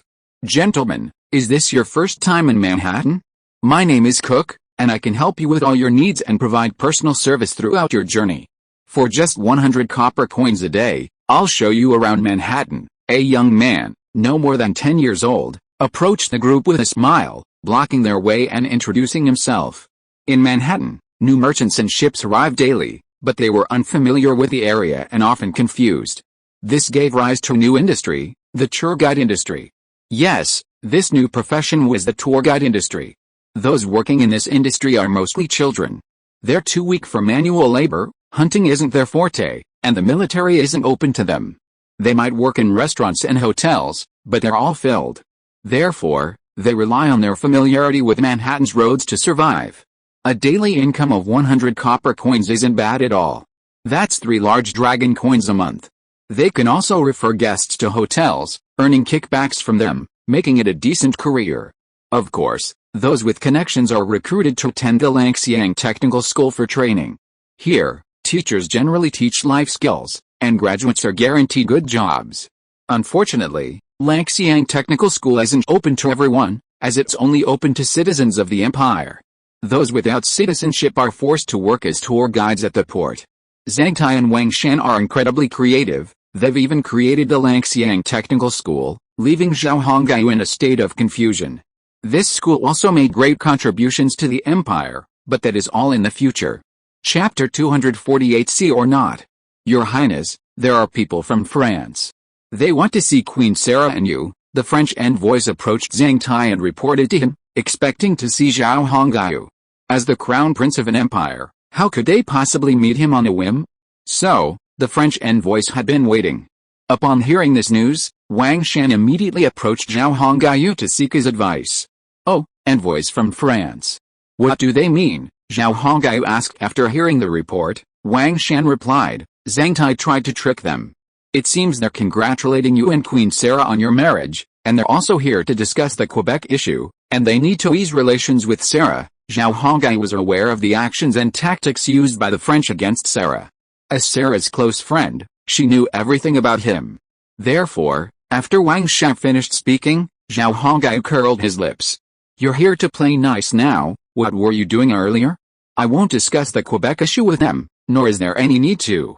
That wasn't Sarah's territory, it's now owned by our imperial family as a dowry. The righteous cause rests with us, so don't worry. He paused. As for their desire to see me, I don't think it's necessary. Someone of my stature can't just ask for a meeting, so I won't see them. As for Sarah, I think you should ask her opinion on whether she wants to see them. Zhao Hongyu didn't want to meet the French envoy at all. In his opinion, it was completely unnecessary. France today wasn't the power it was during Napoleon's time, rivaling Britain. Their naval power wasn't even as strong as Sweden's. So there was no need to be nice to them. Their naval power wasn't strong, and their army was still in Europe, unable to reach the Americas. So there was no need to care about their feelings. In the Americas, he was the boss, and he didn't need to be a grandson. Okay, Your Highness, I'll inform them right away. I'll also ask Queen Sarah. If there's nothing else, I won't bother you anymore. After Wang Shan understood Zhao Hongyu's intentions, he went to find Sarah to ask her opinion. After Wang Shan left, Zhang Tai came to Zhao Hongyu again. Damn, what's going on today? Emma is waiting for me to play cards with her. I just want to have a family life. Why are there so many things to deal with? After letting Zhang Tai in, Zhao Hongyu complained to him. Your Highness, aren't you free enough now?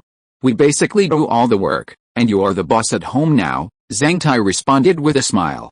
Zhao Hongyu smiled. Okay, you're right. So what brings you to me?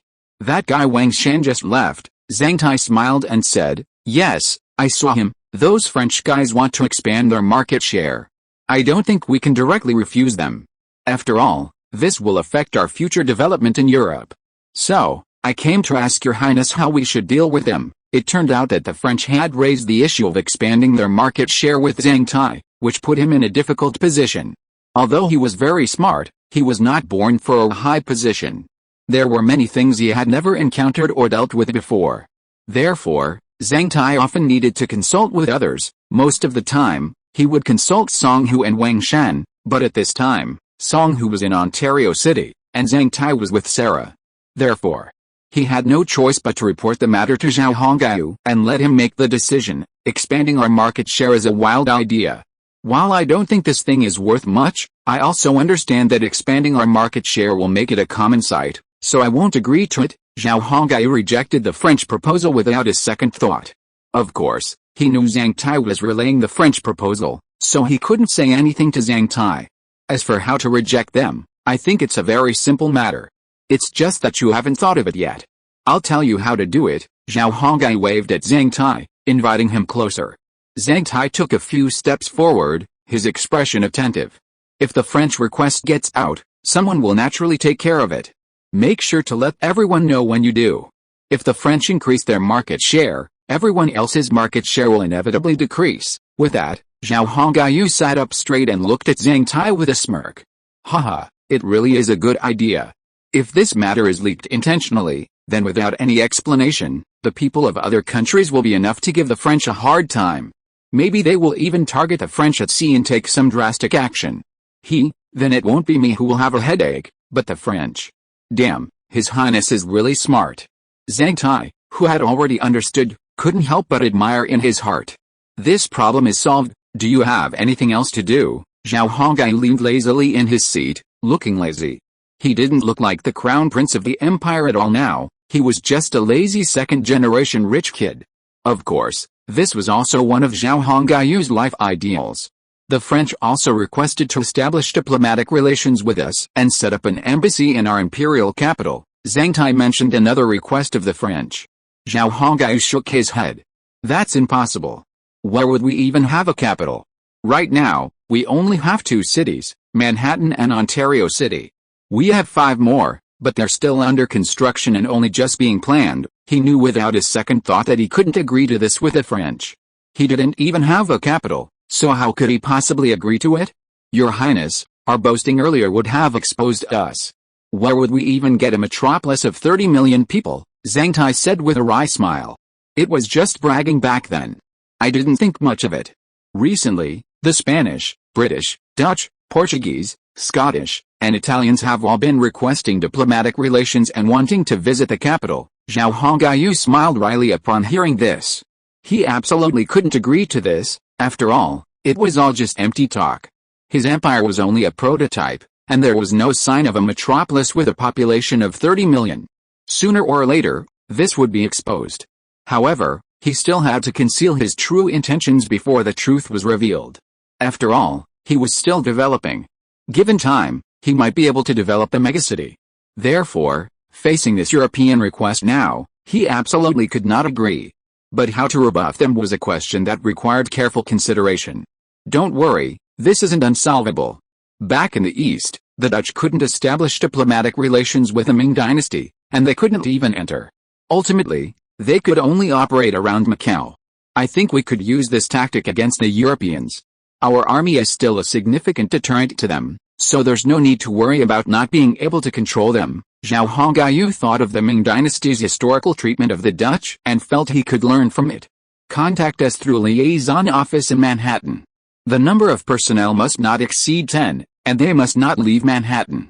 Violations will result in severe penalties. On the spur of the moment, Zhao Hongaiu devised a set of external regulations and a system for the Europeans to follow. For now, this was the only way to fool them. Zhang Tai didn't object to this approach. At this point, it wasn't necessarily the most effective solution. Okay, Your Highness. I'll tell them right away, Zhang Tai nodded in response. As long as we have a metropolis of 1 million people, we can make it our capital. Everything needs to be done slowly. We'll hold them off for as long as we can. You need to keep this in mind. Zhao Hongaiu, upon seeing Zhang Tai's response, gave him another warning. Of course, the population of over 1 million Zhao Hongaiu mentioned didn't just refer to genetically modified humans. After all, he didn't know how long it would take to reach 1 million. Cultivating genetically modified humans involved many considerations: the number of species, their lineage, their loyalty, and the relationship between pressure and control. If things went wrong, rebellion would break out. This was Zhao Hongaiu's greatest fear. Currently, Zhao Hongaiu had his village heads fully engaged in cultivating Huaxia genetically modified humans.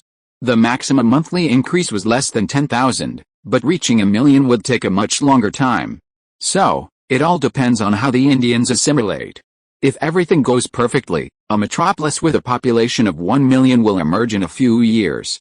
But the problem is, it's not there yet. Your Highness, I understand. Don't worry, I'll know how to tell the Europeans later, Zhang Tai replied with a nod. Elsewhere, Wang Shan had already found Sarah and was telling her about the French envoys. Queen, these envoys are from France, claiming to represent Queen Marie, the Duke of Orleans, and some other nobles. They want to discuss matters with you regarding the members of the Samuel family, saying you've been away from France for so long and they miss you. Wang Shan lowered his head and relayed the envoys' words verbatim. The meaning of their words was clear to Wang Shan. They were simply hinting to Sarah to let her know that the women of the Samuel family were now in these people's hands. These bastards, as Wang Shan had guessed. Sarah cursed under her breath after hearing his retelling. Is that all they said to you? Sarah asked, suppressing her discomfort and maintaining a composed expression. They wish to see you, Wang Shan stated the French envoy's request. They didn't simply want to meet with me personally, they were using the women of the Samuel family as leverage, hoping to coerce me into making concessions. Now that the Quebec issue is a done deal, they can no longer target Quebec. So they'll undoubtedly exploit other issues, and the Samuel widows have fallen into their hands. It seems they know me so well and know exactly what they can threaten me with. Sarah's expression remained impassive, but she felt a deep sense of anguish within. She had thought the Quebec issue was resolved. But she hadn't imagined Mary and the others would control the Samuel women and use them as a means of threatening her. Yet, this tactic proved incredibly effective. Queen, if you have any pressing concerns, please speak to me. Perhaps I can help you. I hope your majesty will seriously consider it. Although Sarah's expression revealed nothing, Wang Shan knew what was going on in her mind. As Zhao Hongayu's personal henchman and a trusted lackey, he naturally had an obligation to help his wife. Wang Shan believed that any difficulty facing his wife would affect his own husband, and affecting his own wife was not a good thing. How could his wife be affected? This was absolutely unacceptable. A good lackey would resolve all problems for his wife and the women around her. That was the true essence of a loyal lackey. Sarah knew a little about Wang Shan. She had always had a good relationship with Emma, and had learned a few things from her. For example, Wang Shan oversaw the management of the Imperial Guards and a secret organization, possessing considerable power. Zhao Hongyu trusted him immensely. As Zhao Hongyu's second wife, she had to respect such a powerful figure. Perhaps he was right to say he could help her. But regardless, it wouldn't hurt to try. Besides, she really had no other options left. My situation is difficult. If you're willing to help me, then I'll explain the whole story in detail. Sarah was silent for a moment before speaking to Wang Shan. Wang Shan smiled. Queen, I'm not just helping you. I'm helping His Highness, as you've become his family. As a member of the Empire and a noble, it's my duty to serve the imperial family and resolve their problems. If these French use any threats against you, it would be a disgrace to our empire and a challenge to our royal authority. Wang Shan was a skilled talker, and his eloquence left Sarah stunned. It was simply Queen Mary and the others trying to gain some advantage, threatening her with members of the Samuel family. But Wang Shan's words had even dragged the issue into the Song Empire's royal family. But then Sarah thought about it again. It didn't seem so wrong. Now she was truly the crown prince's wife and a member of the royal family. Chapter 249, You don't take advantage of the opportunity, you bastard. So what do you suggest? After Sarah figured it out, she took the opportunity to ask Wang Shan what she should do. At the same time, she also felt that it was a good feeling to have a backer. Compared to the past when she always had to think of ideas alone to think about how to deal with those greedy guys, she is much more relaxed now. You know, when her husband was still alive, that guy was a playboy all day long, and he also kept many mistresses outside. Therefore, if she encountered any problems, she would not be able to find him at all. Now it is different. After finding such a little lover, it is really much easier than before. Sometimes fate is really very strange. No one would have thought that she would encounter such a thing in America and marry the crown prince of an empire in a short time. Thinking about this, it seems a bit like a fairy tale, as magical as the story in the Arabian fairy tale. To say that there is love between her and Zhao Hongyu is just a lie. By accident, they had a physical relationship, and there was no emotional existence. And Sarah herself was very clear about one thing, that is, there was a little bit of mutual exploitation between her and her little lover, the crown prince. She needed a strong backer to deal with death and intimidation. As for her lover, he needed a legitimate reason to come to Quebec. Of course, her lover was not as greedy as Queen Marie and the Duke of Orleans in Europe. What she needed was to incorporate Quebec into the empire, and that land would still belong to her. It was a nominal territory. She would get all the benefits that Quebec deserved. There was nothing good there except fur. Those furs would be converted into silver coins and handed over to her by the empire every year. She would only need to pay a tax, which was fine. Sarah herself was easily satisfied and not so greedy. She was very satisfied with her current life. As for the relationship between her and her lover, she thought it was a matter of cultivating it slowly. She was no longer a little girl and knew what she should do. But now those guys in France wanted to take advantage of her again, and she really couldn't stand it. If she hadn't been lucky enough to meet her lover, she might have been killed in Quebec.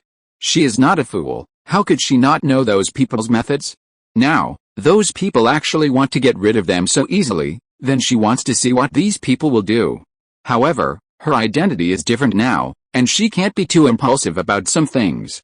As her lover's personal guard chief said, she is now a member of the royal family of the Song Empire, and she must consider the face of the royal family when doing things. She can't do something that will damage the face of the empire, otherwise it will exhaust the relationship between herself and her lover. She will never do such a thing. After all, she is not stupid. So, since the chief of the guard is willing to make suggestions, she might as well listen to it. Maybe his suggestion is very good, so she might as well give it a try.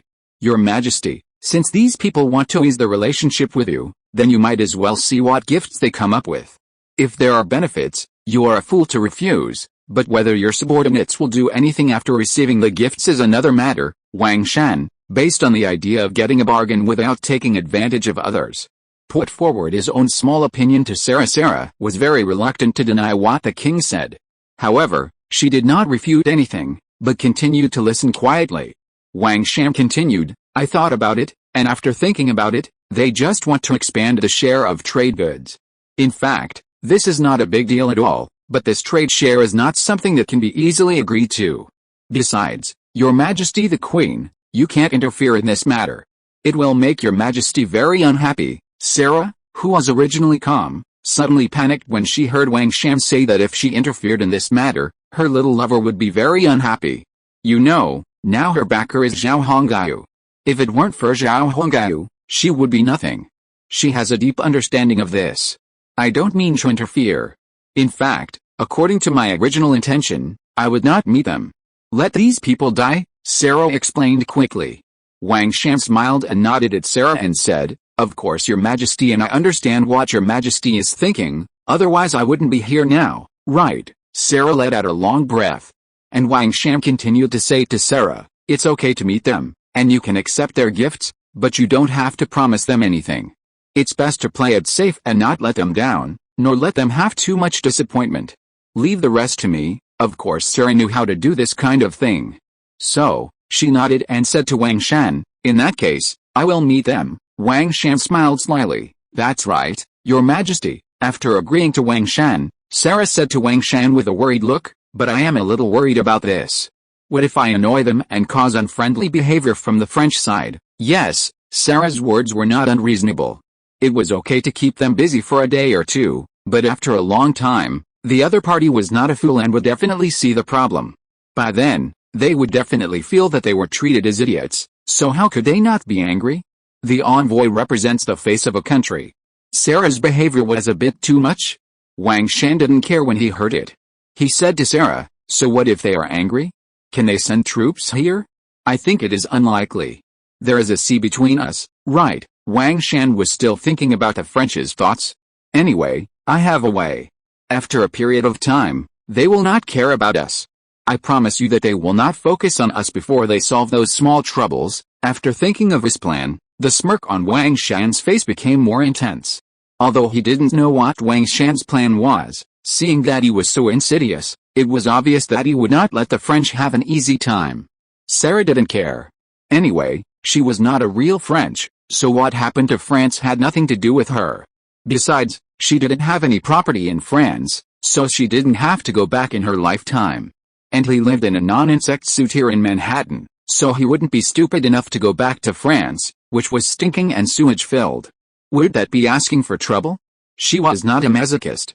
Then let's do it this way. After discussing with Wang Shan again, Sarah decided to meet a few envoys and collect some benefits. After all, Sarah is really short of money now. The war in Quebec is still going on, and she has no way to collect her own benefits from Quebec. At the same time, all the money of the Samuel family has been used to pay off debts, otherwise she would not have taken the risk to come to America to fight for the rights of Quebec. It's all because of money. After the war in Quebec is over, she will have to wait for a year to get her share of the money. This time is really too long. But she can't tell Zhao Hongyu about these things, which is very embarrassing. What's more, if Emma, the eldest wife, knows that she has no money on hand, God knows what she will think of her, and her status may plummet. Emma has clearly told her that a wife without money can never be respected by her, the eldest wife. Now Sarah can still remember the serious and solemn expression on Emma's face when she told her about the rules of the Mohawk people. What a money grubber. Sarah smiled bitterly in her heart. The rules of the Mohawk are the rules of the Mohawk, But why was it brought to the royal family? But although Sarah was very dissatisfied with this, she could not say anything. Emma was the queen of the Mohicans, the queen of all the people in Manhattan, and the mascot of the Indians being absorbed by the city being built. Therefore, it is better not to offend this person. Her power is too great, and she is definitely not someone she can offend.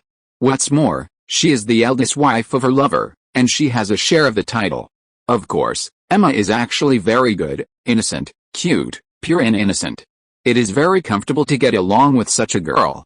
Except that she is too greedy for money. Sarah is actually very satisfied with Emma. The gifts brought by these guys from France are expensive enough, so this can also ease my tense financial problems. Emma has found me several times, saying that she wants to go shopping with me. I have rejected her many times. Isn't it because I have no money? Sarah thought secretly in her heart.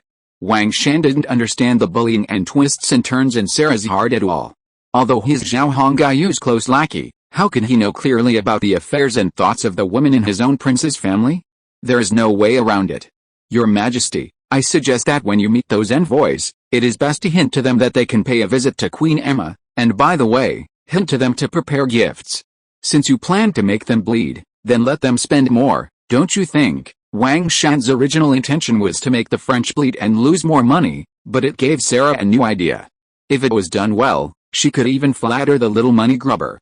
Sarah's eyes were blinking, her long eyelashes trembling, and her eyes curved into a crescent shape. It was indeed a good idea. To be continued. Please search literature, novels are better and updated faster. Chapter 250, Chase? I heard that you decided to meet those envoys. After Sarah made up her mind, she informed her lover Zhao Hongai of her decision.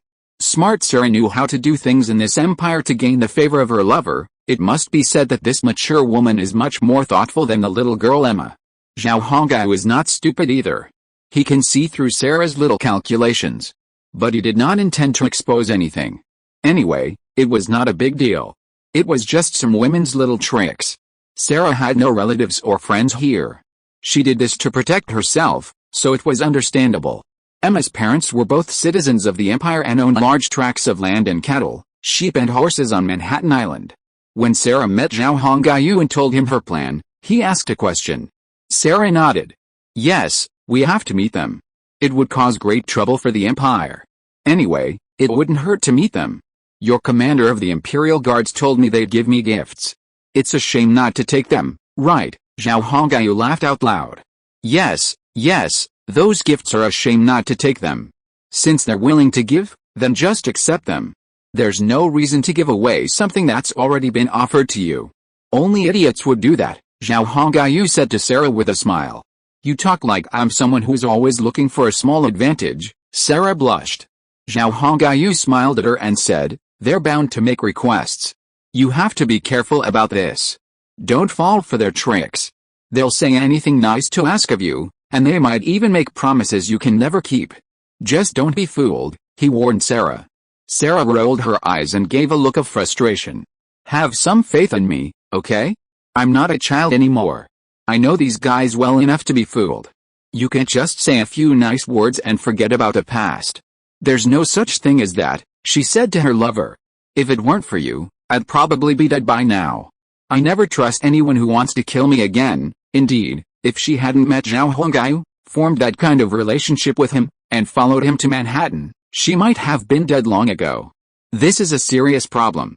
Such a life-threatening matter can't be forgotten with a few words and some sweet nothings. It takes a very idiotic person to do such a thing. Is Sarah an idiot? Clearly not. Just keep it in mind. I won't meet them anyway. There's no need for me to meet them. Just keep this in mind and don't tell them directly, Zhao Hongyu said to Sarah slyly. I'm planning on having Emma meet these people, too. They're here to curry favor with the Empire, after all. Emma's going to stand out and gain a lot of benefits. I think this money grubber will agree, but I need to ask you first. Sarah expressed her desire for Emma to show up. Zhao Hongyu thought about it, thinking it was a no-brainer, and so he didn't object. Talk to Emma beforehand. The little one is young and naive, so she won't be fooled by those envoys. So you and Emma should communicate and agree on a common narrative. Seeing her lover didn't object, Sarah's smile widened. She stood up, walked coquettishly to Zhao Hongyu, and sat on his lap. Don't worry, I know what to do. I'll talk to Emma. You're so caring towards her, I'm jealous. Sarah's words were half-truths, and Zhao Hongyu could only respond with a chuckle. Nothing he said would work at this point. Seeing her lover feigning innocence, Sarah raised her hand and tapped him on the forehead. Why are you pretending? I was just joking. I'm not a little girl anymore. If Zhao Hongyu believed this, he would be the biggest fool in the world. Emma is younger and not as sensible as you, so I'm most worried about her, Zhao Hongyu explained softly, wrapping his arm around Sarah's waist. But you're different. You know so much, there's no need to worry about this, so I'm most confident in you. As they chatted, the topic shifted. Zhao Hongyu and Sarah left and went to a bedroom. Sarah was mature, unlike Emma. When she was with her, there were no more concerns, therefore, Zhao Hongyu no longer had to hold back. Sarah's current plan was simple, to get pregnant with Zhao Hongyu's child as soon as possible. With Zhao Hongyu's child, her position would be more secure. Furthermore, with a child, Quebec could be incorporated into the child's name. Sarah didn't dare even think about the throne of the empire. She had no status or connections here, and couldn't compare to Emma in any way. Therefore, her greatest wish was to be able to keep the Quebec territory after she had a child. That would be a lifesaver. The arrival of French envoys in Manhattan didn't cause much of a stir. Life went on as usual, and the people there went about their daily routines. For them, making money was paramount, and they didn't let anything else distract them. Where Lake Huron and Lake Erie meet is where Detroit would later be located.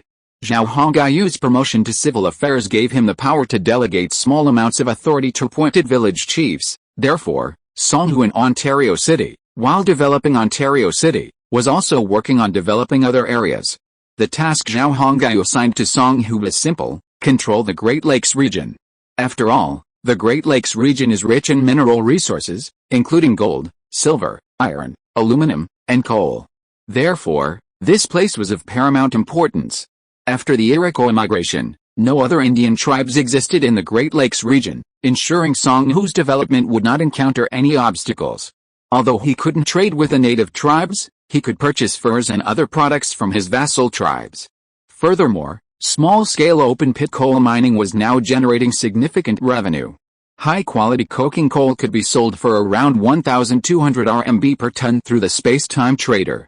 Currently, Ontario City alone was producing over 200 tons of coking coal daily, simply through manual labor. After all, Ontario City was home to many former Iroquois tribes, with a combined population exceeding 100,000. With 100,000 people mining together, 200 tons of coal a day was a piece of cake. Furthermore, Songhu had taught them some basic mining techniques. Of course, it was unrealistic for all 100,000 vassal Indians to engage in mining. After all, not all Indians were interested in mining. Most Indians still preferred hunting or fishing in Lake Ontario. Regardless, Songhu treated these vassal tribes fairly. He paid them the full amount of silver for their furs and offered them very fair prices for food and other goods. As a result, these Indians began using silver and embracing the imperial way of life. Lake Ontario City was undergoing daily construction, requiring a vast labor force. Indians living there didn't have to worry about starvation. As long as they worked, they could earn enough to support their families. While these Indians couldn't articulate the situation, they felt a clear sense that their traditional way of life was being disrupted. Whether this was a good or bad thing was unclear. It was similar to the Mohicans in Manhattan, who had experienced this themselves. But now, the Mohicans, along with the other Indians living in Manhattan, have fully embraced this way of life. Furthermore, the empire didn't prohibit hunting. When they had free time, they still hunted or pursued their own interests. Besides Songhu, the other 5 dispatched village heads also settled down and began their development efforts. Of course, the first step before development was to establish contact with the local Indians and trade with them, paying tribute. They needed to become familiar with and accept the imperial goods, and only after securing funding could development be discussed. Overall, these areas were developing well. The local Indian tribes quickly embraced these well-intentioned outsiders. Some even reached as far as the middle of the Mississippi River, where the city of St. Louis would later be located. Rice, preserved mustard, diluted guo tao, insecticide, and other goods were readily available to the Indians. If Wang Shan hadn't taken up one of the village heads' positions, Zhao Hongai could have developed 8 cities simultaneously, not 7. Zhao Hongai was already quite satisfied with the situation. After all, compared to when he first arrived on the American continent, the world was a world apart. Retreat. Retreat. In a basin 10 kilometers from Fort Quebec, a battle had just concluded. The Iroquois had suffered another defeat, their 6th. As the cries of retreat were repeated, the Iroquois began to turn and flee. Behind them lay a forest, into which they could escape the enemy. Pursue. We absolutely cannot let them go this time. Lamar watched the retreating Iroquois and, for the first time, gave the order to pursue, to be continued. If you enjoy this work, please subscribe and donate too. Your support is my greatest motivation. End of this chapter. Thank you so much for reading until the end. Don't forget to give it a like. Looking for more exclusive content and immediate access? Subscribe to our Patreon.